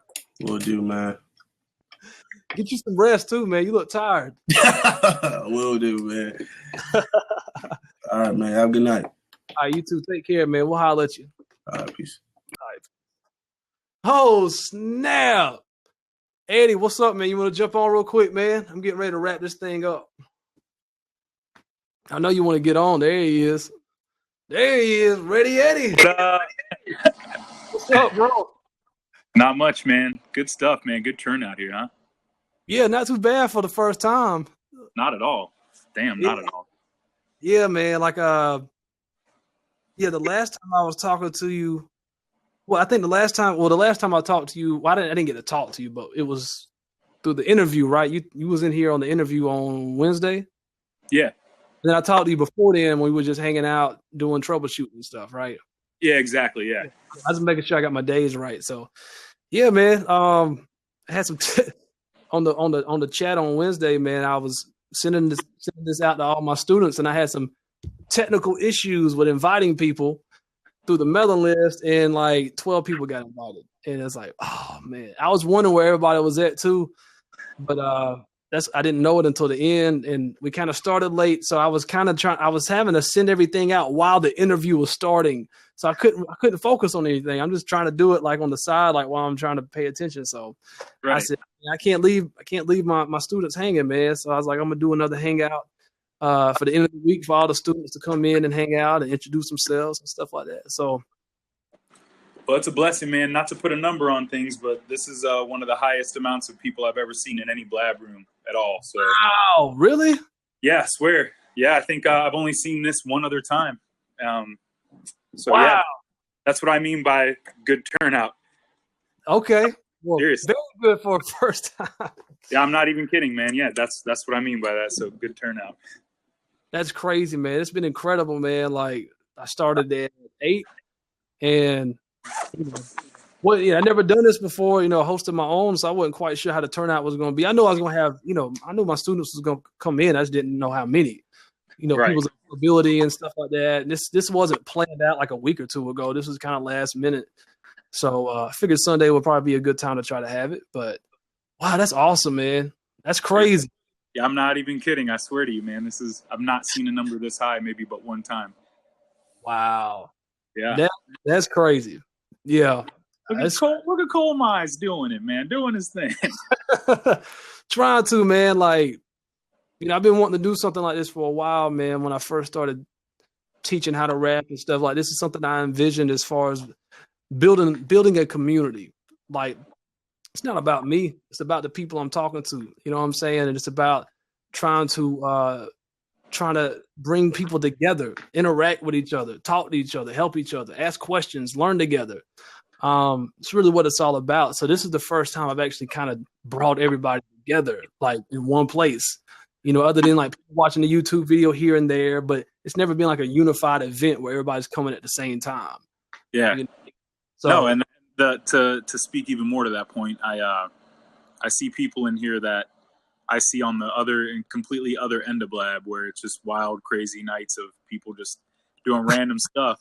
And I see those people in here right now. So there's something to say. Yeah. Anybody you want to give a shout out to that you see? Yeah. Nikki, Selassie Kwashi, Devon. Let's see who else. Heroin or Heroine, however you pronounce that. That's all I see right now. How are you checking out everybody? Are you just looking at the top with people as you hover over? Yeah, you hover over above the chat. You see all those little face bubbles. Yeah. Yeah, those are the ones. I'm just scrolling through that with my finger since the crappy mobile version. So he's still mobile. Yeah, still mobile. Like with this number up here, just to make sure I get this right, the eyeball is the people who aren't like connected with Twitter. They're kind of like ambient lurkers, I guess you could say. Like they can't actually get on the chat, right? That's something that I'm a little iffy about. I always was under the assumption that that's how many eyeballs have stepped into the room throughout the course of the night, and then happened to leave. So how many people have pinged that page? But I could be wrong about that. But I know that there right now are 56 and was just mid-60s in the room at the current time. So okay. But yeah, the eyeball number, I'm not sure about that. Like I said, I thought it was how many people have decided to step in and out throughout the entire since we've been on at 8. That would make sense too, because let's see, I'm on Blab now. They got us at the top, which I figured they would because I think they feature some of the ones that are getting the most plays, stuff like that. So it's saying 56 people are watching now, and it's had 731 viewers. Yeah, so at one point throughout the entire night, it's had 736 now throughout the course of the night. Got you. That makes sense. That makes a lot of sense. Yeah, but even that number of how many are in here now, that's still I've not seen it that high but one time before this. So wow. Yeah. That's awesome, man. So somebody said 736 came to the party, total 59 are here at the second. Exactly. That's crazy, man. I'm just humbled by the turnout, man. Like I didn't know how it was going to turn out. But I knew my people was going to come through though. I knew they was going to come through. Well, see, you gotta understand. There's like you said, there's an audience for everything. Mm-hmm. Same stays true to you yourself. There's on Blab, just Blab alone, there's an audience for everything, and you're the only person doing this right now. So, and that's huge because however many people own Blab, there so many people want something like this, and you're the only person doing it. So, if this is episode 1 and this is the turnout, sky's the limit, man. Sky's the limit.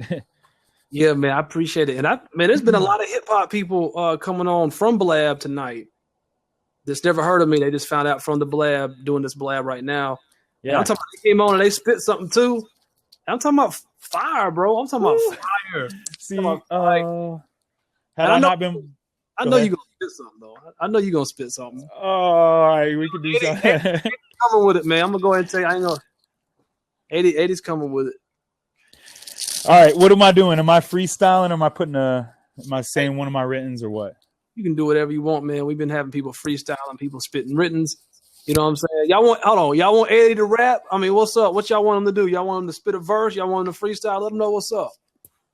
Yeah, let me know in the comments. Freestyle or I could do either or, but which one should I do? Yeah, you know. Yeah. Help him out, man. All right, let me just get a beat ready just in case. Okay. You on that TV? You know. So yeah, keep talking amongst yourself while I do this. All right, y'all, come on, chime in. Somebody, Kristen said freestyle. That's it. That's the first one. Free rapping. Somebody said free rapping. Free rapping. Oh, snap. I don't know what that is. Nah, I'm just playing.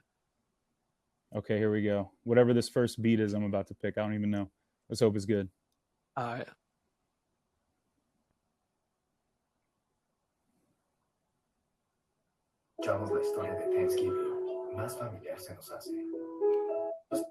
A Spanish ad. I thought you was about to kill somebody.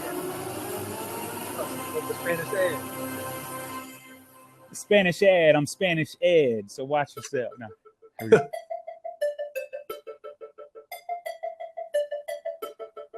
Yo.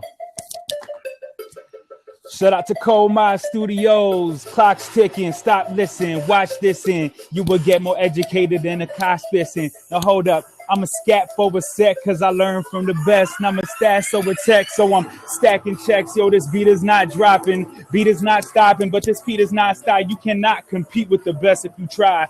I'm going to say, hold up a second, man. This beat committing suicide, and it's not even ready, though. My name is just Eddie, yo. I'm going to play it like I play on the field. Now, who's ready to go? The Bengals tonight, they just lost the game. I'm crazy, sad, I'm mad, but I'm still insane. Has it beat?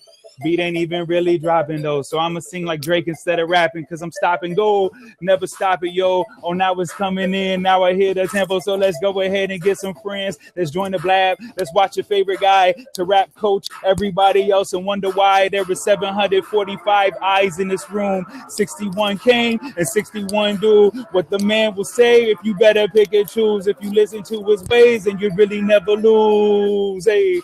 Then I'm glad that I did it. I'm hold up. Blab committed to the best motherfucker in the game on the mic. Cold Mize Studios and his Monica, his wife. The first time I met her, she kind of tricked me. Said she wasn't anybody who knew, and I said, please. I didn't believe him. No, I really did. And she came on saying, yo, I'm just kidding. You a kid. That's all I got.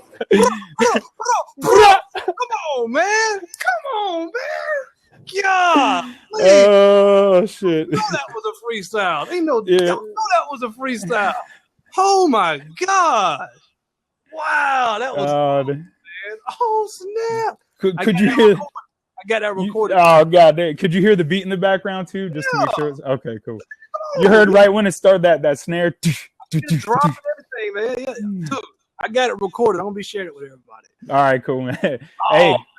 That was awesome. You the teacher, man. You the teacher. Wow, man. There's been a lot of talented people in here tonight, man. I'm Definitely. humble. I'm just humble to be around all you guys, man.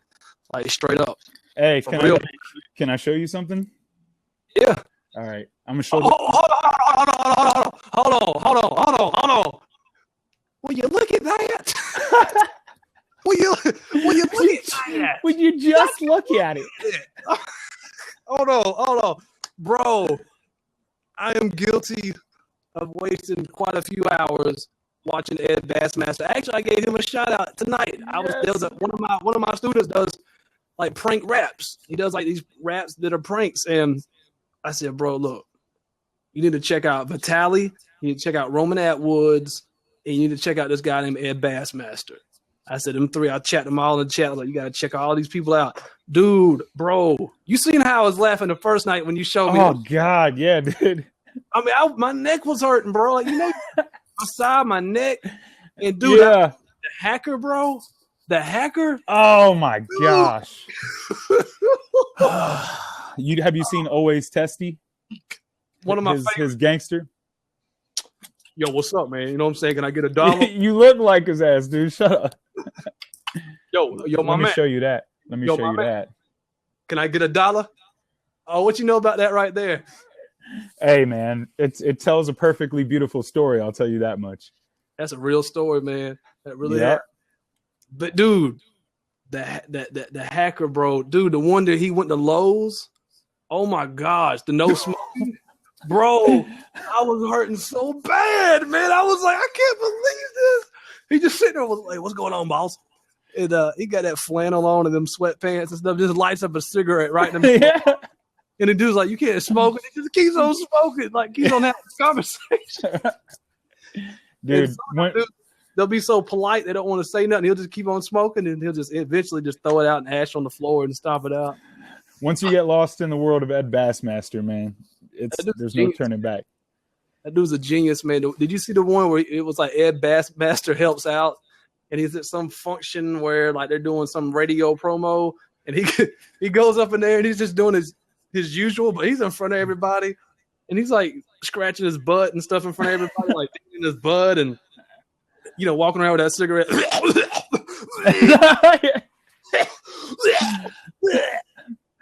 It's classic. You've seen him without any makeup on or anything, right? Oh yeah. Hey, he can freestyle too, man. Yeah. I've seen some vines of his where he's like spitting some good stuff. Yeah, he likes hip hop, but that's and the Bluetooth guy. Yeah. Like he's like, are RCVs good TVs? And the dude's like, yeah, man, they're good. He's like, oh, I'm sorry, what's that? RC, they're good. Like, what are you talking about? Oh, I'm sorry, I'm on my Bluetooth. On my Bluetooth, yeah. Bluetooth. He's got the hair. Oh, dude, one of my favorites though. One of my favorites is Taquila. She's nasty, dude. But the parent teacher conference, bro. Dude, I didn't see that one. Oh my gosh, bro, you gotta see. Dude. Oh, that dude can act, man. That dude can act for real. I don't know how he keeps a straight face. Hence why he has his own show now, man. Yeah. I don't want to give that away, but you gotta watch that, dude. That's gotta be one of my favorite ones, man. Like he killed it so bad. You gotta watch it, man. If I could play video in here, I'd play it right now. Yeah. I mean, but you gotta have that visual, Hold up. Yeah. What is called here? Hold up. Let's see if it works when I do this. To anybody wondered, I'm talking about a guy named Ed Bassmaster. It's called Parent Teacher Conference. Yes.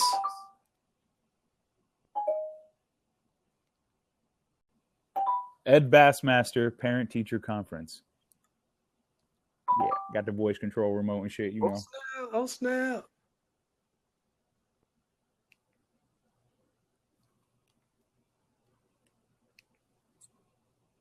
Dude, it's so hilarious, man. And the Skippy one too, man. Dude, that's such a genius character, bro. Like it's scary, crazy how different his characters are. And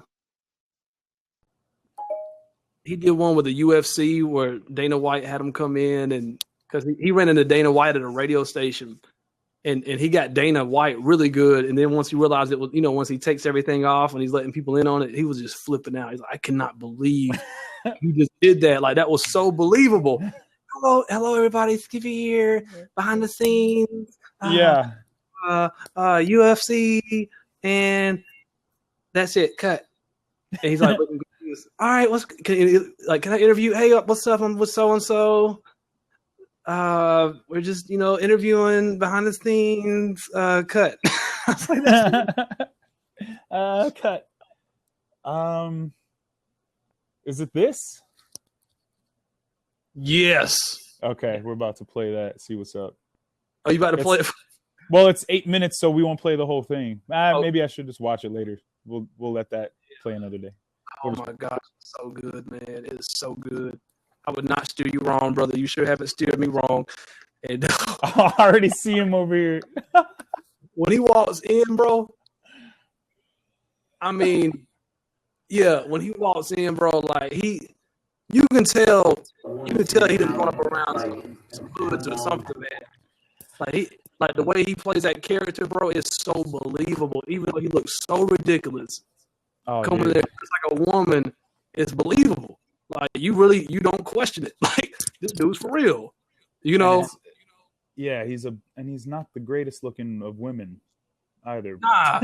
But you still don't. But you still don't question it. Hey, you're like, I don't know what's going on with this dude, but he's for real. There's no doubt about it. And I'm talking about he came in there with snapping the neck. You know what I'm saying? Walked in there with a big old bag of chips and a big old drink and and he's just, licking his fingers and stuff. I mean, just to a T, man, like on point. Like we all know someone that's acting just like he's acting. And that's what he was. Oh, yeah. He said he got that character from someone where he used to work for a cellular company that came in. Her name was Tequila. He called her Tequila. She goes, no, it's spelled tequila, but you say Tequila. Oh, man. But it's classic. It's a classic. You're going to like that. So thank you for introducing me to Ed Bassmaster. Oh, man, no. Thank you for liking him. That's awesome. He's a genius. And you said where, as far as his show, though, like, where's his show? Is it on internet only? Is it on cable? It used to be internet only. Now he's gotten picked up to do a show on the Country Music Television, CMT channel. Oh, yeah? Yeah, so I don't know why that exact... They're going to let him do his Tequila on CMT? Yes. If you look him up, constant promos of him on set filming, and he's doing all the characters. Oh, okay. No stops. That's awesome. Pulling out no stops. He's doing it all. I'm happy for him, bro. Like I love seeing people doing good, and that dude's been working hard, man. Like I think he started doing it around 2005, 2006. I think 2005ish. But he's been grinding. He's been putting in a lot of work, and so it's really good to see him get that recognition.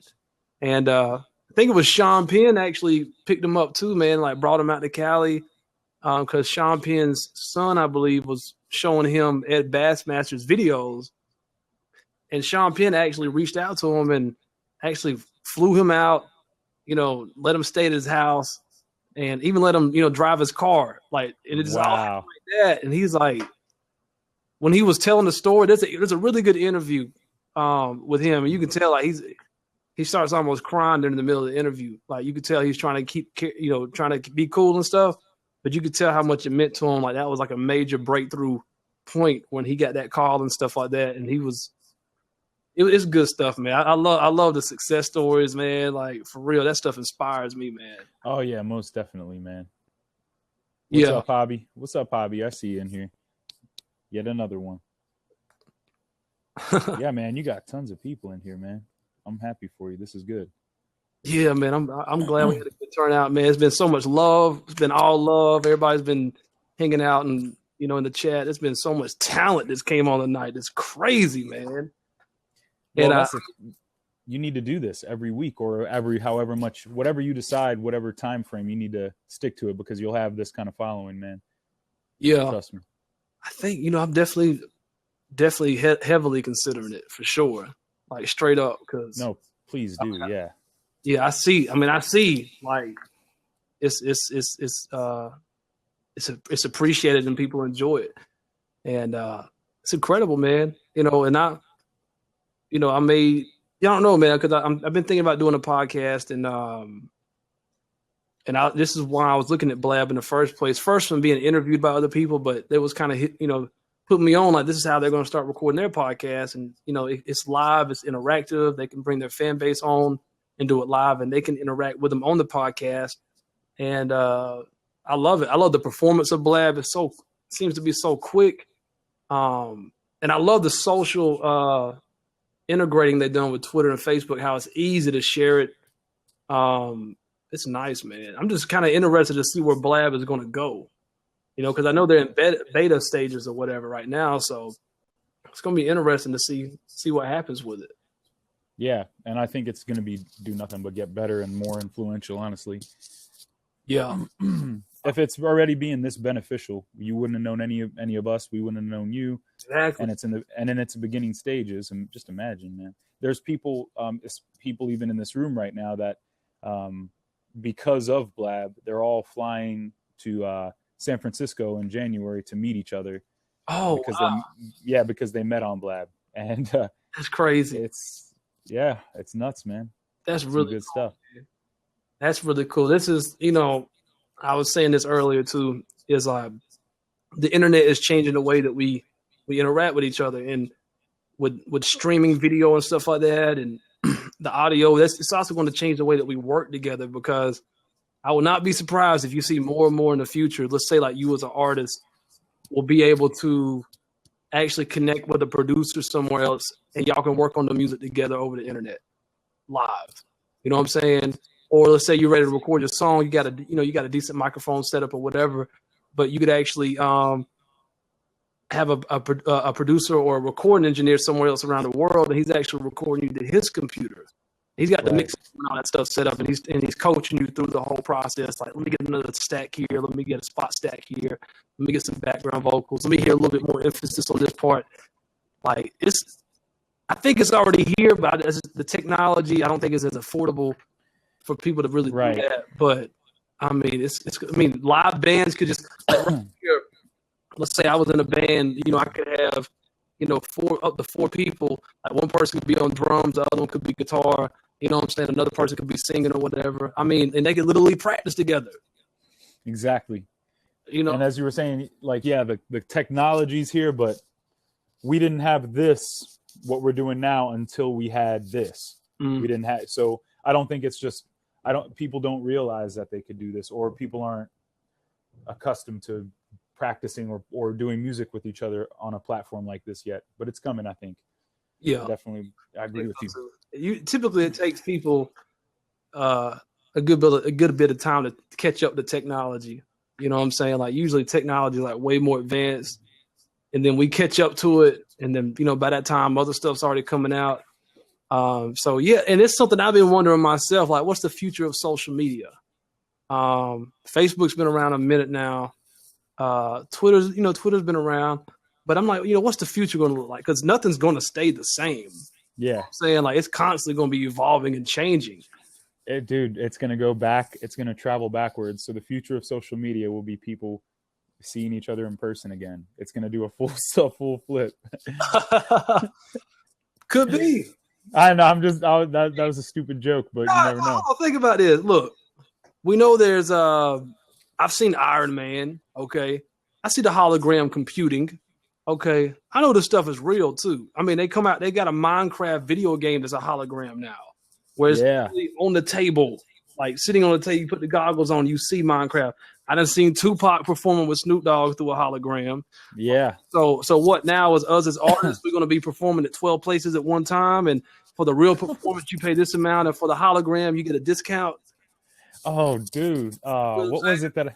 Yeah, man. The there was like I saw of a performance where people had to pay just to come and watch it on a screen of a live performance though, but they were broadcasting to other places. And if you wanted to go into this special room at a bar or something to watch them, you had to pay for it. Wow. Yeah. I tell you something, Wu-Tang did something different. I don't know if it was their last album, but I know it's one of their most recent albums. They only released one copy of it. One copy. And they I think I can't remember how much they sold it for. I can't remember if they got $1 million for it or what. I can't remember the dollar amount. It was a lot of money. But it was kind of their point of making like, look, you know, a lot of people say music has been devalued and it's not really appreciated. They were really making a point to say it's still appreciated. And in fact, we don't have to give our music to everybody. They wanted to make something super exclusive, and they put it together like they put this huge like thing together and made it like you know, playing off the whole kung fu type of thing. And I mean, like had like in a chest or something like that. And they only allowed like, I think a few performances of songs off of there. And then everybody who came in there, like all the technology was confiscated off people, no cell phones. I mean, period. Oh, wow. You ain't coming in here with it. You know what I'm saying? Nothing. One album. And they were really just making a point about, I guess, the value of music, like to show people do still value music, you know? Most definitely. Yeah. But I think, I don't know, man, holograms and stuff like that. Who knows? One day, you know, like having a meeting at work will just be you at your house, you know, you'll just have like this right here, this down will be suit, and this will be in your drawers with no socks because they can't see down past your waist. And it's just like a hologram computing, and then, but you're in like a room or something like everybody will be in their own room, and it will seem like everybody's there with you. Like everybody. Yeah. You see what I'm saying? Oh, like you're people literally like in real time, but they're digital. That's crazy. But that's what technology's, you know, that's where it's going, you know? Yeah, man. I don't know, you know, maybe that's the new social media. It's like holograms and like, that's crazy. That's crazy. But yeah, you just have a little ball or something that you put on your table and you just swipe through everybody's lives. Yeah. You know, and you're just watching them, and then like a hologram will pop up right in front of you. Bro. Like, I just ate a sandwich. That was their post, and that shows them eating the BLT or something. That's crazy. It's like the merging of, you know, human beings and computers and technology. It's happening. It's happening. It's gonna be interesting. It kind of remind me of some movie that Robin Williams did when you said that about flipping through, because he did a movie about that where everything in your whole life is recorded. And, what movie? Oh man, somebody said awesome flick. Stallone and Snipes. Ooh, Demolition Man. Demolition Man is a good one too. Hey, there's a lot of truth to Demolition Man. Man, there's a lot of truth to that. That's probably one of the best movies ever. Classic. You get a ticket for cussing. All the is pretty much automated for the most part. Well, there's an article now out that explains the 3C shows. If you never heard about what they do, the ones instead of bathroom, right? Yeah, there's an article out that explains what those do now and what their purpose was. Wow. Yeah, look it up. Look it up. I'm not going to describe it on here, but look it up. Okay. I respect that, man. Yeah, yeah. Pretty sure it's graphic. Yeah. Oh man. Man. I think we're going to kind of wrap it up, man. Like I've been trying to be good and keep a schedule.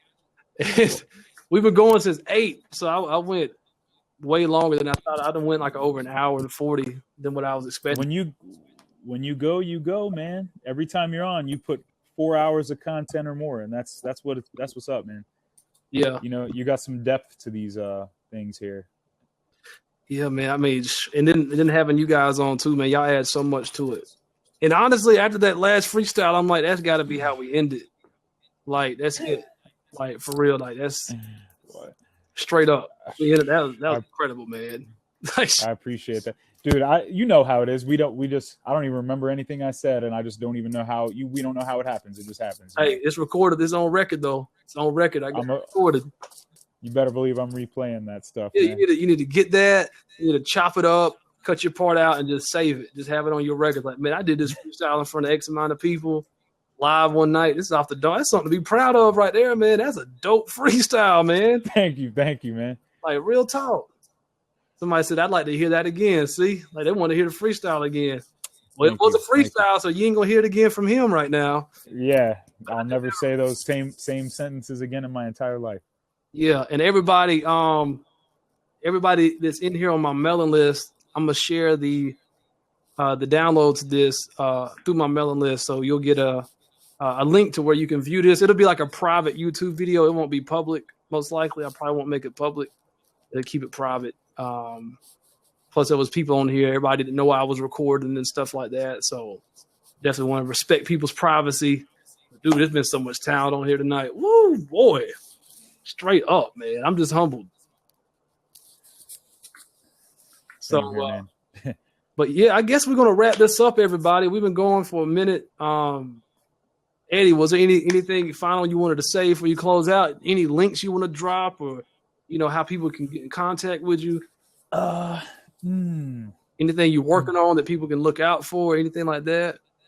I'm definitely re-inspired to start doing some new stuff. It's been a while. I got a SoundCloud, I got a YouTube, but I don't want to put that stuff out there just yet. I want to shout you out, honestly. Thank you for doing this, because I told you I was looking around Blab one night and I saw this funny character doing that face. And I'm like, let me click on this, and then I see you and Oz is scatting. Of all people, Oz scats are legendary, by the way. Yeah.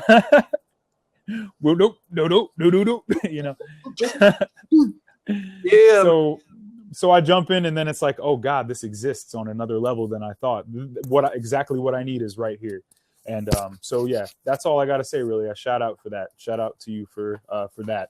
And yeah, man, look out for me.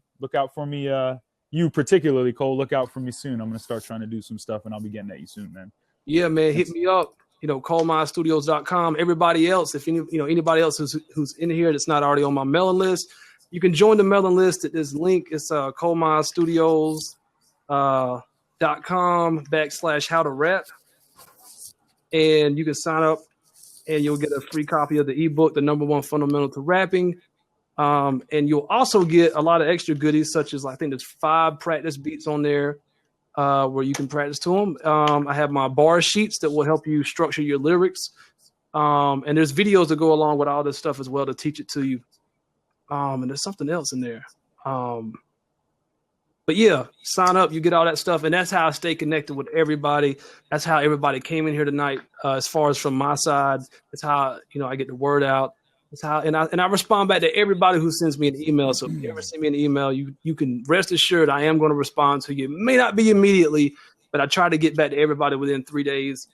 So, anybody wanting to connect, make sure you go to ColeMizeStudios.com/how-to-rap, and we can stay connected that way. Eddie, thanks so much for joining me, bro, for blessing us with that freestyle. What a great way to end a very successful first Blab. Thank you, everybody else, every single person that came in here tonight and participated and showed love. I sincerely appreciate it. I'm humbled by all you guys and everybody who came in here and spit something, man. Like, thank y'all so much. And if I don't talk to everybody in here before Thanksgiving, I hope you all have a very, very blessed Thanksgiving. Hope you all are able to enjoy time with your family and friends. And I guess that's about it, everybody. We're going to sign off. Y'all take care. We'll holler at you. Deuces. Doses. All right, bro. Peace. Peace, man.